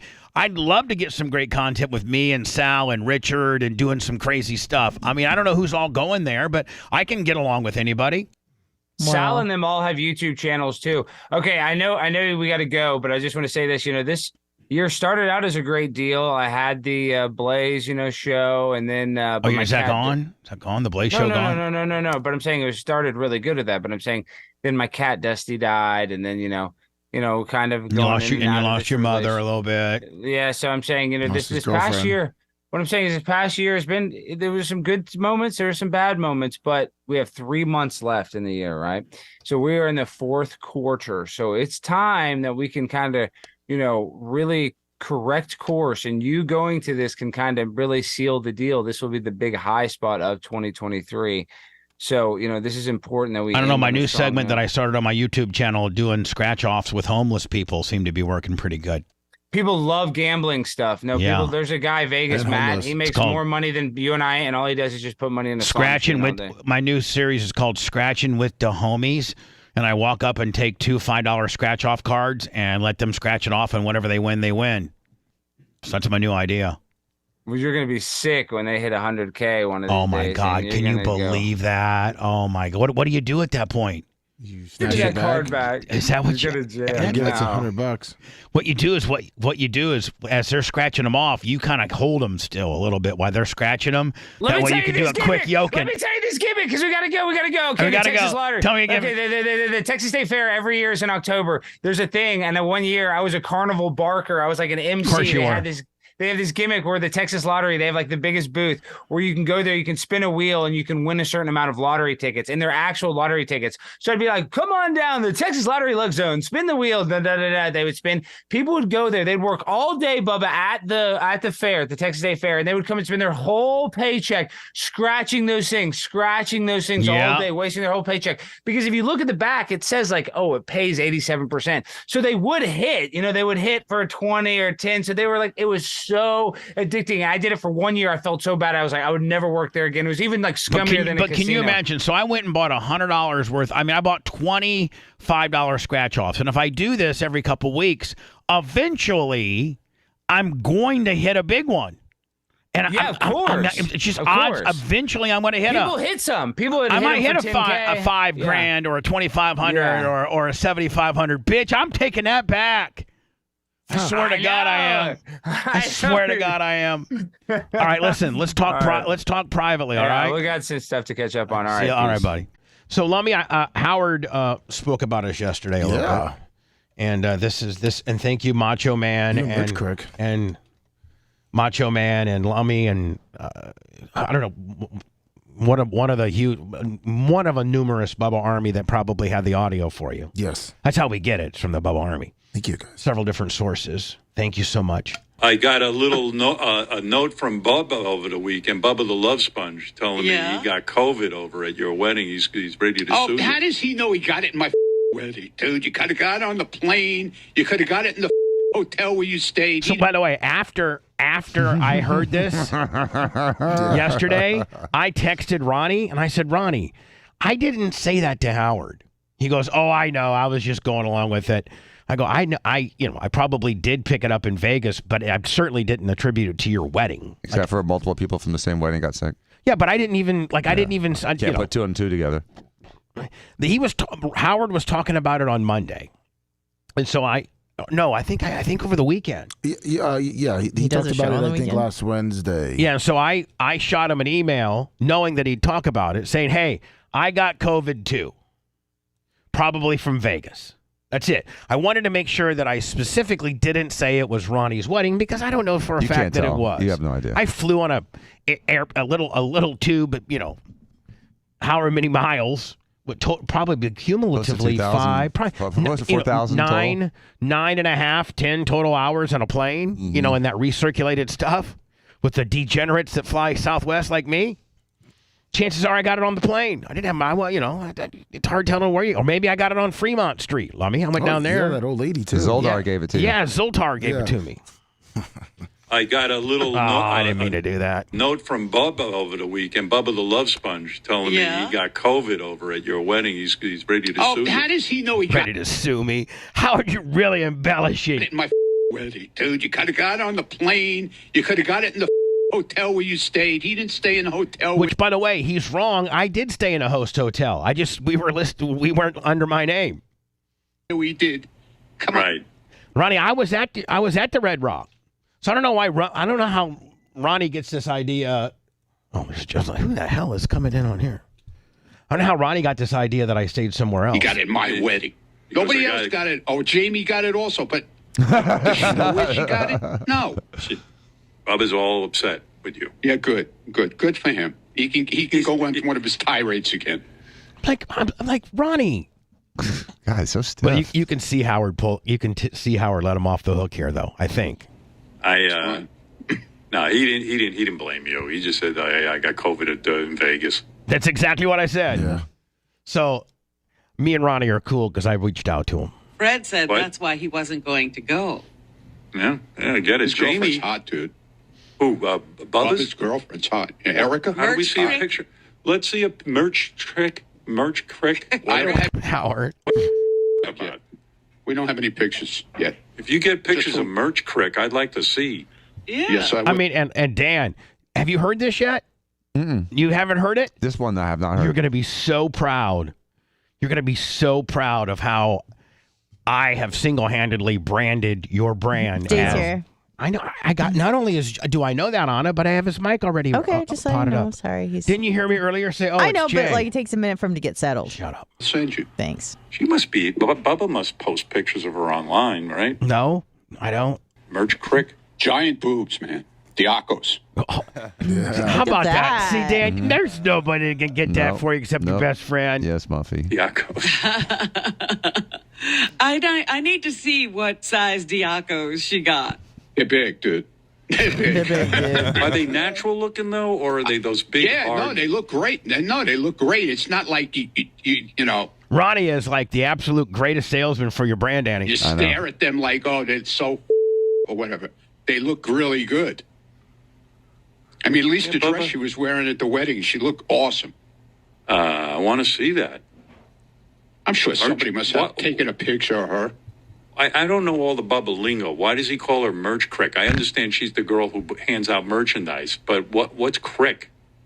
I don't know. Yeah, I don't know his language either.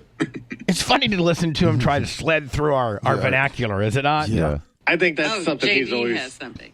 I think that's something he's always called a female, a crick. True. Crick? Yeah. I used to tell Coco, get these crickets out of my house. We'd have 3 or 4 of them over there on a Sunday for a pool party back when I was single at the big house. And they'd be like, Coco, get these crickets out of here, man. They're driving me crazy. They're chirping too much. Cricket, I guess. Chirping too much. I already got my Niz. I got Niz remorse right now. Get these. Why do we have 5 women in here? Why do I have 5 strippers in here? They can only ejaculate once. All right. It's a song. That should be a new country song. Why do I have 5 women in my bus? I can only ejaculate once. 4 have got to. All 5 have got to go immediately. I will not be ready for another ejaculation until tomorrow morning. They're like crickets. They rub their legs together. Or is it a... But JD, she was hot, right? Yeah. She looked good. Yeah. I don't know. You know, she has big boobs. Sam was saying that she looked like Dolly Parton, but I didn't think they were. And Dan, I know that Merch Crick's got. I can talk about it, and you can. I'm giving you permission. Well, I guess I can't give permission to speak about her boobs, but I think I can potentially. He's waving her HIPAA rights. I think that I'm not going to get sued on a HIPAA violation for her, and that is, Dan. You know, like I don't think they're big. They're big for her body, but I don't think they're obnoxiously big. No, they're not. And if she wants, she can wear stuff to calm them down, you know, like tight-fitting, sports bras and stuff like that. And we're in Florida. We're not in, New Hampshire. Right. I mean, chicks like to get a little bigger down here. And they do. They have less body fat and bigger breasts. Yeah. That's out of proportion. Blonder hair. Well, that's the thing. If she's in proportion, she's in really, really good shape. That's the whole thing. It wouldn't work otherwise. That's why Anna needs to realize, man, like 325. Life-changing, right? Life-altering. Anna's so stupid and so bullheaded about it that she's stupid and bullheaded about it. Yeah. If it makes sense. Sure does. Change her life.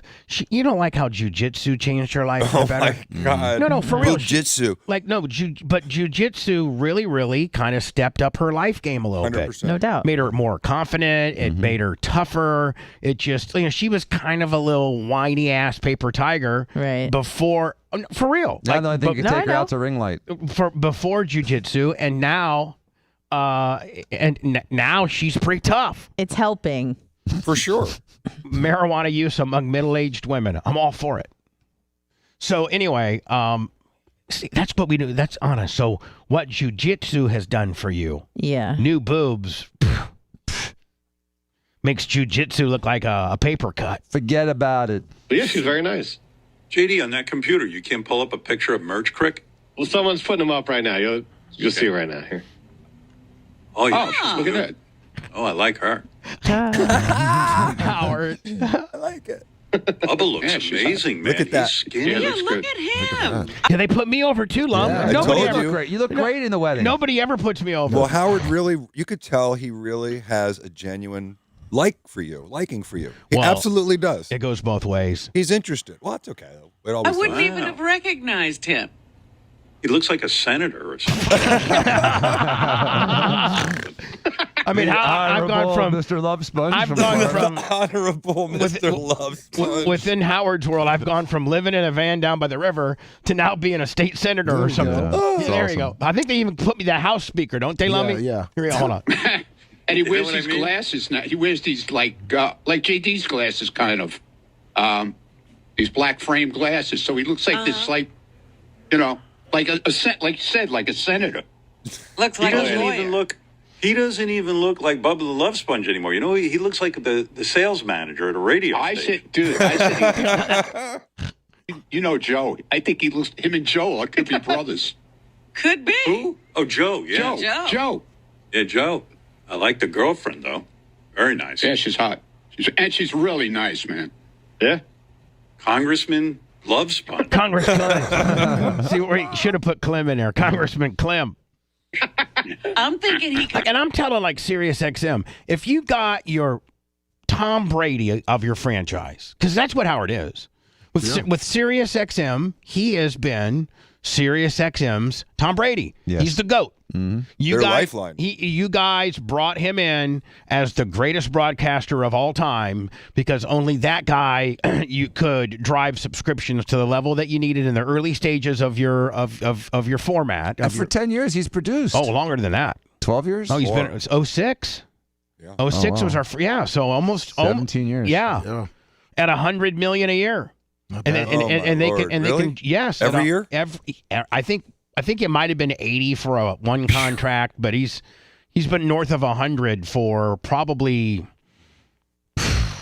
almost all of those years. That's incredible. And so you've put that much into this guy deservedly. Mm-hmm. Why? I mean, and the guy's getting older.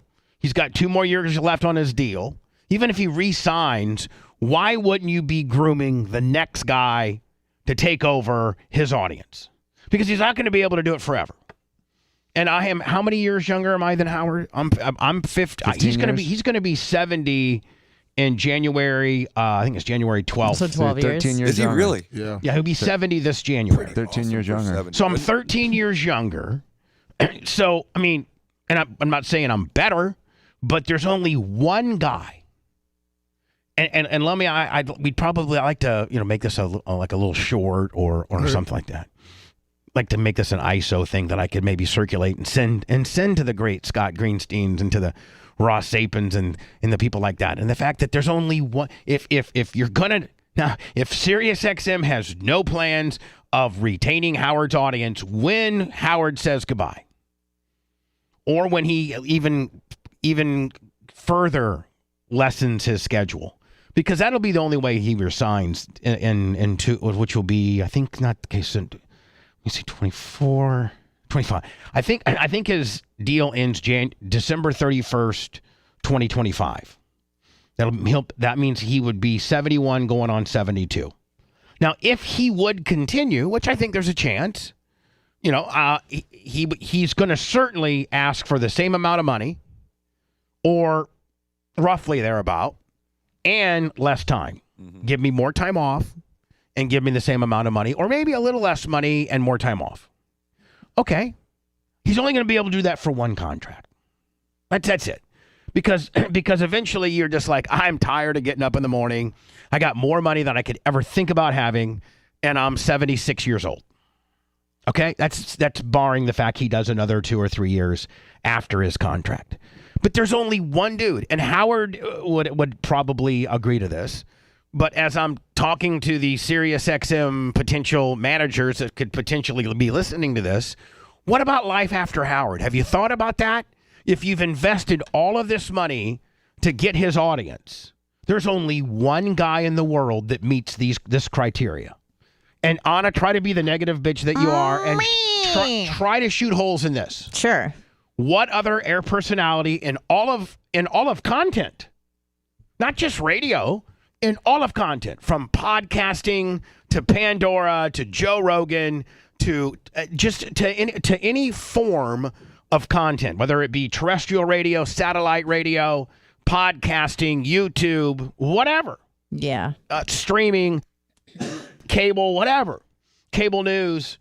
What other personality or content creator was, one, hand-selected by him, right, to two, do the second most important drive time on his channel, Afternoon Drive, three, whose entire staff gets along with and is great friends with, four, whose audience knows about and knows that Howard anointed said personality, and five, can retain that audience, and it's not a new guy in any way, shape, or form.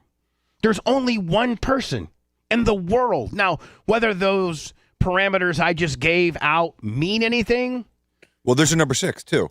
You're a much more mature Bubba than you were when you were on Howard 2. Yeah, there's a completely different show than it was at that point. Exactly. We're not going to have any girls in here today. Not shock the putting puss. pop rocks in their vaginas, and we're not shocking any Bubba vaginas. Saw. No, none of that stuff. Just like Howard's show has evolved, my show has evolved the older I've gotten as well. Mm-hmm. And I think that it's similar enough, and I'm similar enough, and more importantly, I have been hand-selected, anointed, and his audience knows me. Mm-hmm.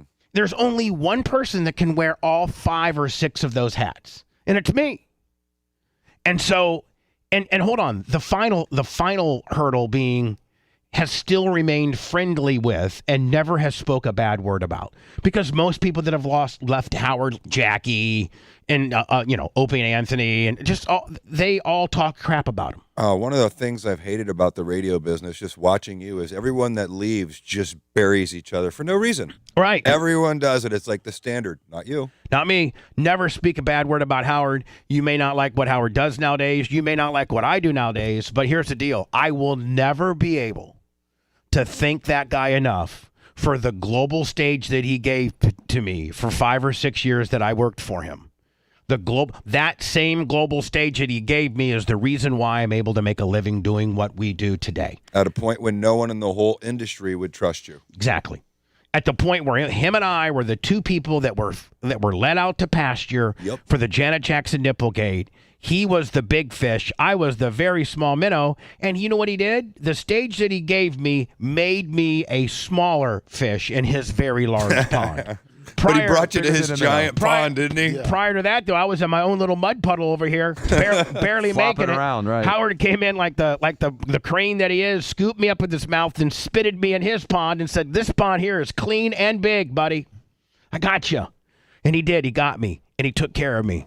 And you never got in trouble on air on Sirius for anything you did too, right? Well, you never. Yeah, you don't quite know. I was going to say that. You don't know quite everything. Okay. Never got fined for it. We'll didn't get fined for it. You could say that. Did write a couple checks. Stand by. He's Speaker of the House. We ought to know that. We need one, right? Don't we? Yeah. And then finally, what other personality that Howard cares about to this level and speaks about at this level and has this much admiration for said personality? Well, 4 straight days of Bubba, too. We still do. Yeah, one member of the state. I mean, maybe one member of the programming department would say, "Hey, listen, for 4 straight days, Bubba, Howard has talked about Bubba. Yes, Bubba did some stupid stuff when he was here, but it's nothing that we can't, that he's not sorry for and will never utter again." And when Howard wraps it up, maybe we should bring Bubba in, because you know what? As Howard's fans know Bubba, and they're Howard's fans. We'd like to keep them. We've invested. Oh my God, I'd probably say nearly $2 billion. We've invested $2 billion on this man. We have to keep that guy's base or around, right? As just not as an act of survival, but just as an act of, I mean, if they attribute Howard, I think that one time they attributed him for like 8 or 9 million, maybe 10 million people. You just can't lose that. You can't lose 10 million subscribers. You can't. They attributed him to like, I think 5 to 10 million subscribers. Well, when you lose that type of volume, it's catastrophic. It's catastrophic. Why wouldn't you bring in a guy that guy likes, that was hand groomed and hand picked by that guy? Ask the Buccaneers. Yeah. They replaced Tom Brady with nobody, and they got no one in the stands. No, you can't replace a goat with a nobody. Right. You got to replace a goat with someone that's also great. You got to replace a goat with at least a lamb or a sheep. You can't throw, an ostrich in there. No. You got to be the same species. Right. At least I'm the same species You're as a Howard. ram. At least I'm a ram. ram. He's the goat, and I'm one of his rams. Right. Why wouldn't you put one of his little rams in there to do what he could do? Think about how different he got too, though. What's that? Think about how different he got in 20 years. He was doing Fart Man, being hung into stage when he was giving awards away, and now look how mature his show is. Sure. It's a completely different show. Just like ours is. Exactly. And just like I'm just telling you, Sirius XM, what are you thinking? Bubba, Bubba before, but he looked surprisingly human. That was the quote, surprisingly human. He looks handsome. Good for him. Everybody loved him, man. It was nice. I'm glad that, we had the whole discussion and he decided to come. It was great. I mean, so like, and like Howard's staff likes me too. Well, so, I mean, don't you added to the wedding. Sal He's and like, Richard. everybody loved you. You know what I mean? It's like you were a good addition to the wedding. You made the wedding a more fun event. Everyone enjoyed you. That's awesome. You light a room up of people like that. Not a lot of people can do that. No, but I can. Yes. You're electric. But they're going to just let me. They're going to just let me. They're going to let Howard go off into the sunset, and then they're going to say, like, oh, you know what? I actually did have some insight as to what their mindset is. And they're like, we're going to just try to find some of the younger social influencers. And so that's what they're going to try to do. Send another Charlemagne. Just like when we first signed up and they went and got Martha Stewart and Oprah and Jamie Foxx and paid millions and millions of dollars for these people that don't know how to do radio. Right, and they were dead ends. And Oprah's channel lost money, and Martha Stewart's channel lost money, and Andy Cohen's or whoever, his channel lost money. Like, you're still doing radio. You're still doing spoken word, monologue-based, opinion-based / shocking opinion radio. Without two things. You're not no audience and no retakes. And most people, the Jamie Foxxes, the Martha Stewarts, the people in TV that come from that side of the deal, most of them are not that good at spoken word, monologue, live on a high wire, no safety net type of forum. Yep. The last couple of days made that painfully obvious. As good as Anna did, no one can do it like you did. Well, it reminded me of the days when you would take a break and it would be Spice Boy and Brent and Manson, and they were terrible. They could not hold the show together without you. You are undoubtedly the person that can do a Super Beats promo, a radio thing. You can riff on any topic, on any subject for a minute, 4 minutes without any hesitation, without ums or ahs. You're the best at it. Well, thank you, my friend, and you're pretty damn good at what you do. Well, no, but it does make. I mean, she did a good job, but it's different. It's totally different without you. It is the Bubba the Love Sponge show. Well, thank you for the obvious. Well, I'm so sorry, but I mean, as we're talking about, thanks, Brad, Mom. You can't just go away. We can't just fill you with Anna. That'd be like me walking in and saying, I just want to let you know, Jay. Brad's mom. I want everybody in here to know that this place right now doesn't work the same way when Jay's here than when he's not here. Just for those that didn't know that. And Jay does a Jay Diaco better than anyone else can do a Jay Diaco. And nobody can do Jay Diaco better than, Jay Diaco. Oh, God. We are the only show that can talk about nothing. The use of all Bubba-isms is prohibited without the express written consent of Bubba the Love Sponge. This is not staged. It's not nothing. It's very scientific. Not in a killing mood. Right. The Bubba the Love Sponge Show.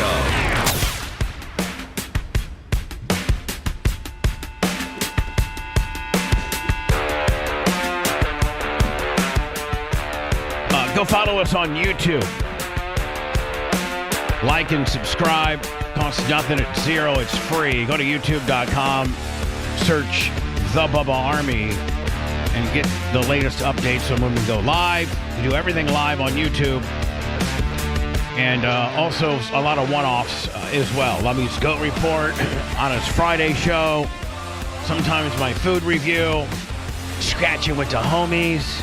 Maybe I'll pop up live Saturday from the track, Lummy. Most of that's on YouTube, sure. Now, I want to make sure that you and Red aren't upset with me and that I was blowing you guys off on this situation I think that's developing outside. I don't want you to think that I was trying to... No, it's important that we got that to you promptly. We just wanted to make sure you knew. We didn't want to bother you, and I know your breaks are short, so... Yeah. So, but what I'm saying is let me just get a little bit everybody up to speed as to what's going on here. We have a crazy person outside. Thank God we have a badass gate system. Yeah, no kidding. Oh, wonderful. For real. Our gate system's pretty secure. Think about all the crazies we've had that's trying to get from Kenneth Kimberlin. Gate kept him out. Yep. Brandon Powers, Sativa, whatever the hell, the devil, whatever, kept him out. Crazy Calvin. Now we got a new guy out there that supposedly, Lummy, Let's talk to him a lot more than I have. All right, so Rhett, What's? Can you just give us we might as well be transparent about it. Yeah, and just tell everybody what's going on, and maybe we do something about it. Well, I don't know how long he was waiting across the street, but I saw him when Bob Cook got here, which is about 6:50. Bob Cook here, by the way. Well, by the way, ladies and gentlemen, and he's painting our downstairs for us, getting it to aesthetically look better for Barb. So we love you, Bob Cook. Thank you, Bob. Love him. So this guy walked up, and I mean, he's Bob Cook pulls in. Yeah, Bob Cook pulls in. The gate's still open. This guy's walking up behind him, and I thought that this was just someone who was going to be here with Bob, but it clearly was not, because he's asking. He's like, "Hey, is this the Bubba show? Is this Bubba the Love Sponge? Is this where Bubba does his show?" And I'm like, "Yeah, what do you need?" He's like, "My name is Joe." His name is Joe. He introduced himself. He basically said that I lost it all, man. I lost everything. So did Bubba. Right? Yeah. All right. Sorry. You know, I have all of these documents and this information that I need to get to Bubba before I can explain what happened, because unless you get this in front of you and you see everything, it's not going to make any sense the way that I try to explain it. So is Bubba here? And I'm like, well, you know, you're probably going to have to hang out outside for a little bit. Your best bet's going to be to call the show, because we'll take your call. Yeah, 813-90 Bubba, if he's listening to the show. I mean, that's if you want a direct line to speak to me now, that's probably the only way you're going to get to speak to me right now. That's what we told him on break a minute ago. But he said that he had some information, some documentation that he's going to need. And I said, listen, if you have anything, email it to show@thebubbaarmy.com. He's lucky Merch Creek didn't have him already, sized up from the Widow's Peak. Yeah, right. from the Watchman Tower. The Watchtower. Or we don't send the Equalizer out there. Oh, yeah. Yeah. But he's definitely we'll send the Equalizer out there. She will absolutely tear him apart. Right, what now? Listen, I look his face. He's in a very bizarre state. Like, he's just... What's he look like? Looks like a lost puppy. Right. He's a white guy. Looks pretty average. He kind of looks like a little older Colton. He's dressed. He's got jeans on, a tan jacket, a big old chain. I don't know if it's real or not, but certainly, expensive jewelry on. And some Timberlands. Yeah. Right. Untied. And about what, 30 years old? Somewhere around there, maybe a little older. And he identifies himself as what's his name? Joe. Joe. I don't want to say his last name, but he gave me his last name too. All right. And he said that you told me in the kitchen that his house is full of blood or something. He said something about, like, it was this whole convoluted thing about how he lost everything. He lost all his money. He lost his house. And now he has a mom-in-law who wants to kill his dad. And he has proof of that. And she's been ruining his life. And he has one of his properties that's filled up with blood or something like that. Yeah. I mean, he was just rambling. So I told him, any info you need to get to us, send us an email. I wonder if I should send you out there with your cell phone. He got a little footage of him, I think. Yeah, but he was like really whispering. He was mumbling. Yeah. So if you go out there live on your cell phone and you just stand in the gate and go, come here, if you're still out there.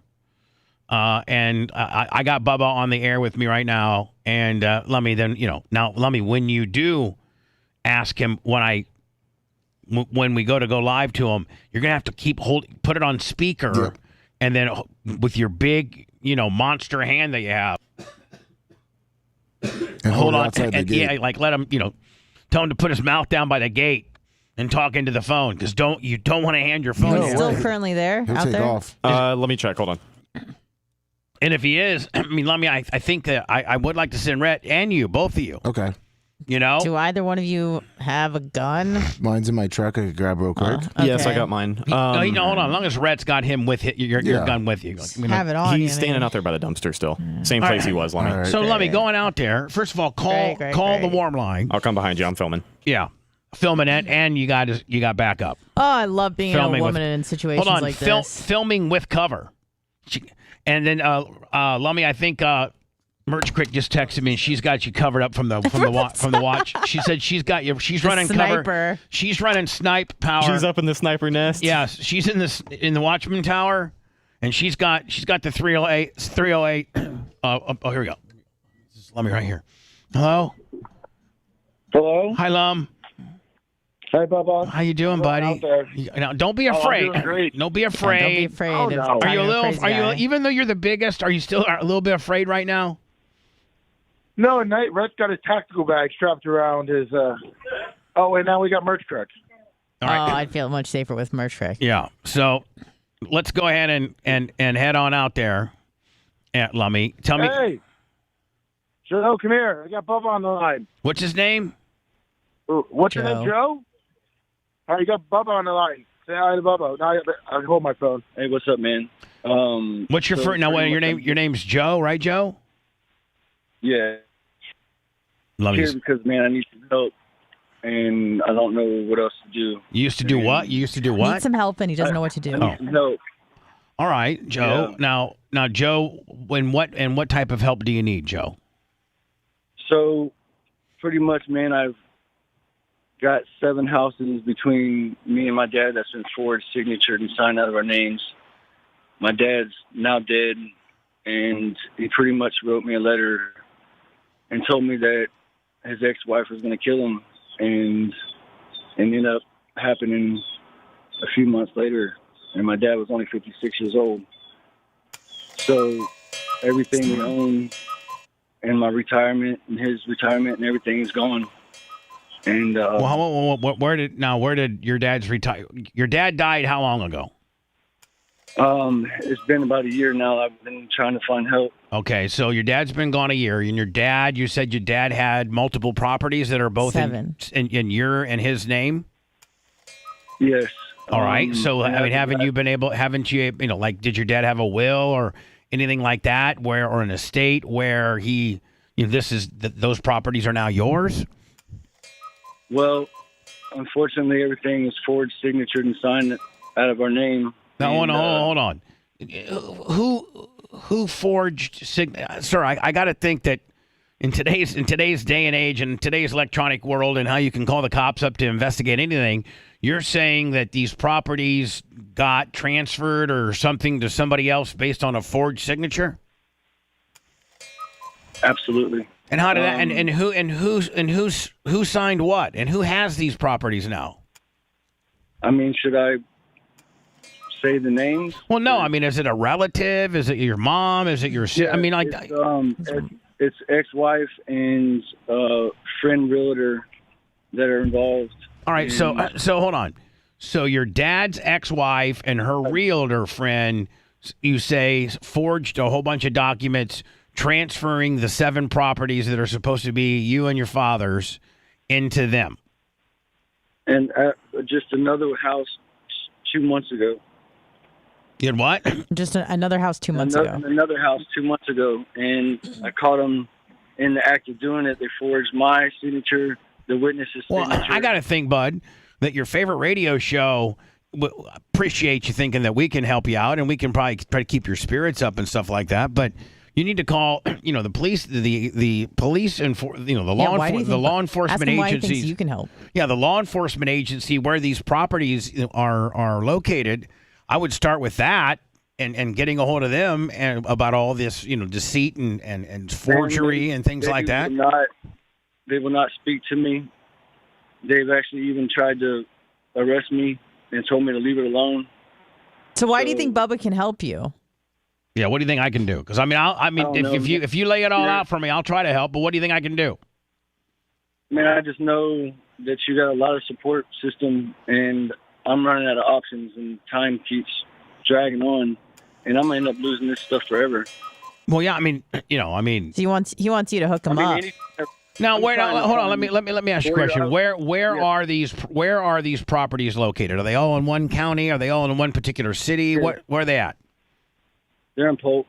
They're in Polk County. Polk County. I got to think, listen, that you could literally go down to the sheriff's department because Grady is the salt of the earth and talk to a detective down there about this particular situation unless they've already dealt with you ad nauseum and they know that you're crazy. Do you think that there's a possibility that everybody just thinks that you're crazy because you've done some crazy stuff? Nobody will even look at my documents. All right, what type of documentation do you have, Joe? Well, I have to show you, I guess. Well, no. I mean, won't you show them? Do you have them on you? Maybe you can show them to Merch Crick or Lummy, or and maybe they can take a look at them and What if it's bloodstained? What if it's what? Bloodstained. You wouldn't understand. Do you think the ex-wife killed him? I know. You think that? Have you gone to Polk County? Yeah, I've done all this. Do you have a record? Yeah, because of the The kids got me a record, yeah. Oh, okay. So, I mean, What's your let record me consist of? show you some of these documents before you think I'm crazy. I just was curious if that's why they're not listening to you because you have a record. Well, like I said, What's it? Ask him. Ask him what his record's for. Yeah, what does your record consist of? The charges. Drugs, because the ex-kid. What kind of drugs? Had drugs in the room. Meth. Meth. No, the stepkids. Was it meth? No, it was crack. Yeah, probably crack. Coke. Coke. Yeah. So now, Yeah. Joe, you there? Joe, you there? Getting information. Joe. Just letting you know. Joe. Yes, sir. When's the last time you were in jail? 2 years ago. All right, 2 years ago. So you haven't been in jail for 2 years. Are you on paper right now? Are you on, or no, are you clean? No, man. They pulled me over, arrested me, nothing in the car, and I went to go to court, and the court date was there was no court date. So you have another court date yet? No, this was 2 years ago. Oh, 2 years ago. So you're not on probation or any type of paper or nothing right now? No. All right. Well, Joe, I don't know. I'm not a realtor attorney. I'm not a state attorney. I'm not, I'm not even an attorney. I'm just some radio guy. And I don't know what I can do for you other than direct you probably to where you've already been. And that's the, Polk County Sheriff's Department. See if you can get a hold of a detective, show them your paperwork, tell them your theory, or walk them through your conspiracy, my stepmom stole all this stuff from underneath me theory, and see if you can get them interested and taking this case. Otherwise, I don't know. I mean, hell, you're talking to a guy. You're talking to a guy that thought as if somebody should have got arrested before they got away scot-free. So you're talking to a guy that also gets screwed too. So I get screwed just like you got screwed. Yes. So. Hey, how allegedly did your stepmom kill your dad? Man, I really don't know. Honey, now by what proof does he have that she actually is the person that killed him? This is the address. He said his dad wrote him a letter. Yeah. Does he have that letter? Do you have the letter? Somebody's living in the house where it's at. Someone's in the house where it's at. What do you think about this situation? So hold on. I want to know how the mom did it. Was it pills? Did she poison him? You said you had a house full of blood. Was it did she shoot him? Knife him? No. You don't know how your dad? How'd your dad die? I haven't talked to him. This is a guy that's right. This is the guy right outside of our gate, by the way. Yeah, it's the type of people we. It's comforting. I died. There's no body for that house. There's no body. They never found his dad's body?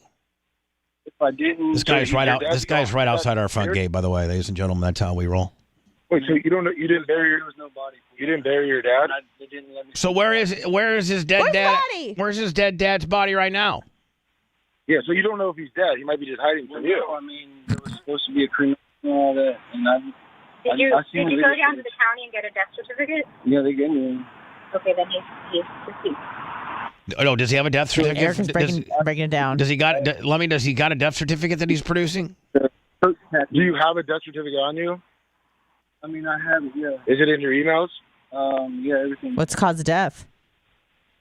Well, doesn't the death certificate say how he died? Yeah, it was like a heart attack or something. I didn't even look at it. How old was your dad? 56. All right. Well, listen, Joe. I don't know. I'm at a dead end here, buddy. I don't know what to do or say. Maybe make copies of all your stuff, and maybe we can take a look at it or something. Yeah. What do you mean by the house is full of blood, though? I mean, it was painted over blood. If you need a painter, we got Bob Cook right here, man. It doesn't need a painter. They're painting up the evidence. Give you a hell of an estimate.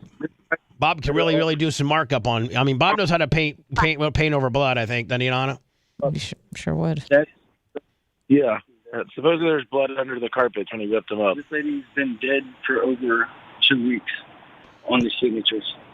Hold on. So the woman. I thought he died last year. So hold on. He's saying that one of the people on the signature page is dead now. Who killed her? How'd she die? I don't know how she died. She was. Did you kill her? Joe, did you kill her? It's okay if you did. Joe, if you did, hey, Joe, if you killed her, I mean, we can help you. We can help you. We know a guy. Merch Creek's going to have you flat down on the ground, handcuffed here, citizen's arrest. Look, I'm trying to explain to you. It's only. Look, you see my dad's signature, right? Let me ask him, did you kill her? Did you kill the lady? Did you kill your stepmom? Is your stepmom still alive? So look, IP Solutions is. He didn't find it funny, Bubba. Ask him. It's something we need to know. He didn't find it funny, Bubba. Let's just let it lie. He gave me a look, Bubba. Like, ask him, is your stepmother alive and is she okay? Just ask that. Is your stepmom still alive? The neighbor. Yes, she is. It's a little bit more credible. Is she hot? She got big jugs? She have a nice rock. I want to blast. Who has bigger jugs, Merch Creek or your stepmom? So that's what I'm saying. Don't signature it's live. Okay. So on these documents, every one of these is one city PO box. 127. My dad's is 123. She's killing the real estate guy. 127. Everything on these documents are showing all her. Okay. So now you got this house right here sold for $85,000 when it was sold for $210,000. It was sold, put back on the property 2 days later for $200,000. Let me ask him Let me ask him where he lives. Like, where does he currently reside? Where? Where do you currently reside? I don't have a home. And how did he get here? Whole county? Well, I mean, I walked from the hotel. I think he stayed at the hotel down the street. Oh, probably that real nasty one by where Red took that bigger girl, the La Quinta. Oh, yeah. I mean, because there's some nice places around here, Anna, and then there's some some flea bags too, like that Ramada down the street. He pointed toward the Ramada by the dollhouse. Yeah, where we shot that little deal. Remember? Oh, yeah. I'll never forget. And that's that's not a nice place. That's like ew. That's It's ugh. So let me ask him why. Like, what type of thought? What is he thinking by showing up at my studio? First of all, how did he find out where I was? Just Google. How'd you find out where the studio was? I just looked it up. Oh, you Googled it? Googled and what was your mindset that you were going to spend the night at the hotel and then think what Bubba was going to do? No, I just happened to be like, maybe I can just go down there and see what I can do. See if I can get some help. Okay, well, but hold on. He says, see if I can get some help. So what does he have in mind? Maybe we'll help the guy. What does he have in mind with regards to us being involved? Ask him that. A good lawyer or... he wants some publicity or a good lawyer? That's my dad's signature on that one. Right. What about a straw hat? A straw hat. And beach blanket. We call it a day. Air pressure. So ask him, tell him if I think he should. Let me tell. So it's easy to find you. Let me tell him. I think probably the closest television station would be probably Channel 28 over by the stadium. I would probably tell him, listen, man, that this is a big time news. This is a big time, lead off first at 6 story with Wendy. With Wendy Ryan. Ryan, yeah. Tell him to go to Channel 28 and ask for Wendy Ryan. I got a big time news tip for you. Do you know where Channel 28 is? By the stadium? Yeah. That's a big time news story. This is a big time news story. Wendy Ryan, she can definitely probably cover this. Say it's a big time. Let me get it out on the news. Any help I can get. Tell him, this is big time. This is 60-minute stuff. Tell him. This is 60-minute stuff. You know? He says, I know. Yeah. That's why you want to get Bubba the exclusive? I called every lawyer in the state of Florida. And not a one of them is taking it. Hey, let me ask him. Hey, put him on the. Joe, listen up. This is Bubba. Can you hear me, Joe? Yes, sir. All right. Joe, have you thought, and I'm not trying to be a dick or nothing, but have you thought the fact that maybe some of the reason why, or the one general consensus thing or issue is the fact that nobody wants to help you? No police agency wants to help you. They've all told you that you're crazy. You've been to various other media. Nobody's helped you. And so your only person that you think could potentially help is me, and I can't do anything. So do you think that maybe the reason why people are telling you that they can't help you is because this isn't what you think it is? You got a wrong idea as to what went down here. And the evidence that you show them doesn't really lead them to think that your story is correct. Have you thought about that? That's the reason why you haven't got any help? Just asking for a friend. But, I mean, it's on paper. What's on paper? Lummy, can you see clearly what he's talking about from the paper to the documents that he's producing? Well, everything's on his phone. There's no bill. Okay. Like, there's no bill to her, but what I'm saying is... Everything he has is like a scanned document on his phone for like the houses. Yeah. The will and all the other stuff is in a house that he can't get into. Mm. No, here's what I think. Okay, let me explain something to you. After somebody passes away, you get a divorce. I mean, you get a divorce. Death certificate. The wife then gets the title, the deed, put in her name with that death certificate. She's now next of kin. No. By law, if he didn't leave a will. No, she's been divorced for 10 years. Okay. She already got her house and all that. Call Grady. You need what to I'm call saying law is, did you enforcement see the document? I did, but okay. I'm looking at something that somebody who is a title company who actually has standing to do the transfer of the title. They did that. They're legit. You need to contact them. All right, let me ask him the following. Joe. Investigated. Joe, are you going to harm? Are you going to harm yourself? Or someone else? else? Harm yourself? Or somebody else? These are questions. You see the document. He said no. He said, "Come on, Bubba." No, just tell him like, listen, we don't. Hey, let me just kind of be a dick. Joe, we ain't got time for this stuff. We really don't. And so I'd appreciate We don't have time for this. We appreciate it. You got to email it to us. You know, Bubba just wants to make sure you're not going to hurt yourself or anybody else. International radio show going on. Yeah, I'm just tell him that you have to come inside and we have to do this radio show. I'm getting yelled at now. And so what's our email? Show at thebubaarmy.com. Show at thebubaarmy.com. Send the documents. He's walking away. Or call. Tell him to call the studio line. It might be about. Hey, Joe, you got your phone on you? Call 813-90-BUBBA. 813-90-BUBBA. Joe. Joe. I want to go on record on me by you screaming, Joe, don't hurt yourself or others. Joe, don't hurt yourself or others. Hello. She gets a BB gun. Hey, Bubba, this is Matthew, Insured Title Agency, West Chase. Hi, buddy. Shameless plug. Oh, are you the guy that was going to look over the papers from the crazy dude that came by yesterday? I am that guy. Okay, so give me a report, buddy. Okay, here's your report. I actually contacted the owner of the title agency that did the closing for his father. All right, so we we got some really good intel here. Yes, you do. I had a very nice conversation with the lady. She was very familiar with this because Joe not only stalked you, he's been harassing her and stalking her. Well, I can only imagine. I bet you she's gone through times 10 what I've gone through. Yeah. Oh, yeah. So the whole premise of the situation with his father, he did own multiple properties that were all together, for about 20 years. Right. They're mobile homes and they're rentals, except one. One was his primary residence, his homestead.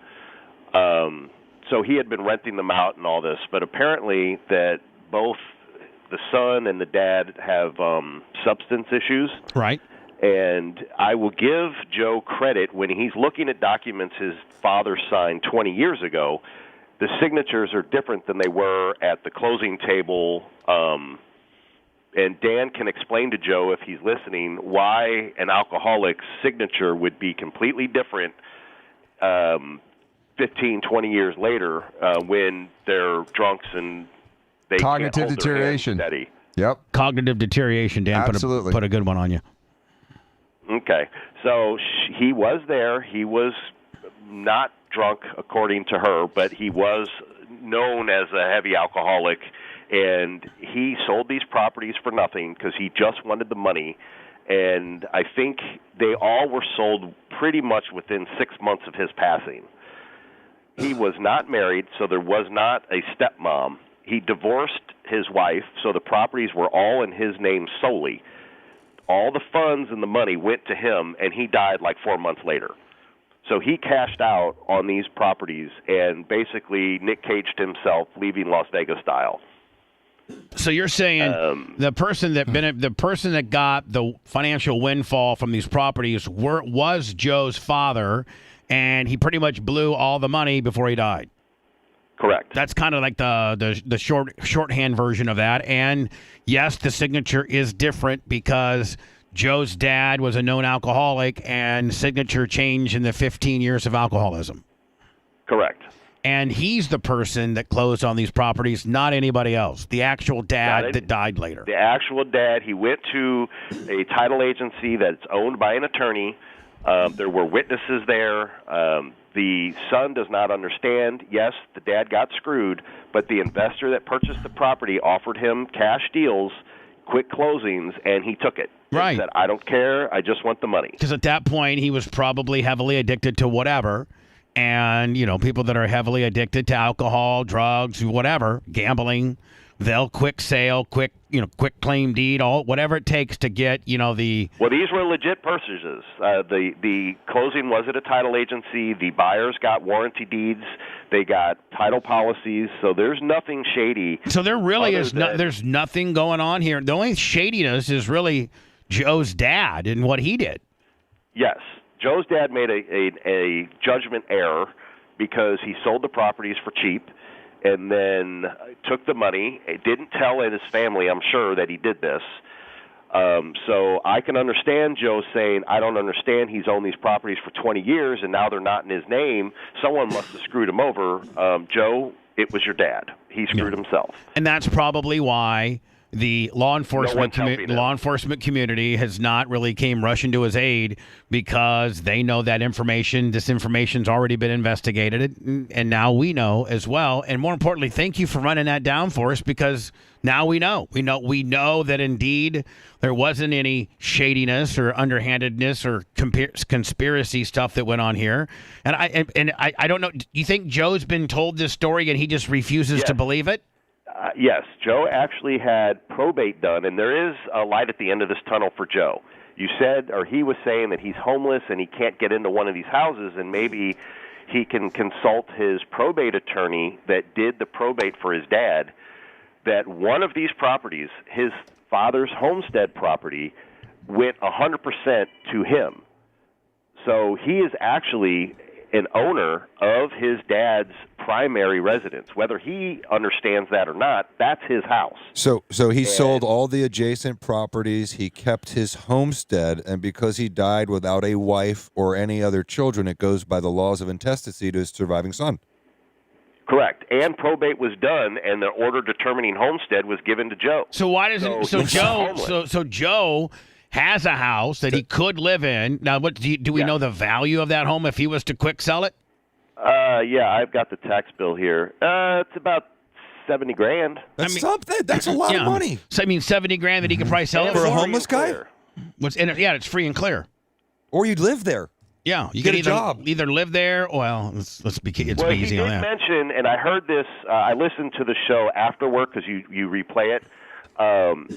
That there's somebody there, so there may be a tenant or somebody living in there, and he doesn't realize that he can evict those people. Right. Whether or not they're on a lease, I don't know. Or get the value of their tenancy. And get the rent. Get the lease payment. He should be getting the rent. Sure. Mm-hmm.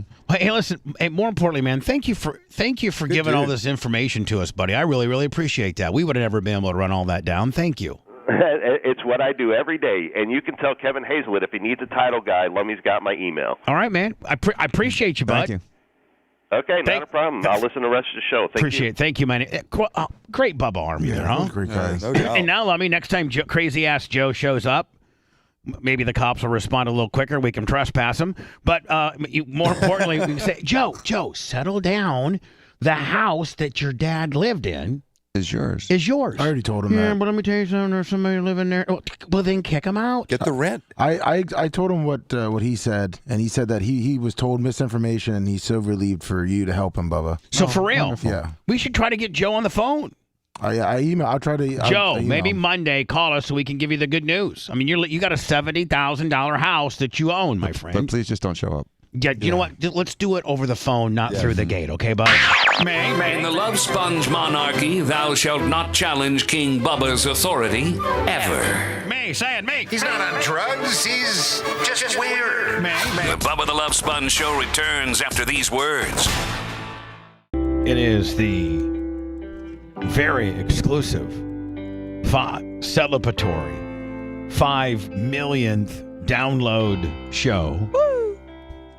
Congrats to us. Yeah, congrats to us. Cheers. And I've been asked to do a show about this for years.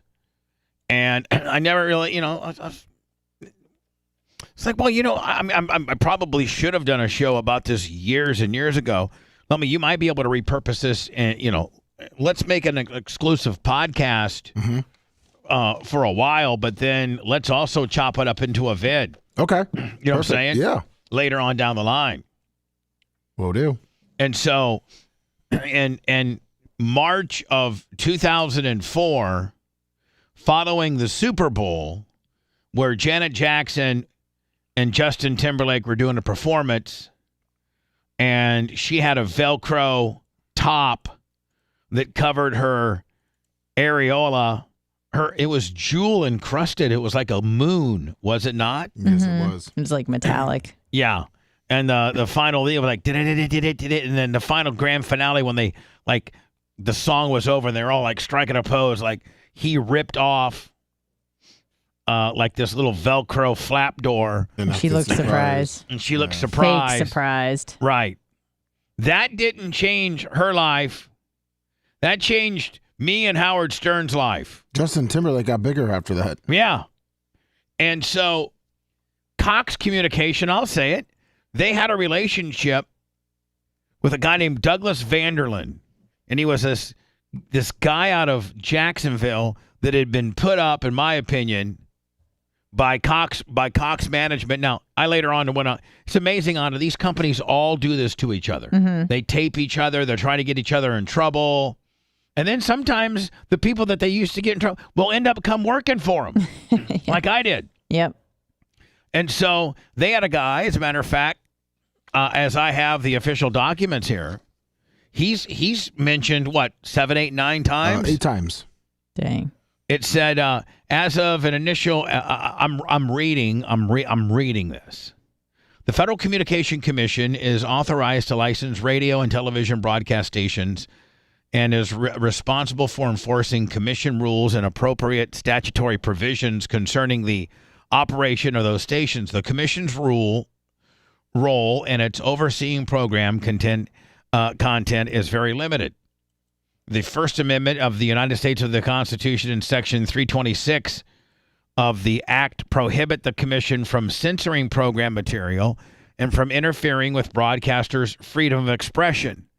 The commission does, however, have the authority to enforce statutory and regulatory provisions restricting indecency and obscenity, specifically if it's in a violation of federal law, to broadcast obscene and or indecent material. Title 18 of the United States Code, Section 1464, prohibits the utterance of any obscene or indecent profane language by means of radio communication. In addition, consistent with subsequent statute and Court Case 9, Section 73-399 of the Commissioner's Rules prohibits the radio and television stations shall not broadcast indecent material between the hours of 6 a.m. and 10 p.m. After 10 p.m., it's affectionately known in the business as the safe zone. Mm. You can get a little more provocative after 10 p.m. That's why, remember when Adam Carolla and Dr. Drew had their little show? It was always After Dark. Yeah, the Love Line. Love Line, right? Yep. And then before that was Dr. Judy, and they'll always do it at 10 o'clock because you could have, a girl call in and be like, at 10:05, be like, Love Line, be like, yeah, my boyfriend went down on me, and right. I was sucking his D. Oh, and dear. Well, I did that at 7:15 a.m. Yeah. As an initial matter, we find that all of the 7 segments at issue in this notice of liability were broadcast during this prohibited time period. and at the time of day on the first specific complaint alleged by Mr. Douglas Vanderlyn, and its first complaint, 10, albeit not by all 4 of its captioned stations. In this regard, Clear Channel has acknowledged that segments 1, 2, and 7 were indeed broadcast and that the transcripts for these segments submitted by Mr. Vanderlyn are accurate. Clear Channel states that it did not retain audio recordings or transcripts of its own for the broadcasts encompassed by the remaining 3 segments, 3, 4, 5, and 6. Consequently, as those segments Clear Channel refused to admit or nor acknowledge that the material in the transcripts provided by Mr. Vanderlyn aired as he alleges. 12. However, based on the evidence before us, including Clear Channel's failure to refute adequately Mr. Vanderlyn's allegations, again, Anna, this is one guy. Yep. This is one guy. The stations WXTB, WRLX,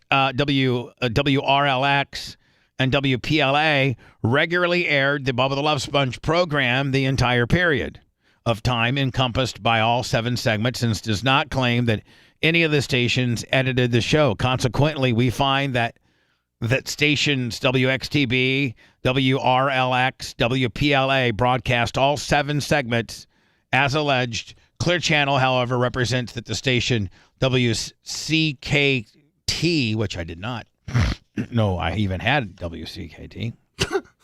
You had so many you didn't did even not know? I had so many fucking stations. Did not even begin carrying the Bubba the Love Sponge show till October 29 of 2001 because segments 1 and 2 were broadcast before that. So, see, this guy was recording me for 3 or 4 years. I think I saw something in a news article that, it was like for 3 years straight. This guy, Anno, he had sent hundreds of complaints to the FCC. Jeez. So, Lummy, here is, I found it. This is the C-SPAN meeting about this with John Hogan, the CEO of Clear Channel at the time. Oh, nice. Testifying. I was going to send you an article from the Herald Tribune that talks about your guy. Yeah. Dwight or whatever his name was. Oh, Douglas. Yeah. Send me that. I just sent it to you. I didn't get it. Send it back. Unless I got a full screen and it's not. Just send it back again. It's just talking about how he was a chemist, a father, and he filed a suit. And send it one more time. I don't know why I'm not getting them. All right, send it again. There, it's not coming up, lover. There it is. There it came. I guess when I have things maximization, Willie. It's hard to see. Sorry. Here, I'll pull that over here. And this is, and they making him out to be a hero? Kind of just how he went through, filed a suit in April 2002 after steadily taping Bubba for 2 years, and then you're fined and all those different things, and what his complaints were for children and all that. Dear kind of readers, stuff. Tampa's Bubba the Love Sponge morning program originated from 98 Rock, recently made national headlines when it was the cause of an FCC commissioned largest ever indecency fine. On January 27th, the FCC fined WXTB and Clear Channel Communications $755,000, $27,500 for each of its 26 indecency violations, and a $10,000 each for filing infractions for 7 broadcasts airing between November and December of 2001 from WXTB, as well as the other simulcasters, Port Charlotte's wherever and West Palm Beach's wherever. Jacksonville chemist and father Douglas Vanderlyn successfully filed suit in April of 2002 after steadily taping Bubba for 2 years. Vanderlyn was angst against the content freely aired for children and teens. Why don't you not let your kids listen, Mr. fucking chemist? Bad dad. Bad dad. You're a bad dad. Right? Yeah. Oh, blah, blah, blah, blah, blah. And it just goes on to see that he just basically, was obsessed with me. And just kept filing after filing after filing against you. Yep. No wonder Bubba feels singled out for the FCC to supersize the fines and suddenly deem the parts of few a few 3-year-old parts of a 3-year-old shows indecently is ludicrous. It needs to get serious, blah, blah, blah. I mean, like, they would go back like 3 years. Anyway, great find on that, Lummy. No, thanks. I can remember watching this with Brent Hatley and Tom Bean. And this is before actually we watched it. And when John Hogan testified, we threw a party. Pizza party? Because we knew they were going to have to compensate me and pay out my contract because he was not honest he basically Anna, you can kind of tell a little white lie when you're in circuit court, like, because you're speeding ticket. Sure. Your Honor, I was only going 54 when you're going 60. But when you're in front of a judicial committee, when you're in front of... Can't get away with white lies. You can't lie at all. Like, no. You're fucked. That's some under oath shit. Yeah, so I'm watching this. This is one of the things that one of the congressmen said right here. Walden. Thank you, Mr. Chairman. I want to thank you for your continued efforts to find a way to clean up the nation's airwaves. Parents need all the help they can get. Now, it's clear from the testimony of our witnesses today that the nation's broadcasters and networks are hearing the concerns of our constituents. I commend you, Mr. Hogan, for dumping Bubba the Love Sponge into the garbage disposal. Be interesting, let me to Google Representative Greg Walden, Republican from Oregon, and see what the fuck he's doing nowadays. What you up to? The audience. Here. I'm gonna. Sorry.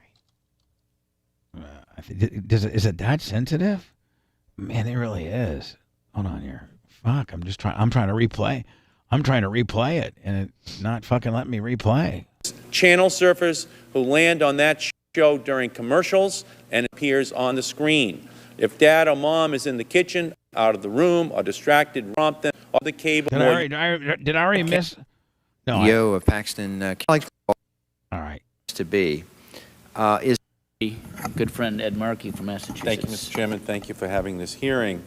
From our recent hearings, violation of the law and commission rules. What's up? What's that guy doing nowadays? Looks like he just didn't want to run for re-election in 2019, but yeah, he was a long time public fucking tax dick sucker. 99 to 2021, sucking the dick. 99 to 21.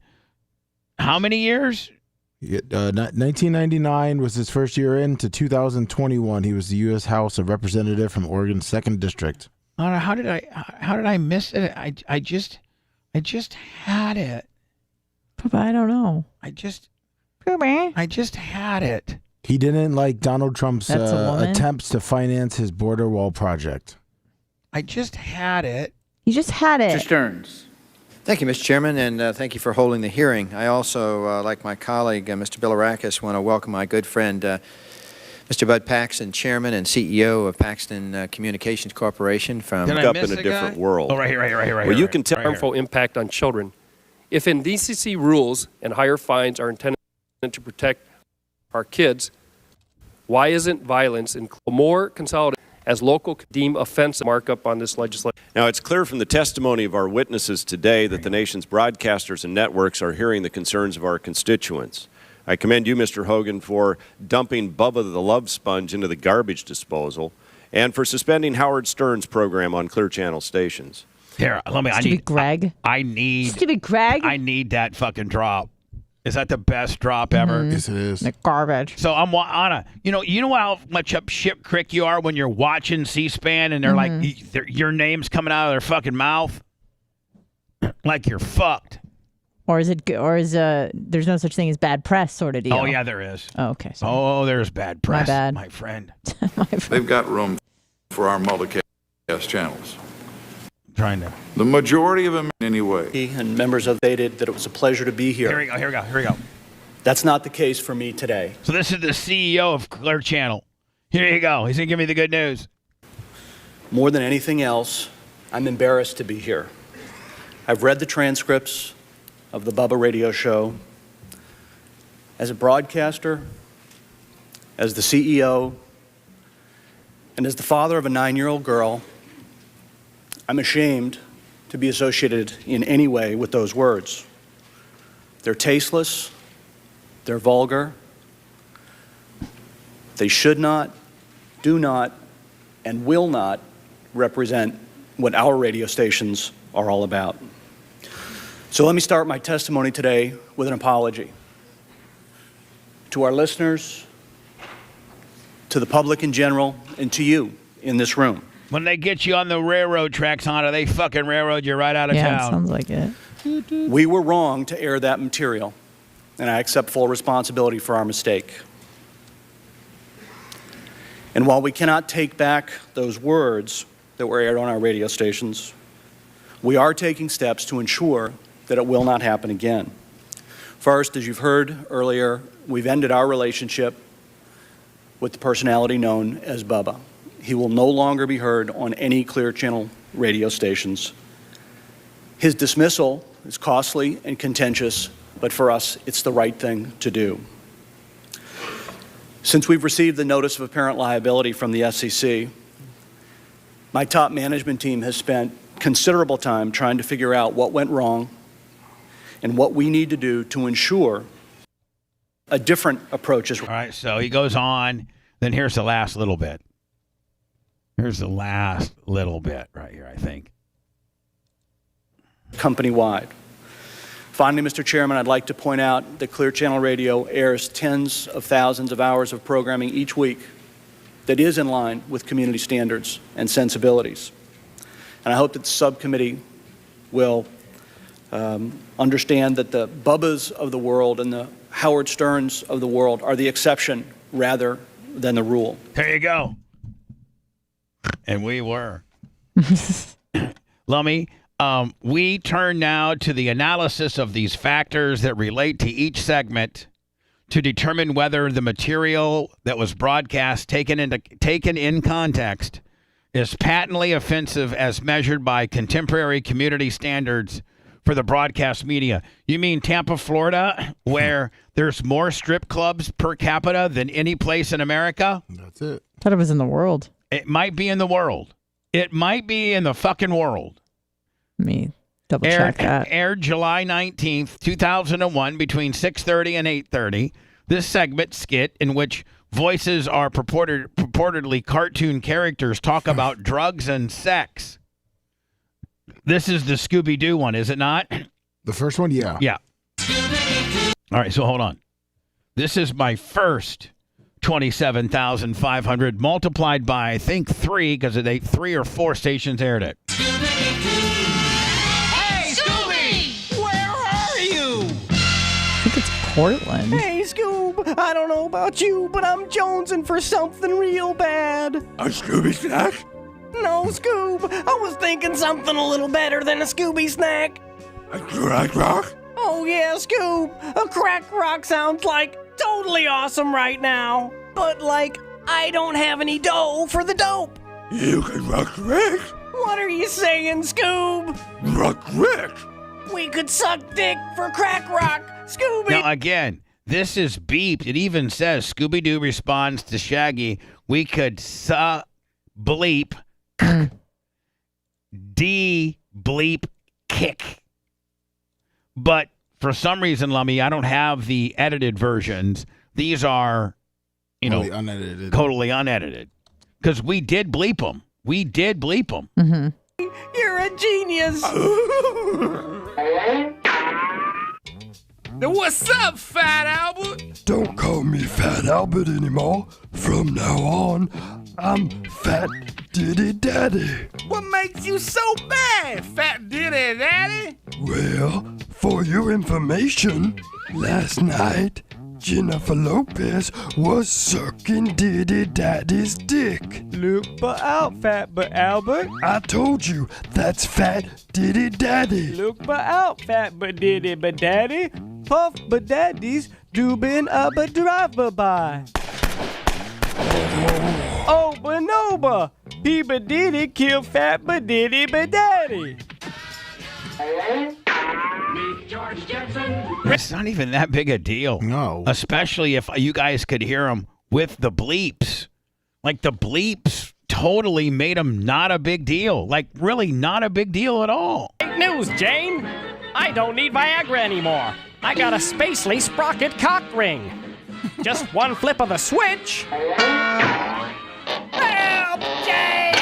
Stop this crazy thing! Alvin, why do you look so frustrated? I haven't been late in almost 6 weeks. Well, you know what the problem is. What? It's that fucking pussy music we play. And again, it was beeped out. What do you mean? If we want to get the bitches, we have to play more kick-ass music. Like what? Check this shit out, Alvin. Suck on my furry chipmunk balls. Put 'em in your mouth and suck 'em, filthy chipmunk whore. What the hell? Suck on my furry chipmunk balls. They taste like pistachios. They're warm and fuzzy. Suck on my balls. So, boom, that was my first fine. My second fine, Lummy, July 19th, 2021. This Vanderlyn was so precise that he had, the day. And again, this is 04. This is February of 04 or March of 04 that these hearings are going down. This is nearly 3 years old.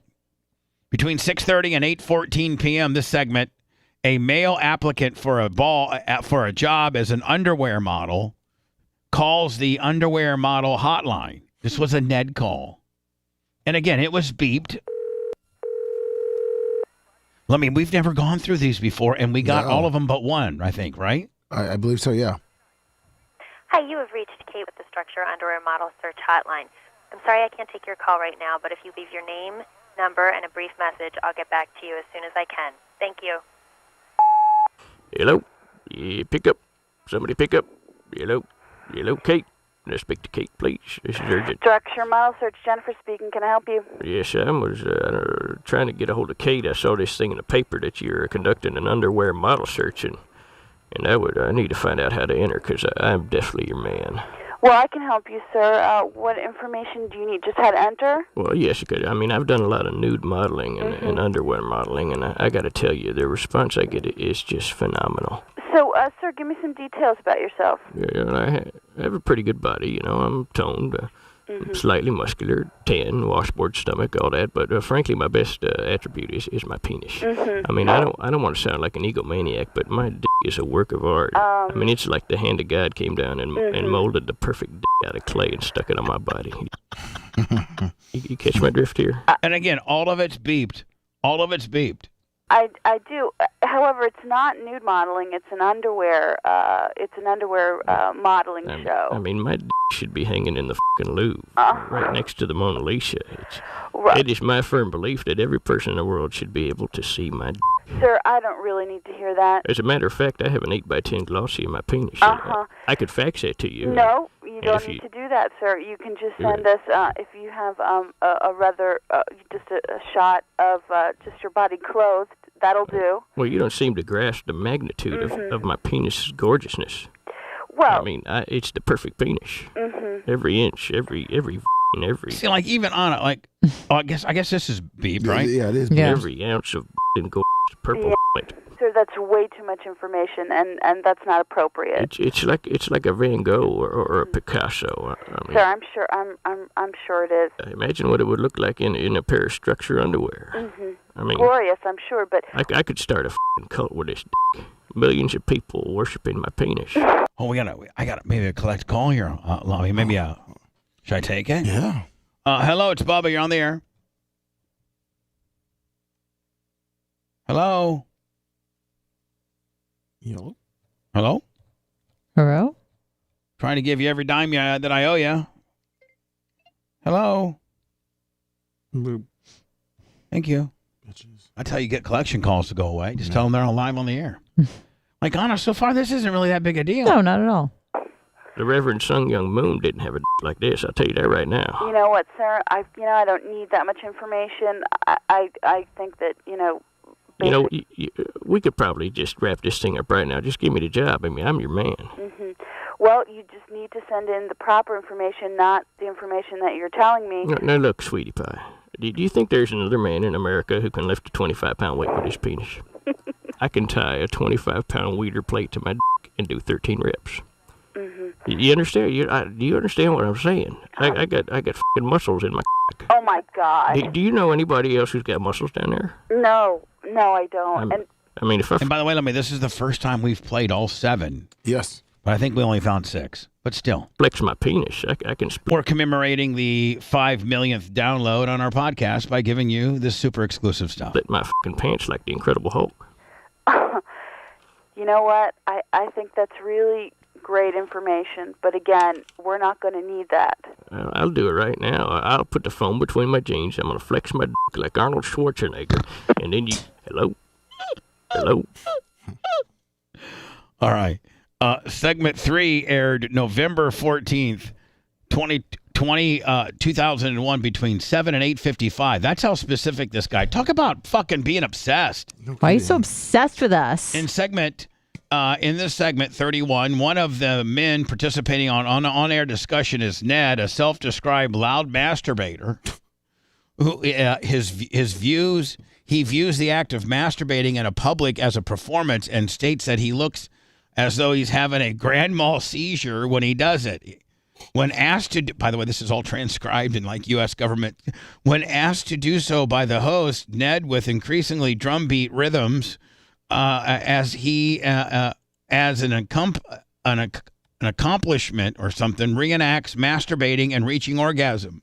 Despite the use of euphemisms such as waxing your carrot, referring to masturbation, and Sparky, referring to his penis, the sexual reference in the segments are unmistakably and sufficiently explicit to satisfy the first criteria of our contextual analysis. The entire segment dwells at length on masturbation, thus the second criteria of our whatever. So Anna, you can this is Ned and this is Ned and the ins and outs of the Pasco Pussycat. Here we go. This is violation number 4. Violation. Yes. Good morning, hello. Hi, this is Judy. I work at Pasco Pussycat down here in Port Richey. And I heard This is Judy, and you work at the Pasco Pussycat in Port Richey. What is the Pasco Pussycat? an adult novelty and movie store. It sounds classy. It's an adult, yeah. Bias, where are you going tonight with your old lady? Figured we'd have some dinner and maybe pop on down to the Pasco Pussycat. Oh, okay, cool. Me and my old lady were there last night. It worked out pretty nice. Now, what do you do at the Pasco Pussycat? I'm just a clerk. I work at the computer. Oh, you work at the computer. Yeah, we don't have any other dancers or anything. You just got those rooms where people can self-pleasure themselves, right? Pretty much. Do you have to go in and clean the self-pleasure? Yeah. You do? Oh. Do the people just right there on the walls?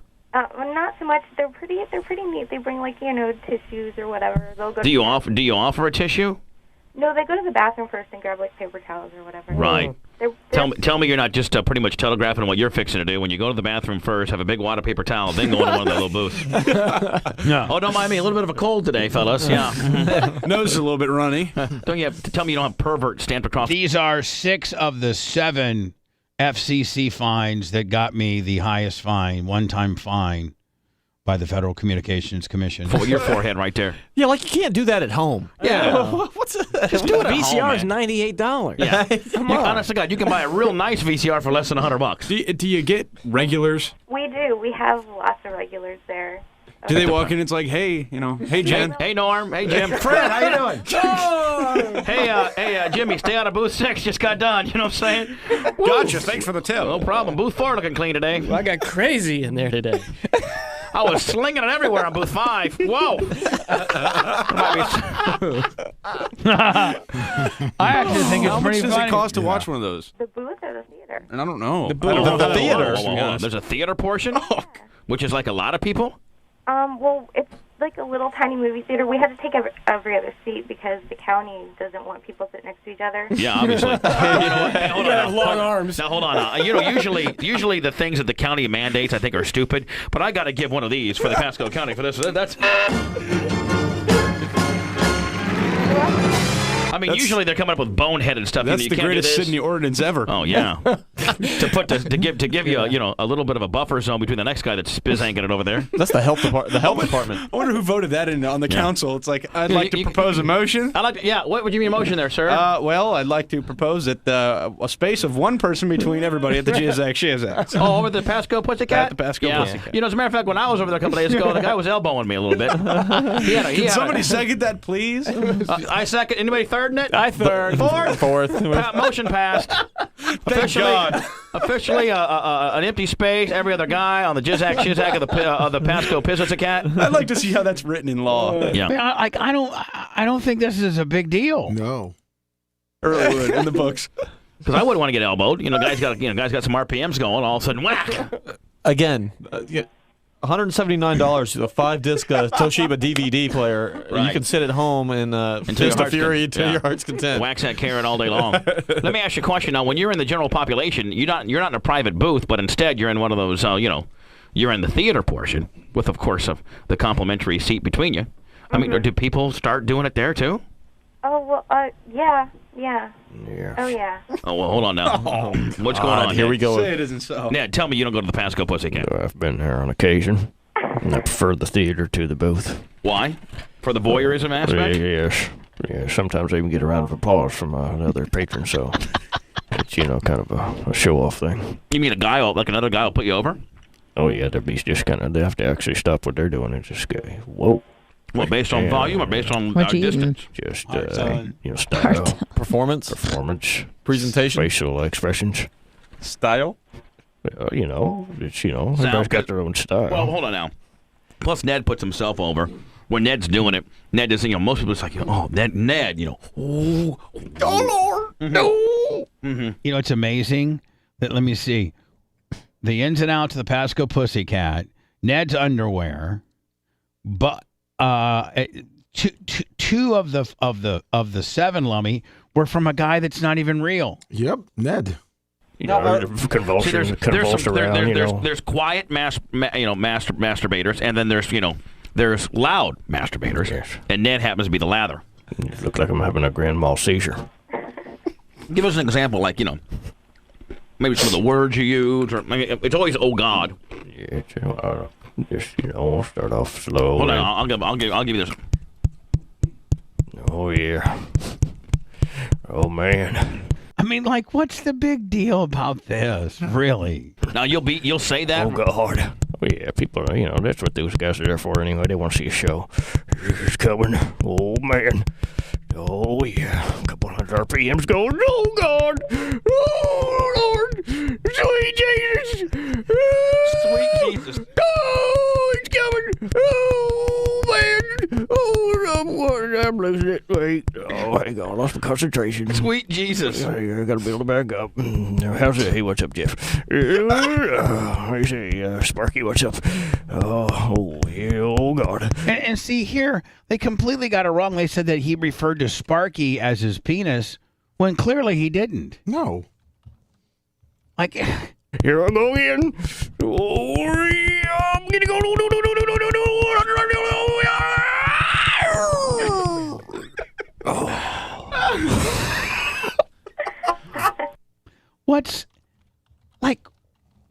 What's so big about that? Nothing. Segment 4, November 19th, 2001, between 8 and 9 a.m. In this segment 32, 3 males interview a female caller about her sexual exploits with Spider, another man. They discuss the largeness of Spider's penis, the length of time their sexual encounter lasted, the sexual techniques they used. This one's actually pretty long, Lummy. This one here is pretty long. Let's see. This is the crazy bitch that supposedly banged Spider and then threatened to kill herself. This chick is nuts. That's what you guys think. See, you guys don't even know if I bang Spider or not, okay? First of all, if you want to be on my show, you better back off your attitude about 5 notches or I'm going to come kick your ass. Whoa. Why don't you come kick my ass then? I will. Well, I'm like, that wouldn't fly today, would it? Telling your woman you're going to kick their ass. Because I'll beat your ass down. I don't know. She's pretty fat.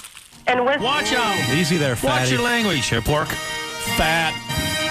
All right. And she was real fat, Anna, and we just You can see that we weren't very nice to her. I can see that.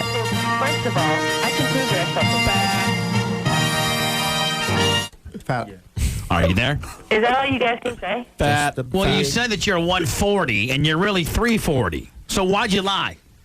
You know what? Because you guys are so damn shallow. Fat. All right. Did you bang Spider? Yes, I did. In the studio? Fat. I didn't say in the studio. I told you later it wasn't in the studio. Okay, you banged Spider. You then called my show last week and said that you were going to file some type of charges on our radio station. And you said that did you not bang him consensually?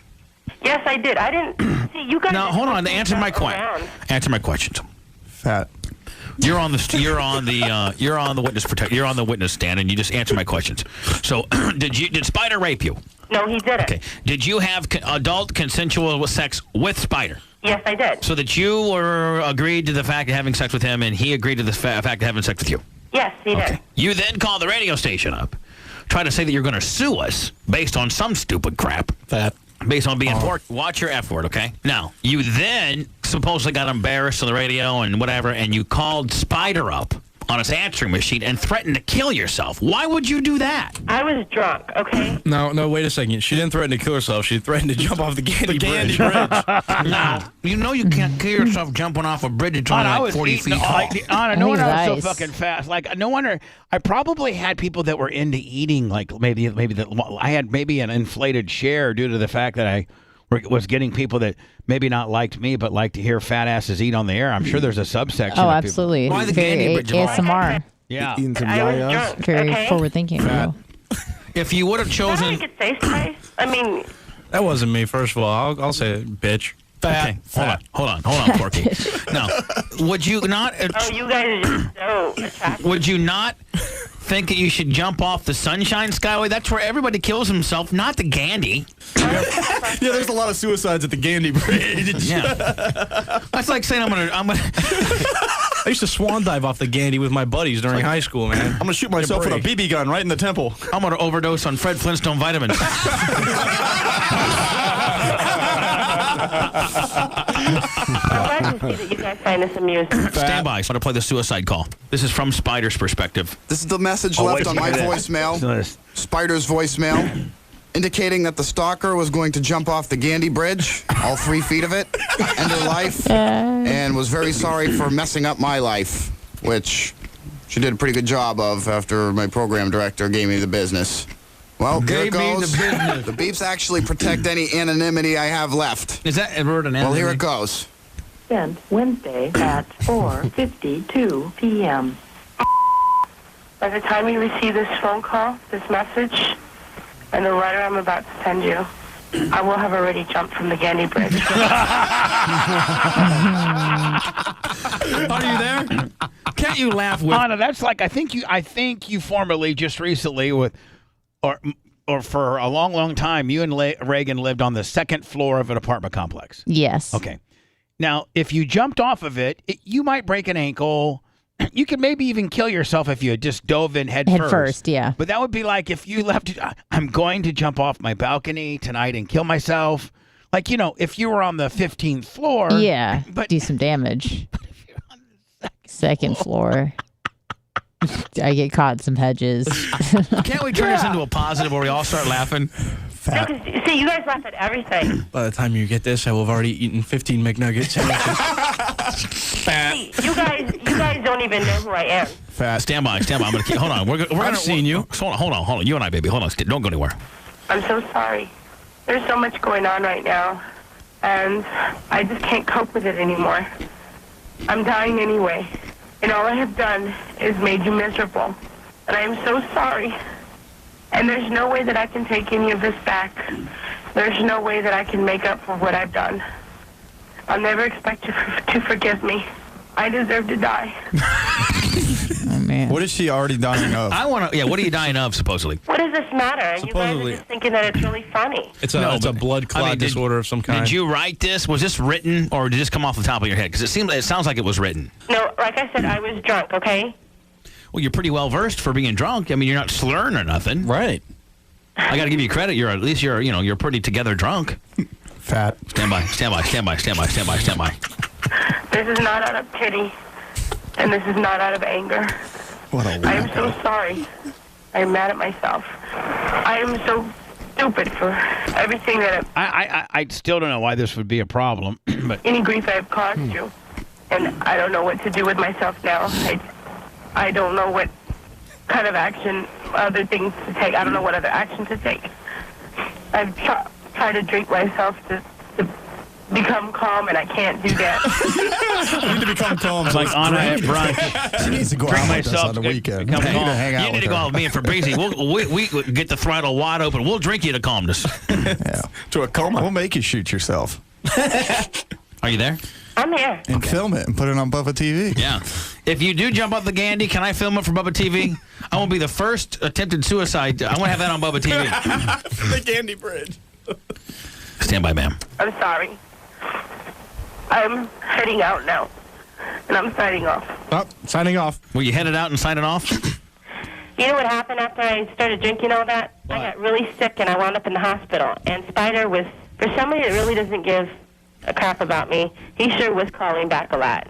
Yeah, he figures he's gonna get pinned for a suicide gimmick. Well, you know he's gone to the cops about you, and he has a warrant, a trespassing warrant, and he had to change his phone number because of you. Right. You know what? That doesn't really bother me because obviously. No. You don't understand. I did sleep with Spider, and see, I can tell you anything you want to know about him. How long's his penis? About 6 inches. Is it so? It's medium. It's medium, yeah. At best. At what position did you guys sleep in? Let me just tell you this. He's a jackrabbit. That's all he is. Hop on, hop off. So it wasn't very long. No, he said something about having prostate infections or something like that. Prostate infections. Get Spider on the phone right now. He changed his phone number. We don't have it. Oh, man. So how long, and when he banged you, how long did it last? About 2 minutes. You're kidding me. I'm not joking. What position? From behind? No, first it was missionary. And so the reason why we're playing all this stuff are these 6 or 7 fines that the FCC deemed were offensive and objectionable, and I got fined $27,500 for each of them, multiplied by how many stations they aired on, making it a total fine of like $710,000, and then they added like a $45,000. You didn't keep proper file kicker, making me the largest one-time fined radio personality in the history of our industry, which is probably why I'm on podcasting right now. And to celebrate our 5 millionth download on said podcasting, this is the first time that we've done a show about this. Even, right, oral. After you gave him oral. See, and then, like... Did he give you oral? God, I hope not. What do you mean you hope not? It's just not good going down on a heavier side chick on oral. There's some cheese down there. He didn't even tell you the whole story on why I'm heavy, and he didn't tell you that I am losing weight now. He didn't tell you any of that. Are you still going to kill yourself? Why are you heavy? I'm heavy because of my illness, okay? And I've gone... I was heavy because of my illness. It was called an eating disorder. Yeah, eating disorders are an illness now. No. Anna, can you understand why we had like a 30 share? Everybody was listening. Oh, yeah. Everybody wanted to hear it. It was called Tony's Buffet 3 times a day with a side order of Wendy's fries. Spider was trying to make sure that I ate every day. He obviously did a good job. He was trying to plump you up a little bit. He was like fattening that turkey for Thanksgiving. I'm gonna get this bitch nice and fat. Brent, it's not that fat. Somebody check Brent. He's having a convulsion over here. Somebody check Brent. He's having a convulsion. Easy, Brent. He's plumping her up. Why? Was he trying to plump you up a little bit? Are you like a ballpark Frank? You plump when we banging? Plump when you bang. He's a ballpark Frankie. You plump on your banger. How big are you? What does it matter? Well, because I just want to get a gauge. She's big. I've seen her. How big would you say, Spice? I'd say about 250, 260. Whoa, okay, so she's a big girl. Yeah. That's not too bad. What are you talking about, man? I'm saying she needs to lose 100 pounds. Yeah, no big deal. Yeah, that's 100 pounds, man. That's not too bad. All right, stand by. More of this. I'm sorry. And I just want you to know that I really did care about you. But it wasn't me. I don't know why you're saying that I called you. I never called you. Friday and Saturday night, I was at Ybor City. I was with some friends. And if I were to live to tell about it, they could vouch for me. Well, if I were to live and tell about it. So at this point, you really did want to kill yourself, didn't you? I wasn't sure. I basically basically wanted him to feel bad. It's kind of like that, what fat chicks do when they feel insecure. They want to get sympathy, right? No, it has nothing to do with being overweight. I have more confidence. No, you know what's upsetting me about this whole thing? Stand by. Even though you'd never believe me or never trust me again. I'm sorry. Like I said. Were you driving a hot rod? No, she was on the bridge, I think.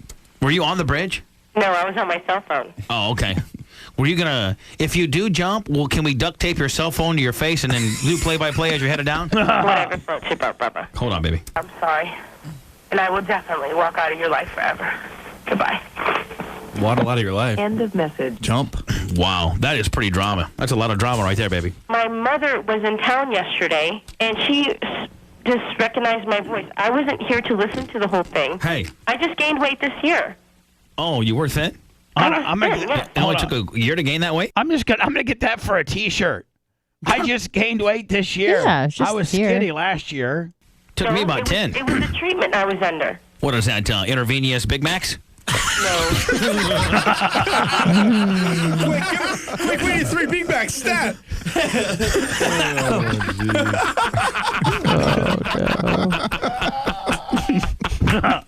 You guys really find this amusing. Yeah, we don't have anything else to talk about in the show. The show was going nowhere fast. It was an abortion at best. Now we actually got some entertaining rhetoric now. Well, I'm glad you find entertainment in it, you know? Hey, we're not the fat bitch that banged Spider and tried to kill herself and left on his answering machine now. Don't blame us. No, but what pisses me off is he denied the whole thing. I mean, but why don't you ask him who he's really banging now? I mean, because supposedly his roommate, a male, seems to be defending his honor all the time. Saying We knew something good was going to happen. Now, are you making the allegation that Spider may be homosexual? I never said anything. That's what it's basically leading up to. Yeah, we can. What's the dating game?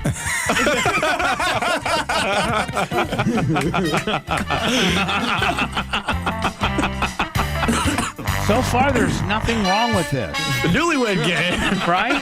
Well, according to it, it's when you talked about oral sex. Oh, we're back. So just that little bit. I mean, are you going to kill yourself? Are you okay now? Do you need some help? You want me to get you some professional help? What? It's offensive and indecent. That's what it means. It's shocking You know and what? I don't intimidating. need any publicity. I'm going to get, I'm You're going to kill yourself quietly. You don't want to be publicized. You know what? Let me just tell you something. Don't kill yourself. What's that going to do for you? That's not going to do nothing. I mean, we have one less chick that likes to crank down DJs. We need all those that we can get. I mean, Yeah, we depend on those. Yeah, I'm glad you guys find this funny. we depend on like fat, 50 times. frustrated, insecure chicks to I'm take not care. insecure at all. To take care of the spiders out there. Think of poor Spider. He does overnights on the weekend. We have to find some crazy psycho bitch to screw him. You should have seen how mushy he was when he first met me. I didn't want to go out with him. Really? Yes. Why don't you tell me? Well, see, what happened was, okay, I called up into the station, and we started talking and this, and he started asking me some questions, and I told him, look, I said, I'm sick, I'm going to start gaining weight. He said, that doesn't matter to me. I want to meet you. You sound like a nice girl. And then every morning he was, he was calling me to see how my doctor's... I've tried to pick up many chicks over the telephone before, and when a girl told me she was sick and she's going to start gaining weight in increments of 100, I try to tap out of that deal. That's Brizoodle. Well, he claimed he wasn't shallow, okay? I am. Oh, great. I'm glad you are, Bubba. Hi, I'm Bubba, and I'm shallow. I'm going to introduce myself to the girls. Hi, what's your name, Beth? I'm Bubba, and I'm shallow. I'm superficial. I got a lot of money. I know you like me because of my money. I'm a little bit overweight, but the bottom line is I can give you some nice stuff. And I'm all about you being hot. You're hot. I like chicks that are hot. I won't date a fat bitch. And the bottom line is, would you want to go out? Who's Beth? I'm looking for a shallow fat guy. Okay, cool. You guys act like you've never been fat in your life. I've been fat. I still am fat. Fat. He went to go fill out the police report yesterday, and the cops go, wait a second. Are you that guy they were talking about on the radio today? he goes, yeah. The cop goes, oh, great. That means I already know half the story. He started writing out the report. It's amazing how many people listen to this radio show. Everybody at my job listens to it. And believe me, I heard about it last night. Well, what did they say? They just said, well, I don't want to say exactly what they said. They said you're a psycho bitch. No, actually, they felt like you guys were a bunch of pricks. Well, we are. But behind your back, I just want to let you know that they think you're a psycho bitch. Yeah, behind your back, they think you're fat. That was a good fat, too, by the way. That was a good one, man. You mixed it right in real nice. What is she, Richard? Fat. We are pissing off women. Is that all you guys have on me? Fat. We are. No, she's psycho too. Psycho fat bitch. See, you guys don't even know what went on. Psycho. You guys didn't Fat know that he was calling me bitch. every day. Fat. Psycho. Fat. Slut. Bitch. Psycho. Fat. Bitch. Psycho. Groupie. Fat. Fat. Groupie. Whore. Psycho. Fat. Groupie. Whore. Psycho. Fat. Groupie. Whore. Psycho. Fat. Groupie. Whore. Psycho. Fat. Groupie. Kind of like the Budweiser thing with a couple fat DJs on some lilies. I want my psycho. It's almost over. Fat groupie. Whore. Groupie. Whore. Groupie. I want my psycho. Fat groupie. Whore. Groupie. Whore. Again, this is a big nothing burger. The spectacular's not near what you had thought it would have been. Nope. Not at all. But it fucked me up. Oh, here we go. I want my psycho. I want my psycho fat groupie whore groupie whore. I want my psycho fat groupie whore groupie whore. I want my psycho fat groupie whore. Fat groupie whore. What's... All right, here we go. Now, I don't know if 100% if this is it, but It says it looks like it's between two segments, too, of the... In this segment, a male host and two female co-hosts interview or talk with two female student guests who are participants in the contest of winter breast implant surgery. The host takes pictures of the women and directs and describes them in poses. Give me a little more ass. We don't know if this is it or not. No, but This one here segment 6 and 7, so they're both the same about... is 12 Amy boobs. White. Amy there? Yeah, it's me. Are you, well, obviously you're probably very excited. Yeah, I'm very excited. I just want to get, Dr. Diaco's office is going to be calling you here, getting everything arranged and stuff. Okay. I just want to get something, make sure that we have a clear-cut agreement that, because unlike last year, I didn't ask the girls this question, specifically.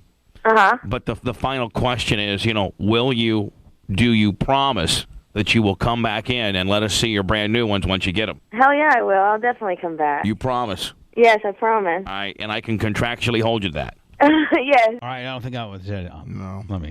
That's okay. This is the oldest ones. Anyway, this is the final violation when the guys saw my balls.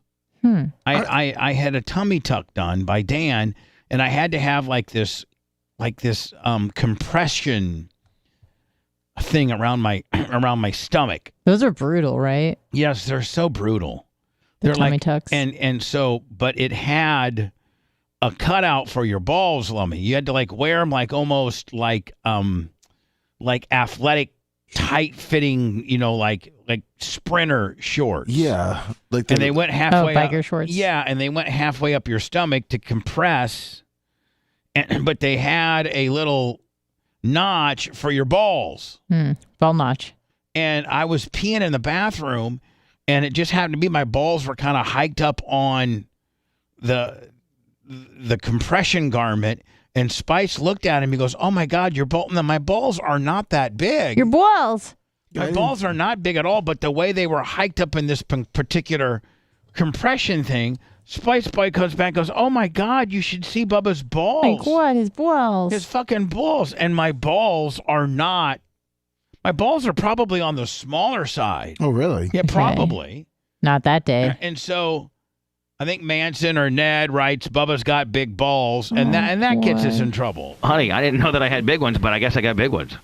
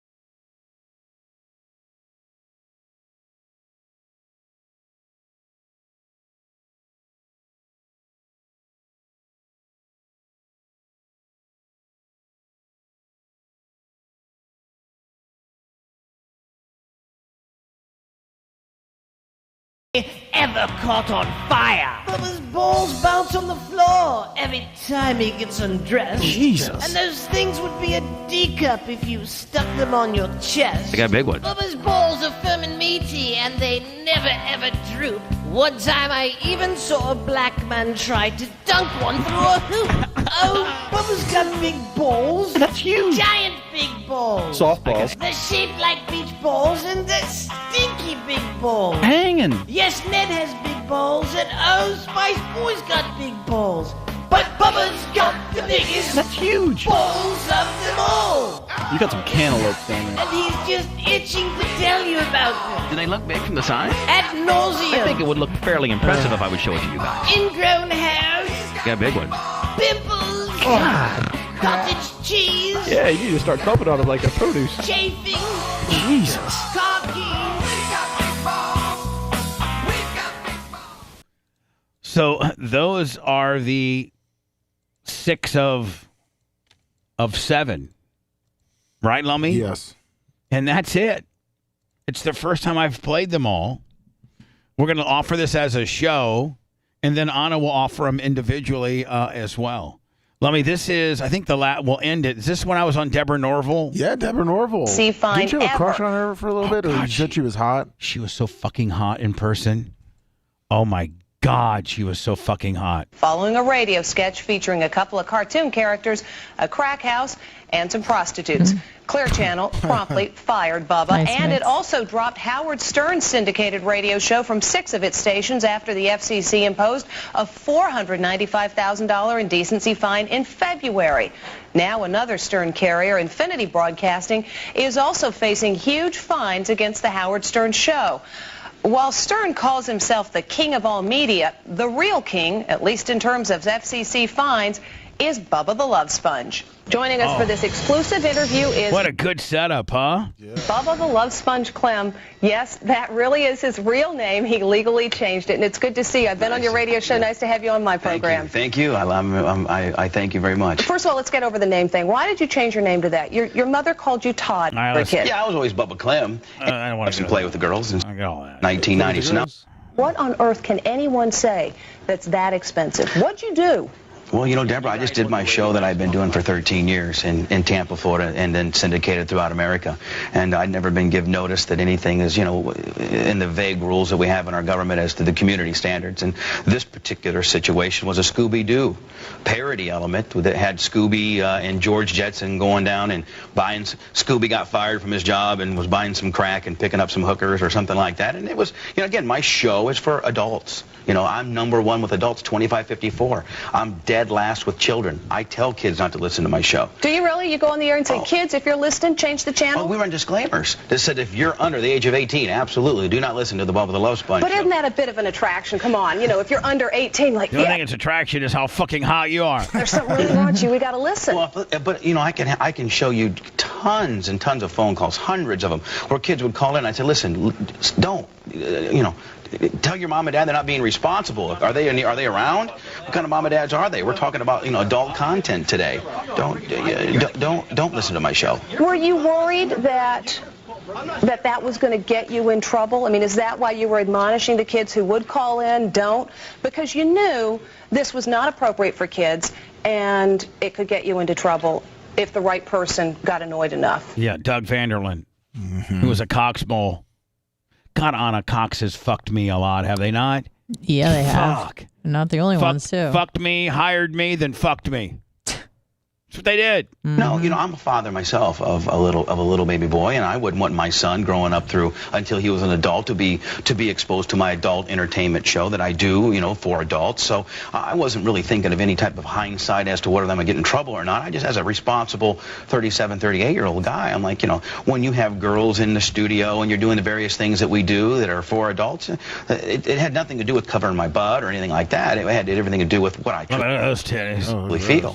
I want to hear some of your radio show. We've got some clips to play in a second, but I'm really curious about what Scooby-Doo and George Jetson did that was so offensive that a listener called in, and when the FCC ultimately went through the process, they said, yes, this is indecent, and it's indecent so many times on all of your stations, the 4 stations primarily, 7 stations in Florida primarily in which you broadcast, it's going to cost Clear Channel Communications. What exactly did you say? Because this is cable. We can say things, but do remember that there might be some children in our audience. Well, Deborah, to be honest with you, one of my producers was a produced element by one of my writers, and I don't really necessarily remember what was said. I mean, you guys may have it or may not, but I mean, there was nothing that we beeped out the necessary words, whether it was any type of woman's anatomy or whatever, but basically the premise was that Scooby was down on his luck, and he went and he smoked some crack cocaine, and we were all speaking in Justin and parody, and him and George Jetson went down to the crack house and picked up some hookers. And that's really the extent of it. It's not anything. It wasn't what they did with the hookers. No, it wasn't. And let's not talk. It's cartoon characters. Yeah. Oh no, there wasn't anything sexual as far as them having intercourse or anything like that. No. But the person who complained on me spun it as, well, since it's a cart, and the FCC subsequently ruled. And this is very germane. Listen to this.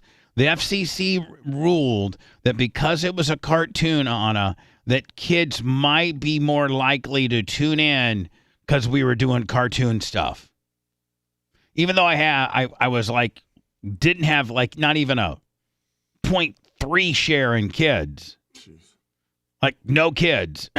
But because it was a cartoon, they used that against me, saying that kids, they might think it's a cartoon and listen. Because it was a cartoon, kids would be more apt to listen to that particular segment above a show, and cartoons could attract children. Meanwhile, if you do your due diligence, my show rates dead last with children. You said that. I virtually have 0 listeners, children 12 to 17. And yet the FCC is really pretty specific about what you can't do between the hours of 6 in the morning, which is when your show would begin, and 10 o'clock at night. And what it says is that language or material that in context depicts or describes in terms patently offensive as measured by contemporary community standards, sexual or excretory organs or activities, indecent programming contains patently offensive sexual and excretory references, et cetera, et cetera, et cetera.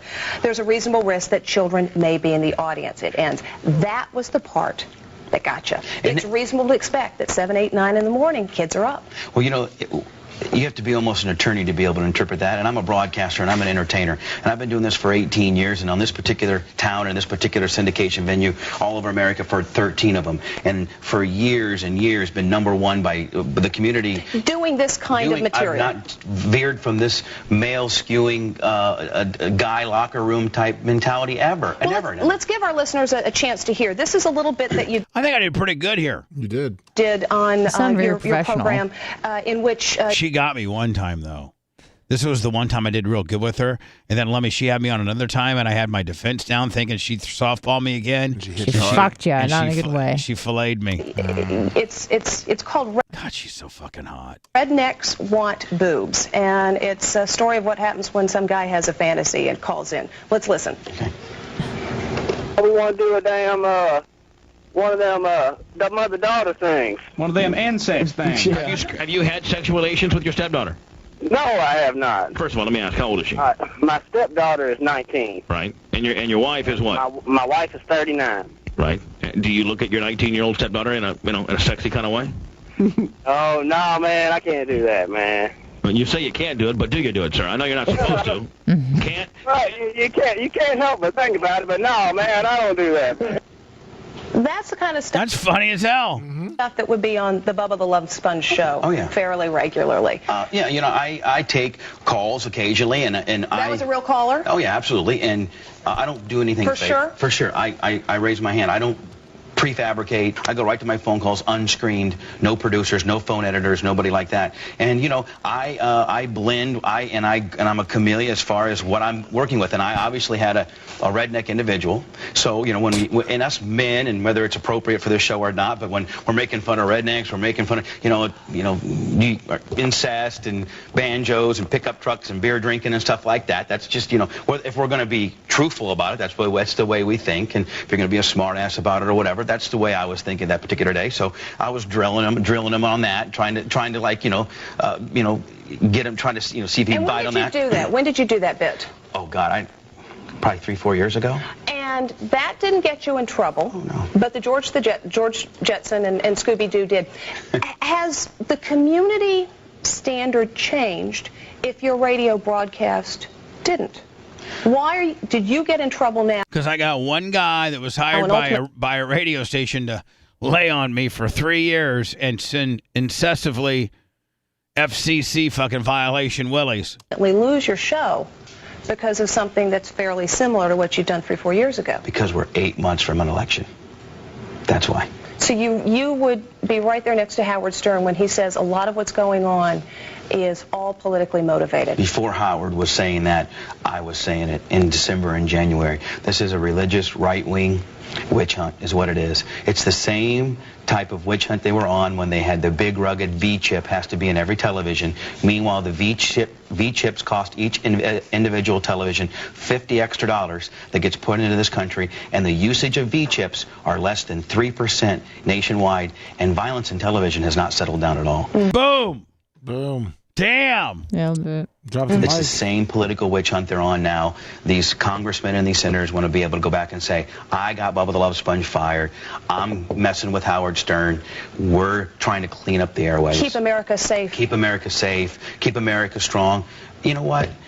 What a bunch of hypocrites. But a lot of people say that the starting point, the firing gun, was Janet Jackson and the flash on the Super Bowl.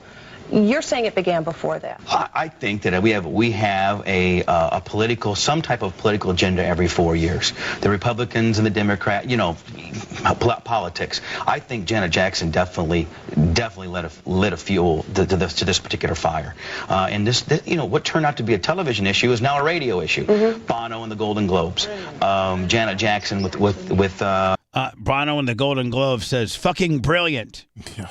And NBC, whoever, no fine. With the Super Bowl. Diane Keaton and the Golden Globes with the S word. One of the NASCAR guys who let one slip in a post-race interview. But Shaquille O'Neal recently, just 2 times, now been suspended for a game or so by Mr. Stern. Now, what's the most obvious target? Bubba the Love Sponge, and I'm done, I'm gone, and Howard Stern. But there's a big difference. It's a public... See, I think she's being super fair. Utility over which you do your radio show. What we do here on MSNBC is cable. People pay to have it brought into their homes. It's that little pipe or the fiber or whatever that gets it in there, and we're not going Get in there with you. Over the public's airwaves. Those airwaves over which your radio show broadcasts belong to everybody. And they have a right to say the appropriate material at the appropriate time of day. Why couldn't you take your show, do it after 10 o'clock at night? Well, you know, Deborah, the public speaks every day with their wallet. Every day the consumers of America speak with their wallet. And if something's objectionable or something's reality-based or something's sexual-based or Playboy magazine or the Bubba the Love Sponge show and it doesn't work, regardless of what time it is, okay? If it doesn't work, it's too offensive, it's indecent, I won't be here. It wouldn't have taken the federal government to get me thrown off the radio. It would have taken the people who owned whatever genre I was on. I want to listen to the owner, the chief executive of the genre that you were on, the head of Clear Channel Communications, John Hogan. The president of the company had something to say in front of the U.S. House. Let's listen. I've read the transcripts of the Bubba radio show. As a broadcaster, as the CEO, and as the father of a 9-year-old girl, I'm ashamed to be associated in any way with those words. They're tasteless, they're vulgar, they should not, do not, and will not represent what our radio stations are all about. How'd you feel when he made those statements before Congress? Sad. Very, very sad. Why? Because I, in my personal opinion, feel as if that I have no ill feelings towards Clear Channel. In my opinion, Clear Channel was forced to do this. Mr. Hogan didn't want to be, in my opinion, Mr. Hogan didn't want to be in front of Congress. Nobody wants to be there. But he had to be there. And he had to do what he had to do. And that's get rid of me. Do you see it going further? Oh, absolutely. I was the first. I won't be the last, but I was the first. It's a very scary environment we're in right now. You know, there's different situations for different strokes for different folks. And again, the American public votes with their wallet every day. If what I did was too raunchy and didn't work, I would have been a flop and a failure when I got in radio in '86. Howard would be too. But there's a big market for that. And it's sad. It's very sad what these these congressmen and these senators are doing to us right now. We'll take a break right there. We'll be back more with Bubba the Love Sponge after this. I commend you, Mr. Hogan, for dumping Bubba the Love Sponge into the garbage disposal, and for suspending Howard Stern's program on Clear Channel Station. Fucking nerd. We're back now with radio jock Bubba the Love Sponge. God, I think they had me on the entire show, Lummy. I think so, too. The entire show. Sponge, who was fired by his radio syndicators on the Lightning should be happy, don't you think? grounds of indecency. Before we went into the break, you were talking about an attack, if you will, on the kind of radio programming that you've been doing. Obviously, people cared. Someone called into the FCC, took the time to write a letter and said, this is wrong. It shouldn't be on the air. So while you say, yeah, we're making money hand over fist, the other people are offended by it. One person. I have 1 million listeners. One person that was represented by a Washington D.C. attorney for free. One person out of 1 million. Oh, yeah, Anna, they lawyered him up with a Washington-based D.C. lawyer that was a former FCC commissioner that fucking knew how to fill out all the forms. One person out of 1 million. What's the statistics on that? It's not, you know, I could be offended at any given time by any particular thing that you say, and you're not offensive. By all means, you're not. You do a great show. It's just, if you give, the FCC has given these, you know, now you don't need a transcript, now you can just call and report it. So you don't need proof. Oh. And that's, you really think it's the beginning of a witch hunt. Oh, the guy from West Palm Beach on a Clear Channel station, they had no tape and no transcript, but they had a woman, a 45-year woman, called the FCC and was able to describe what she heard. What's stopping radio station A just to pay people to listen to radio station B to do nothing but transcribe tapes all day?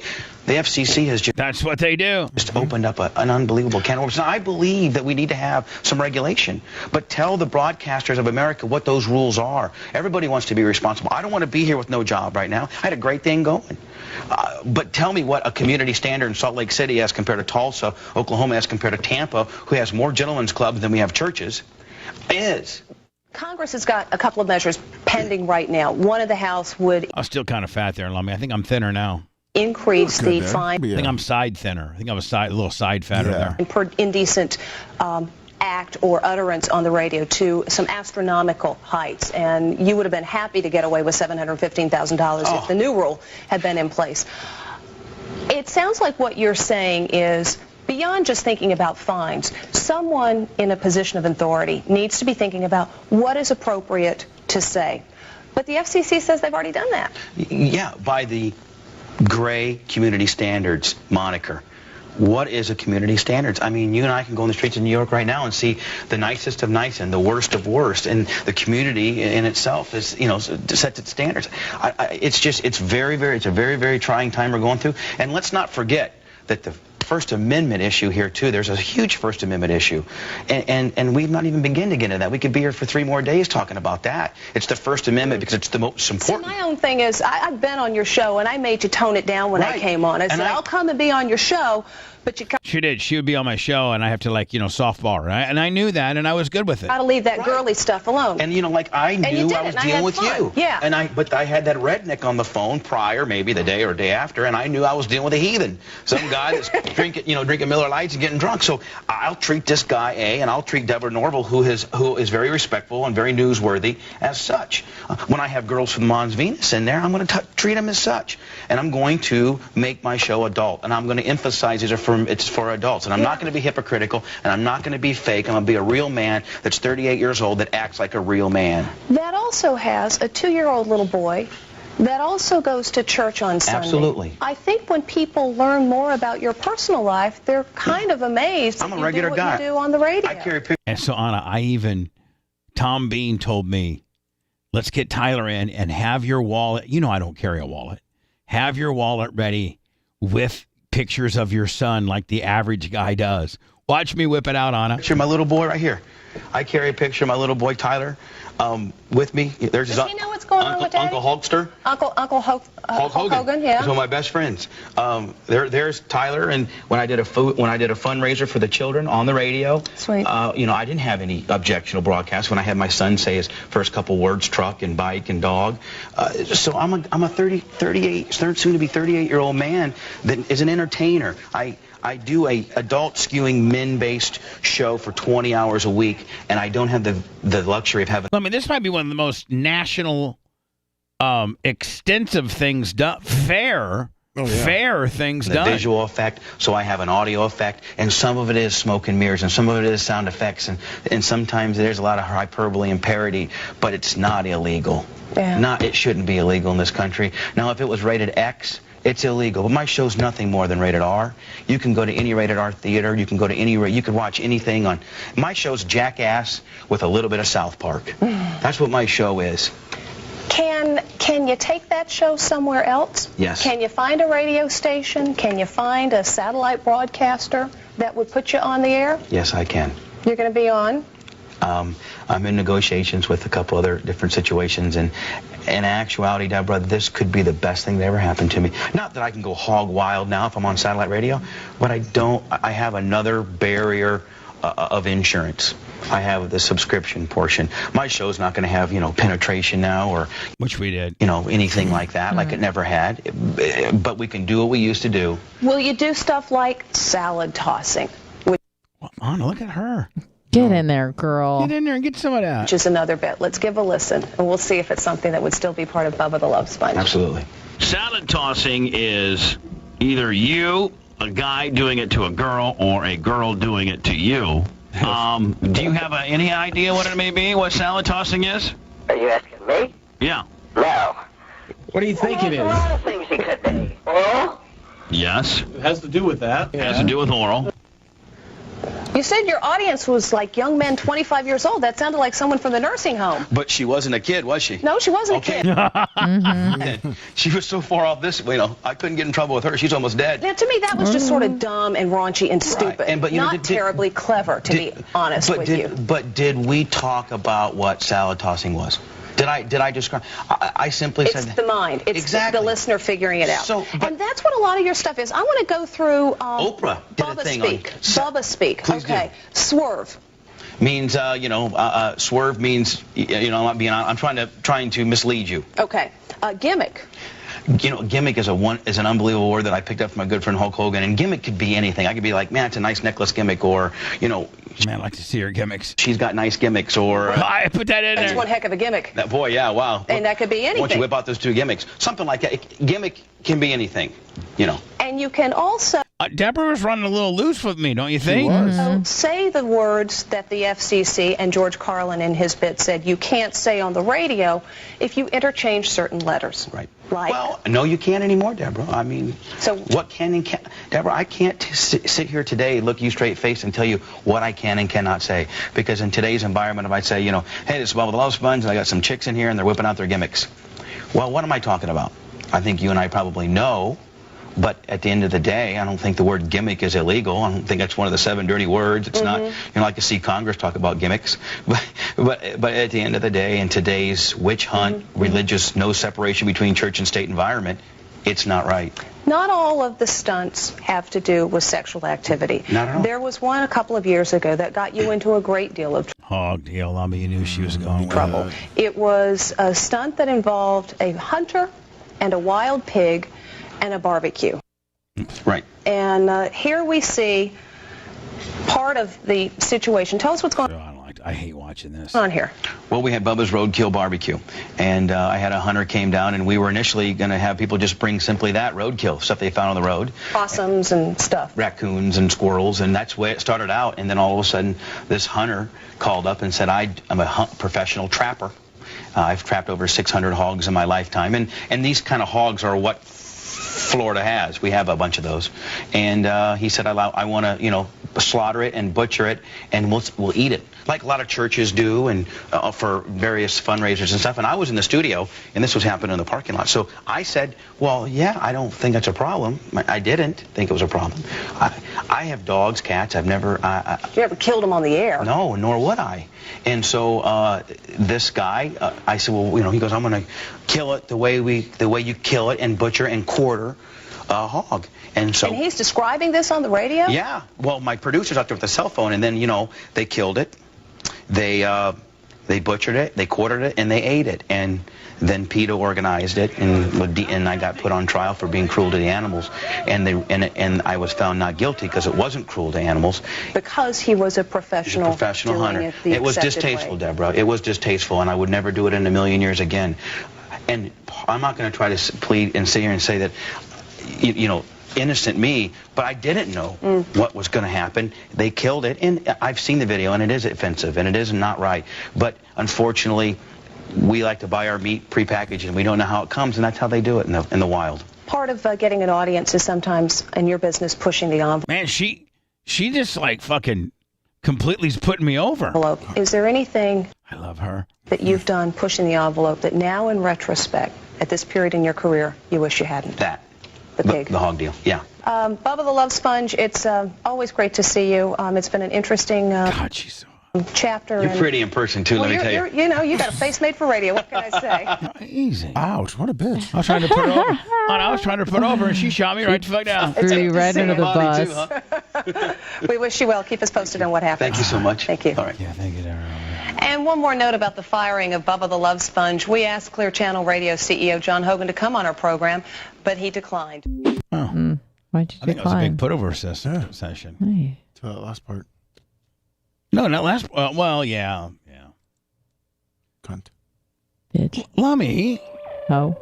Lummy, you know what? You should reach out to Deborah Norville and see if she'd Yeah, want to. she's a great person. I'll reach out to her.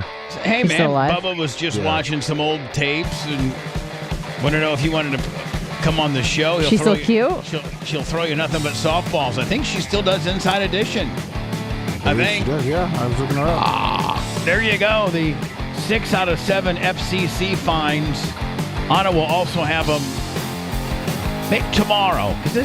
You have to get this up fairly quickly. I have to get this up in 6 minutes. Right. Okay, there you go. So sorry. So, you can sprinkle in them throughout the week. Okay. Okay? Yeah. Just denote them FCC fines. Yep. All right? Appreciate y'all listening. See you tomorrow.